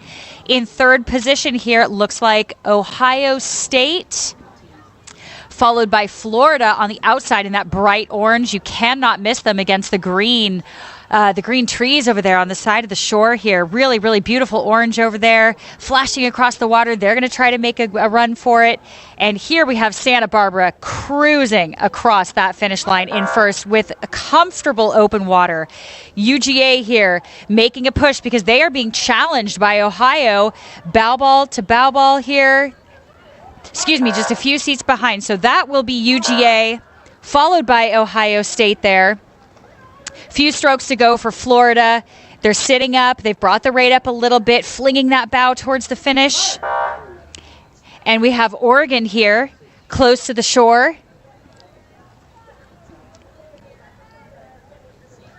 But there we go. Oregon has brought the rate up just a little bit. So even in that fifth place position, they are sitting up and they're going to finish strong. So really, what a race, what a field in this women's varsity 8 petite final.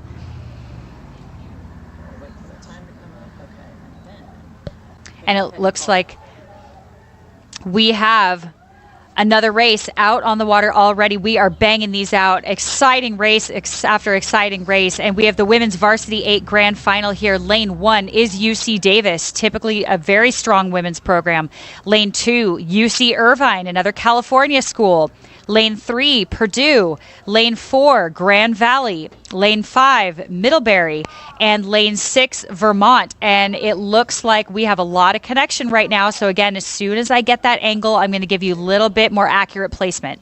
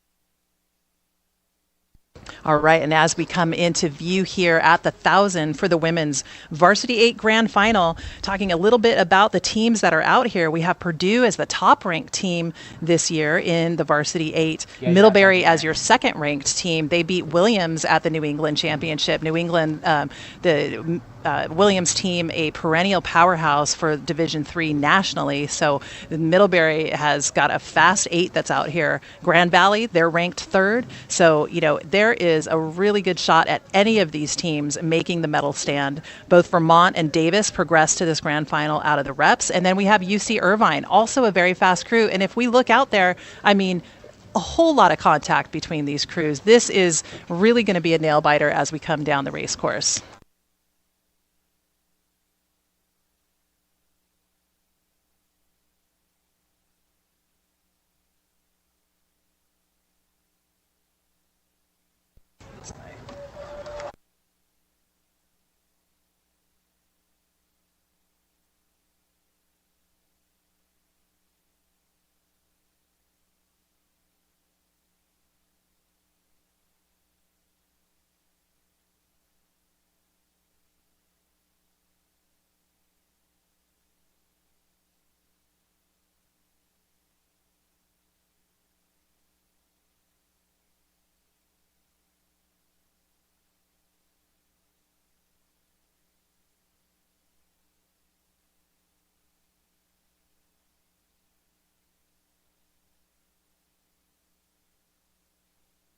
All right, and here we go. This is Grand Valley as your leader, but looking at a really strong challenge on either side, Middlebury and Purdue. On either side of Grand Valley, posing a serious threat. So Middlebury, probably that closest competitor. It looks like Grand Valley has them by just a couple of seats, but Middlebury, as we come in to the final 300 meters, looking to maybe challenge that lead and put their nose a little bit farther into Grand Valley's lead. Just behind them, we're going to have Purdue. Purdue looking to be in that third place position.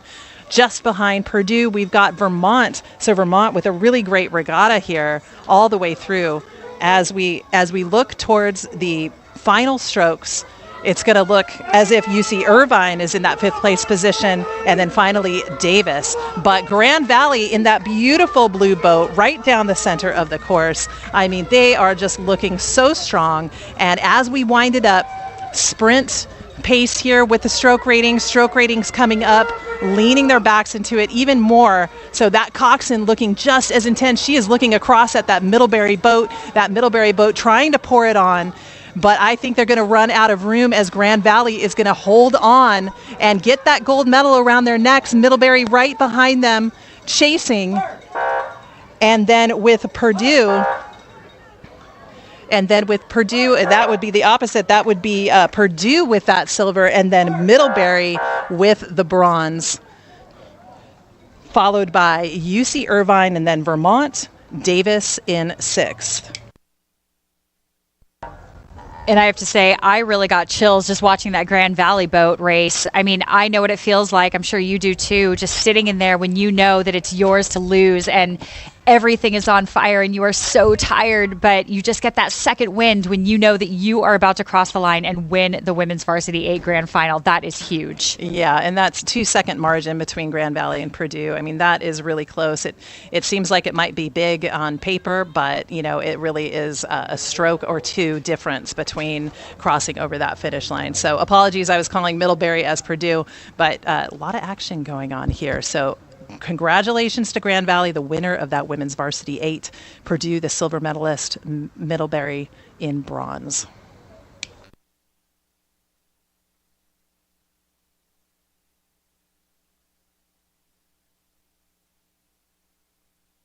It's already started.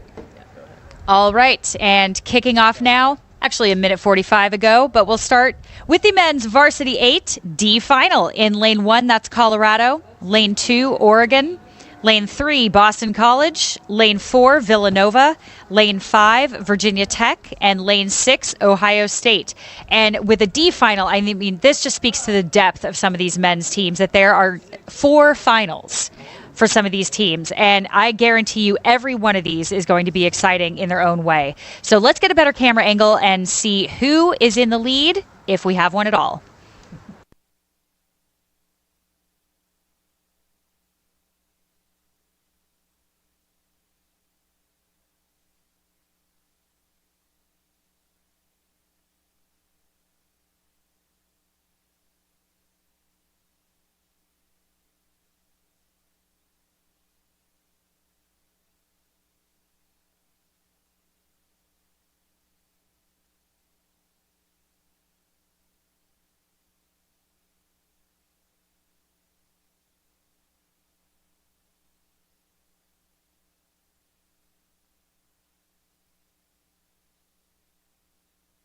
Okay, early race call here, just shy of 1,000 meters. We've got Villanova as your leader.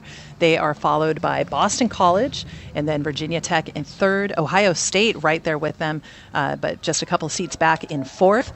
Moving over to the far shoreline, it's going to be Colorado with your 5th place spot, and then Oregon in 6th. So again, a lot of contact between crews here, still early on, not quite at the halfway point, and we'll give it a little bit of time, a few more meters before we make another race call.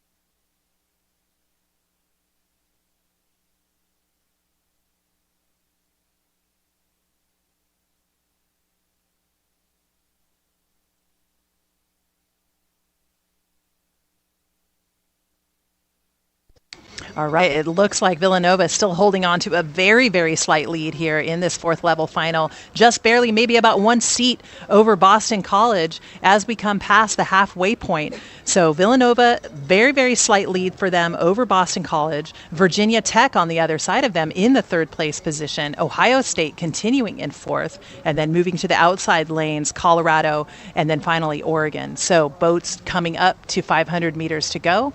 Stroke ratings are going to come up And we're going to see some really good sprints here. There is not a whole lot of separation between these crews. That's exactly what Whitney had said, and that's exactly what we want to see in a grand final coming out of the heats, where we can really put boats of similar times and next to each other so that we show the most competitive event that we can. But right now, really great racing here between Villanova, Boston College, and Virginia Tech.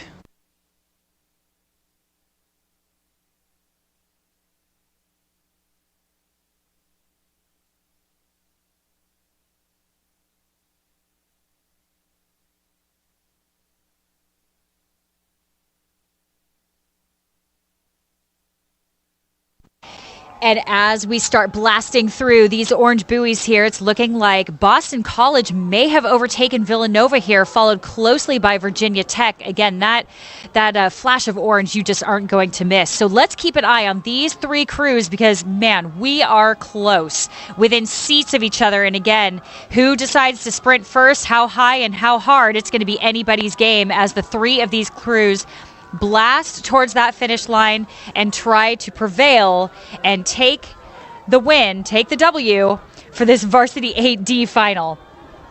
That's right. In Boston College, Villanova, and Virginia Tech, hardly anything between these three boats as we come all the way to the line. We're going to wait for the official times. And you heard it. There was just one horn because there's going to be barely a second separating those crews. In fourth, it will be Ohio State. And then Oregon in fifth, Colorado in sixth. Let's take a look at what the timing system tells us. It looks like Virginia Tech did end up taking that 0.2 seconds separating them out between Boston College and then Villanova. So after Villanova had led for most of that, I mean, just barely holding on, and Virginia Tech taking that D-level final.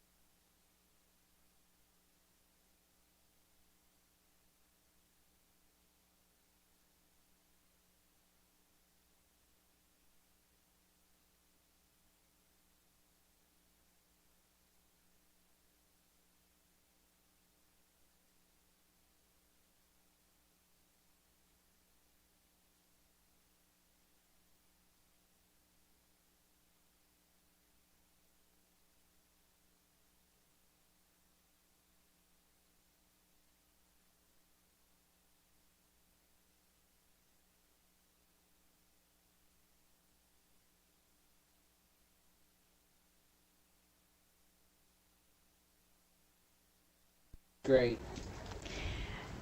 And we have a start on the men's Varsity 8C final. Lane 1, University of North Carolina.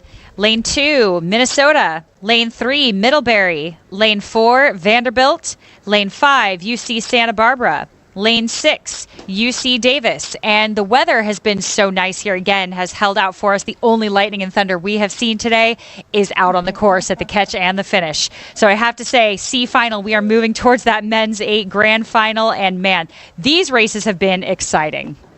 Oh, absolutely. I love the fact that, you know, between first and third on that last race, we had less than a second separating out those top three boats. And I don't expect that it's going to be anything different here, as we've got some incredibly fast crews. I'm looking at UC Santa Barbara, UC Davis, so super fast. They've raced each other, of course, over the course of this spring. Middlebury also very, very strong crew. Minnesota had a great race in the second Varsity 8, and so we're looking at a strong performance from them here. Vanderbilt, as we have seen as well, and UNC. So again, not taking any bets. That wouldn't be smart, nor is this a betting sport. But as we come into view here, just past 500 meters in, we'll be able to give you that first race call.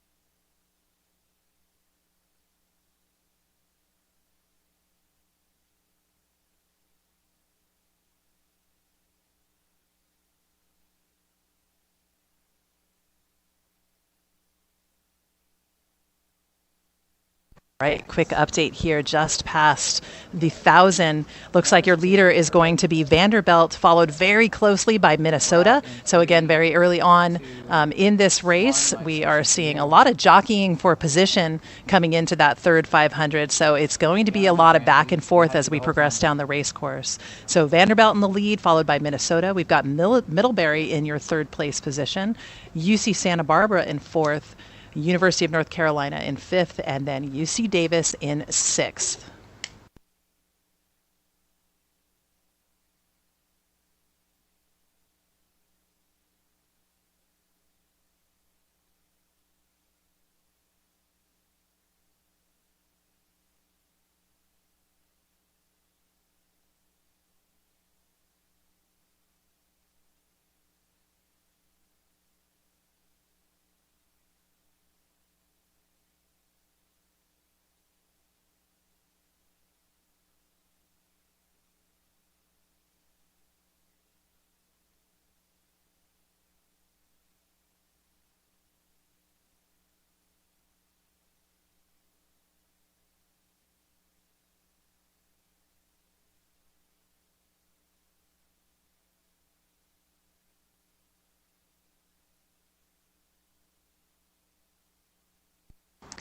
At about the 1,500 here, not a lot is clear except that Minnesota and Vanderbilt are nose to nose, and maybe Vanderbilt weaseling their way forward. Is that kind of what you're seeing here?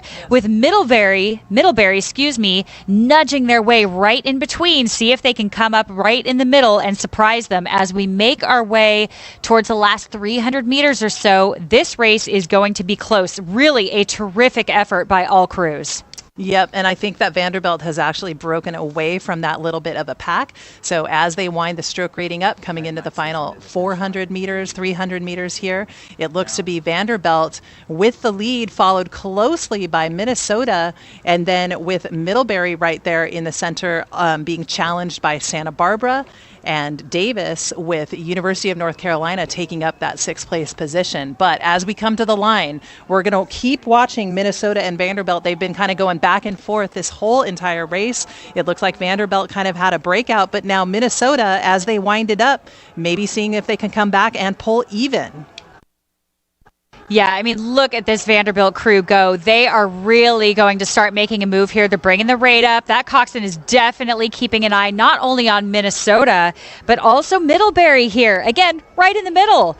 They're not going to make it easy for him, but as we see Vanderbilt kind of start to scooch forward, it's going to be Minnesota, looks like in second. I don't know if they're going to get him. I'm going to give it to Vanderbilt here, followed by Minnesota, followed by Middlebury. But we have UC Santa Barbara making a push, maybe for that fourth place position. followed by UNC in the baby blue and the Davis Aggies in that 6th place position. Again, really, really terrific effort from all of those crews. What a close race. Well done to Vanderbilt for putting out that big boat again after a long COVID season, followed by Minnesota. And then Middlebury looks like in that 3rd place position, as we said. And UC Santa Barbara, UNC, and UC Davis.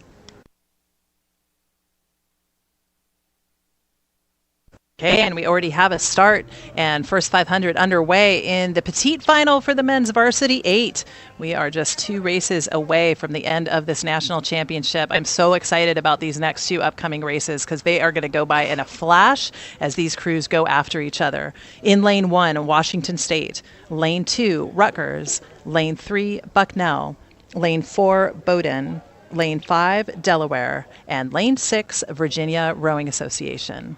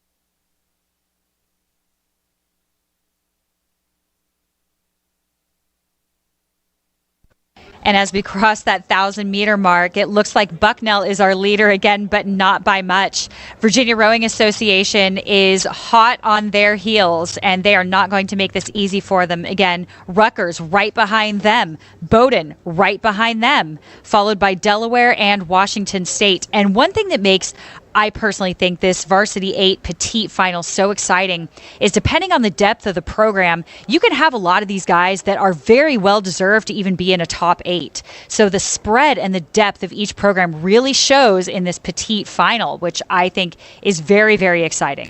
Oh, absolutely. I mean, these programs have been pushing each other all season. And, you know, we're really seeing some high level of fitness and expertise. I mean, as we walked around over the course of this weekend, we're able to interview athletes and coaches. We got a little bit of a glimpse into their programs. And what we have seen is so much dedication and effort and excitement about being out on the race course. And we're seeing that right now. So Bucknell, as your early leader, they are proving that they are one of the fastest programs at the ACRA National Championship. So Bucknell doing a nice job here, but looking at some pretty good challenges coming out of lane 6. That's Virginia, as well as Rutgers and Bowdoin. So as they get a little bit closer in, we'll see some separation. But right now, I'm looking at Virginia as being the biggest challenger out here.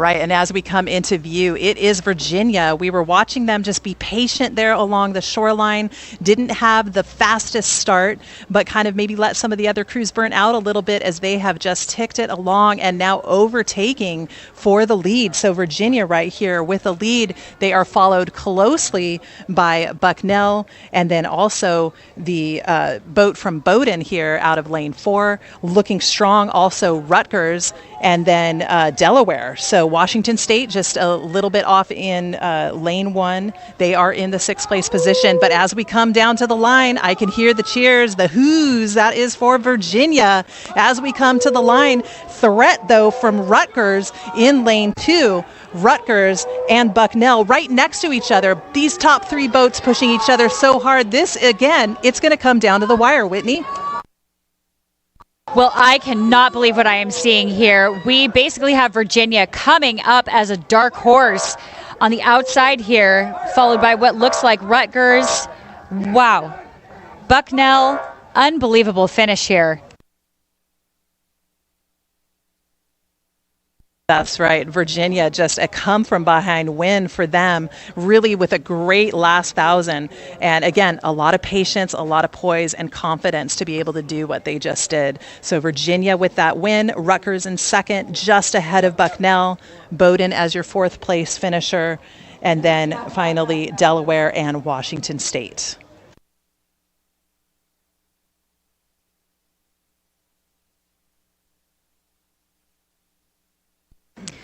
All right, and wrapping it up here, our grand finale with the men's varsity 8.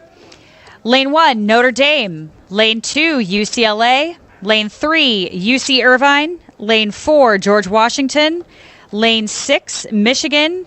And lane 5, Michigan, lane 6, Purdue. And I have to say, I'm a hint biased towards this event as a coxswain myself, and I am so excited to see what these guys make of this race, because this, I think, as you said, is going to be a barn burner.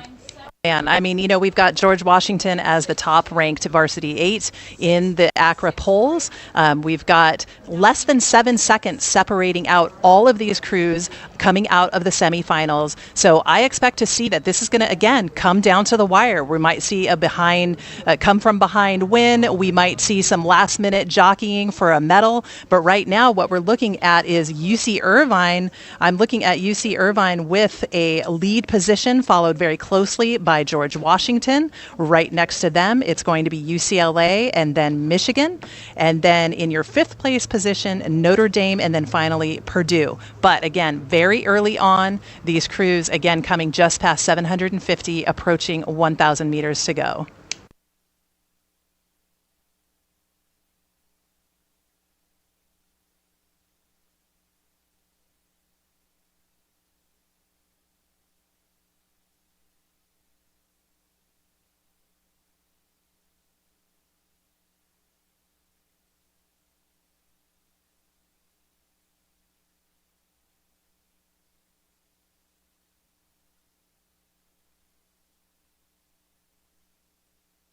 Okay, and still so much overlap between these boats. Again, your new leader, it's going to be George Washington. So George Washington out in front here, we can see them rowing out of lane 4.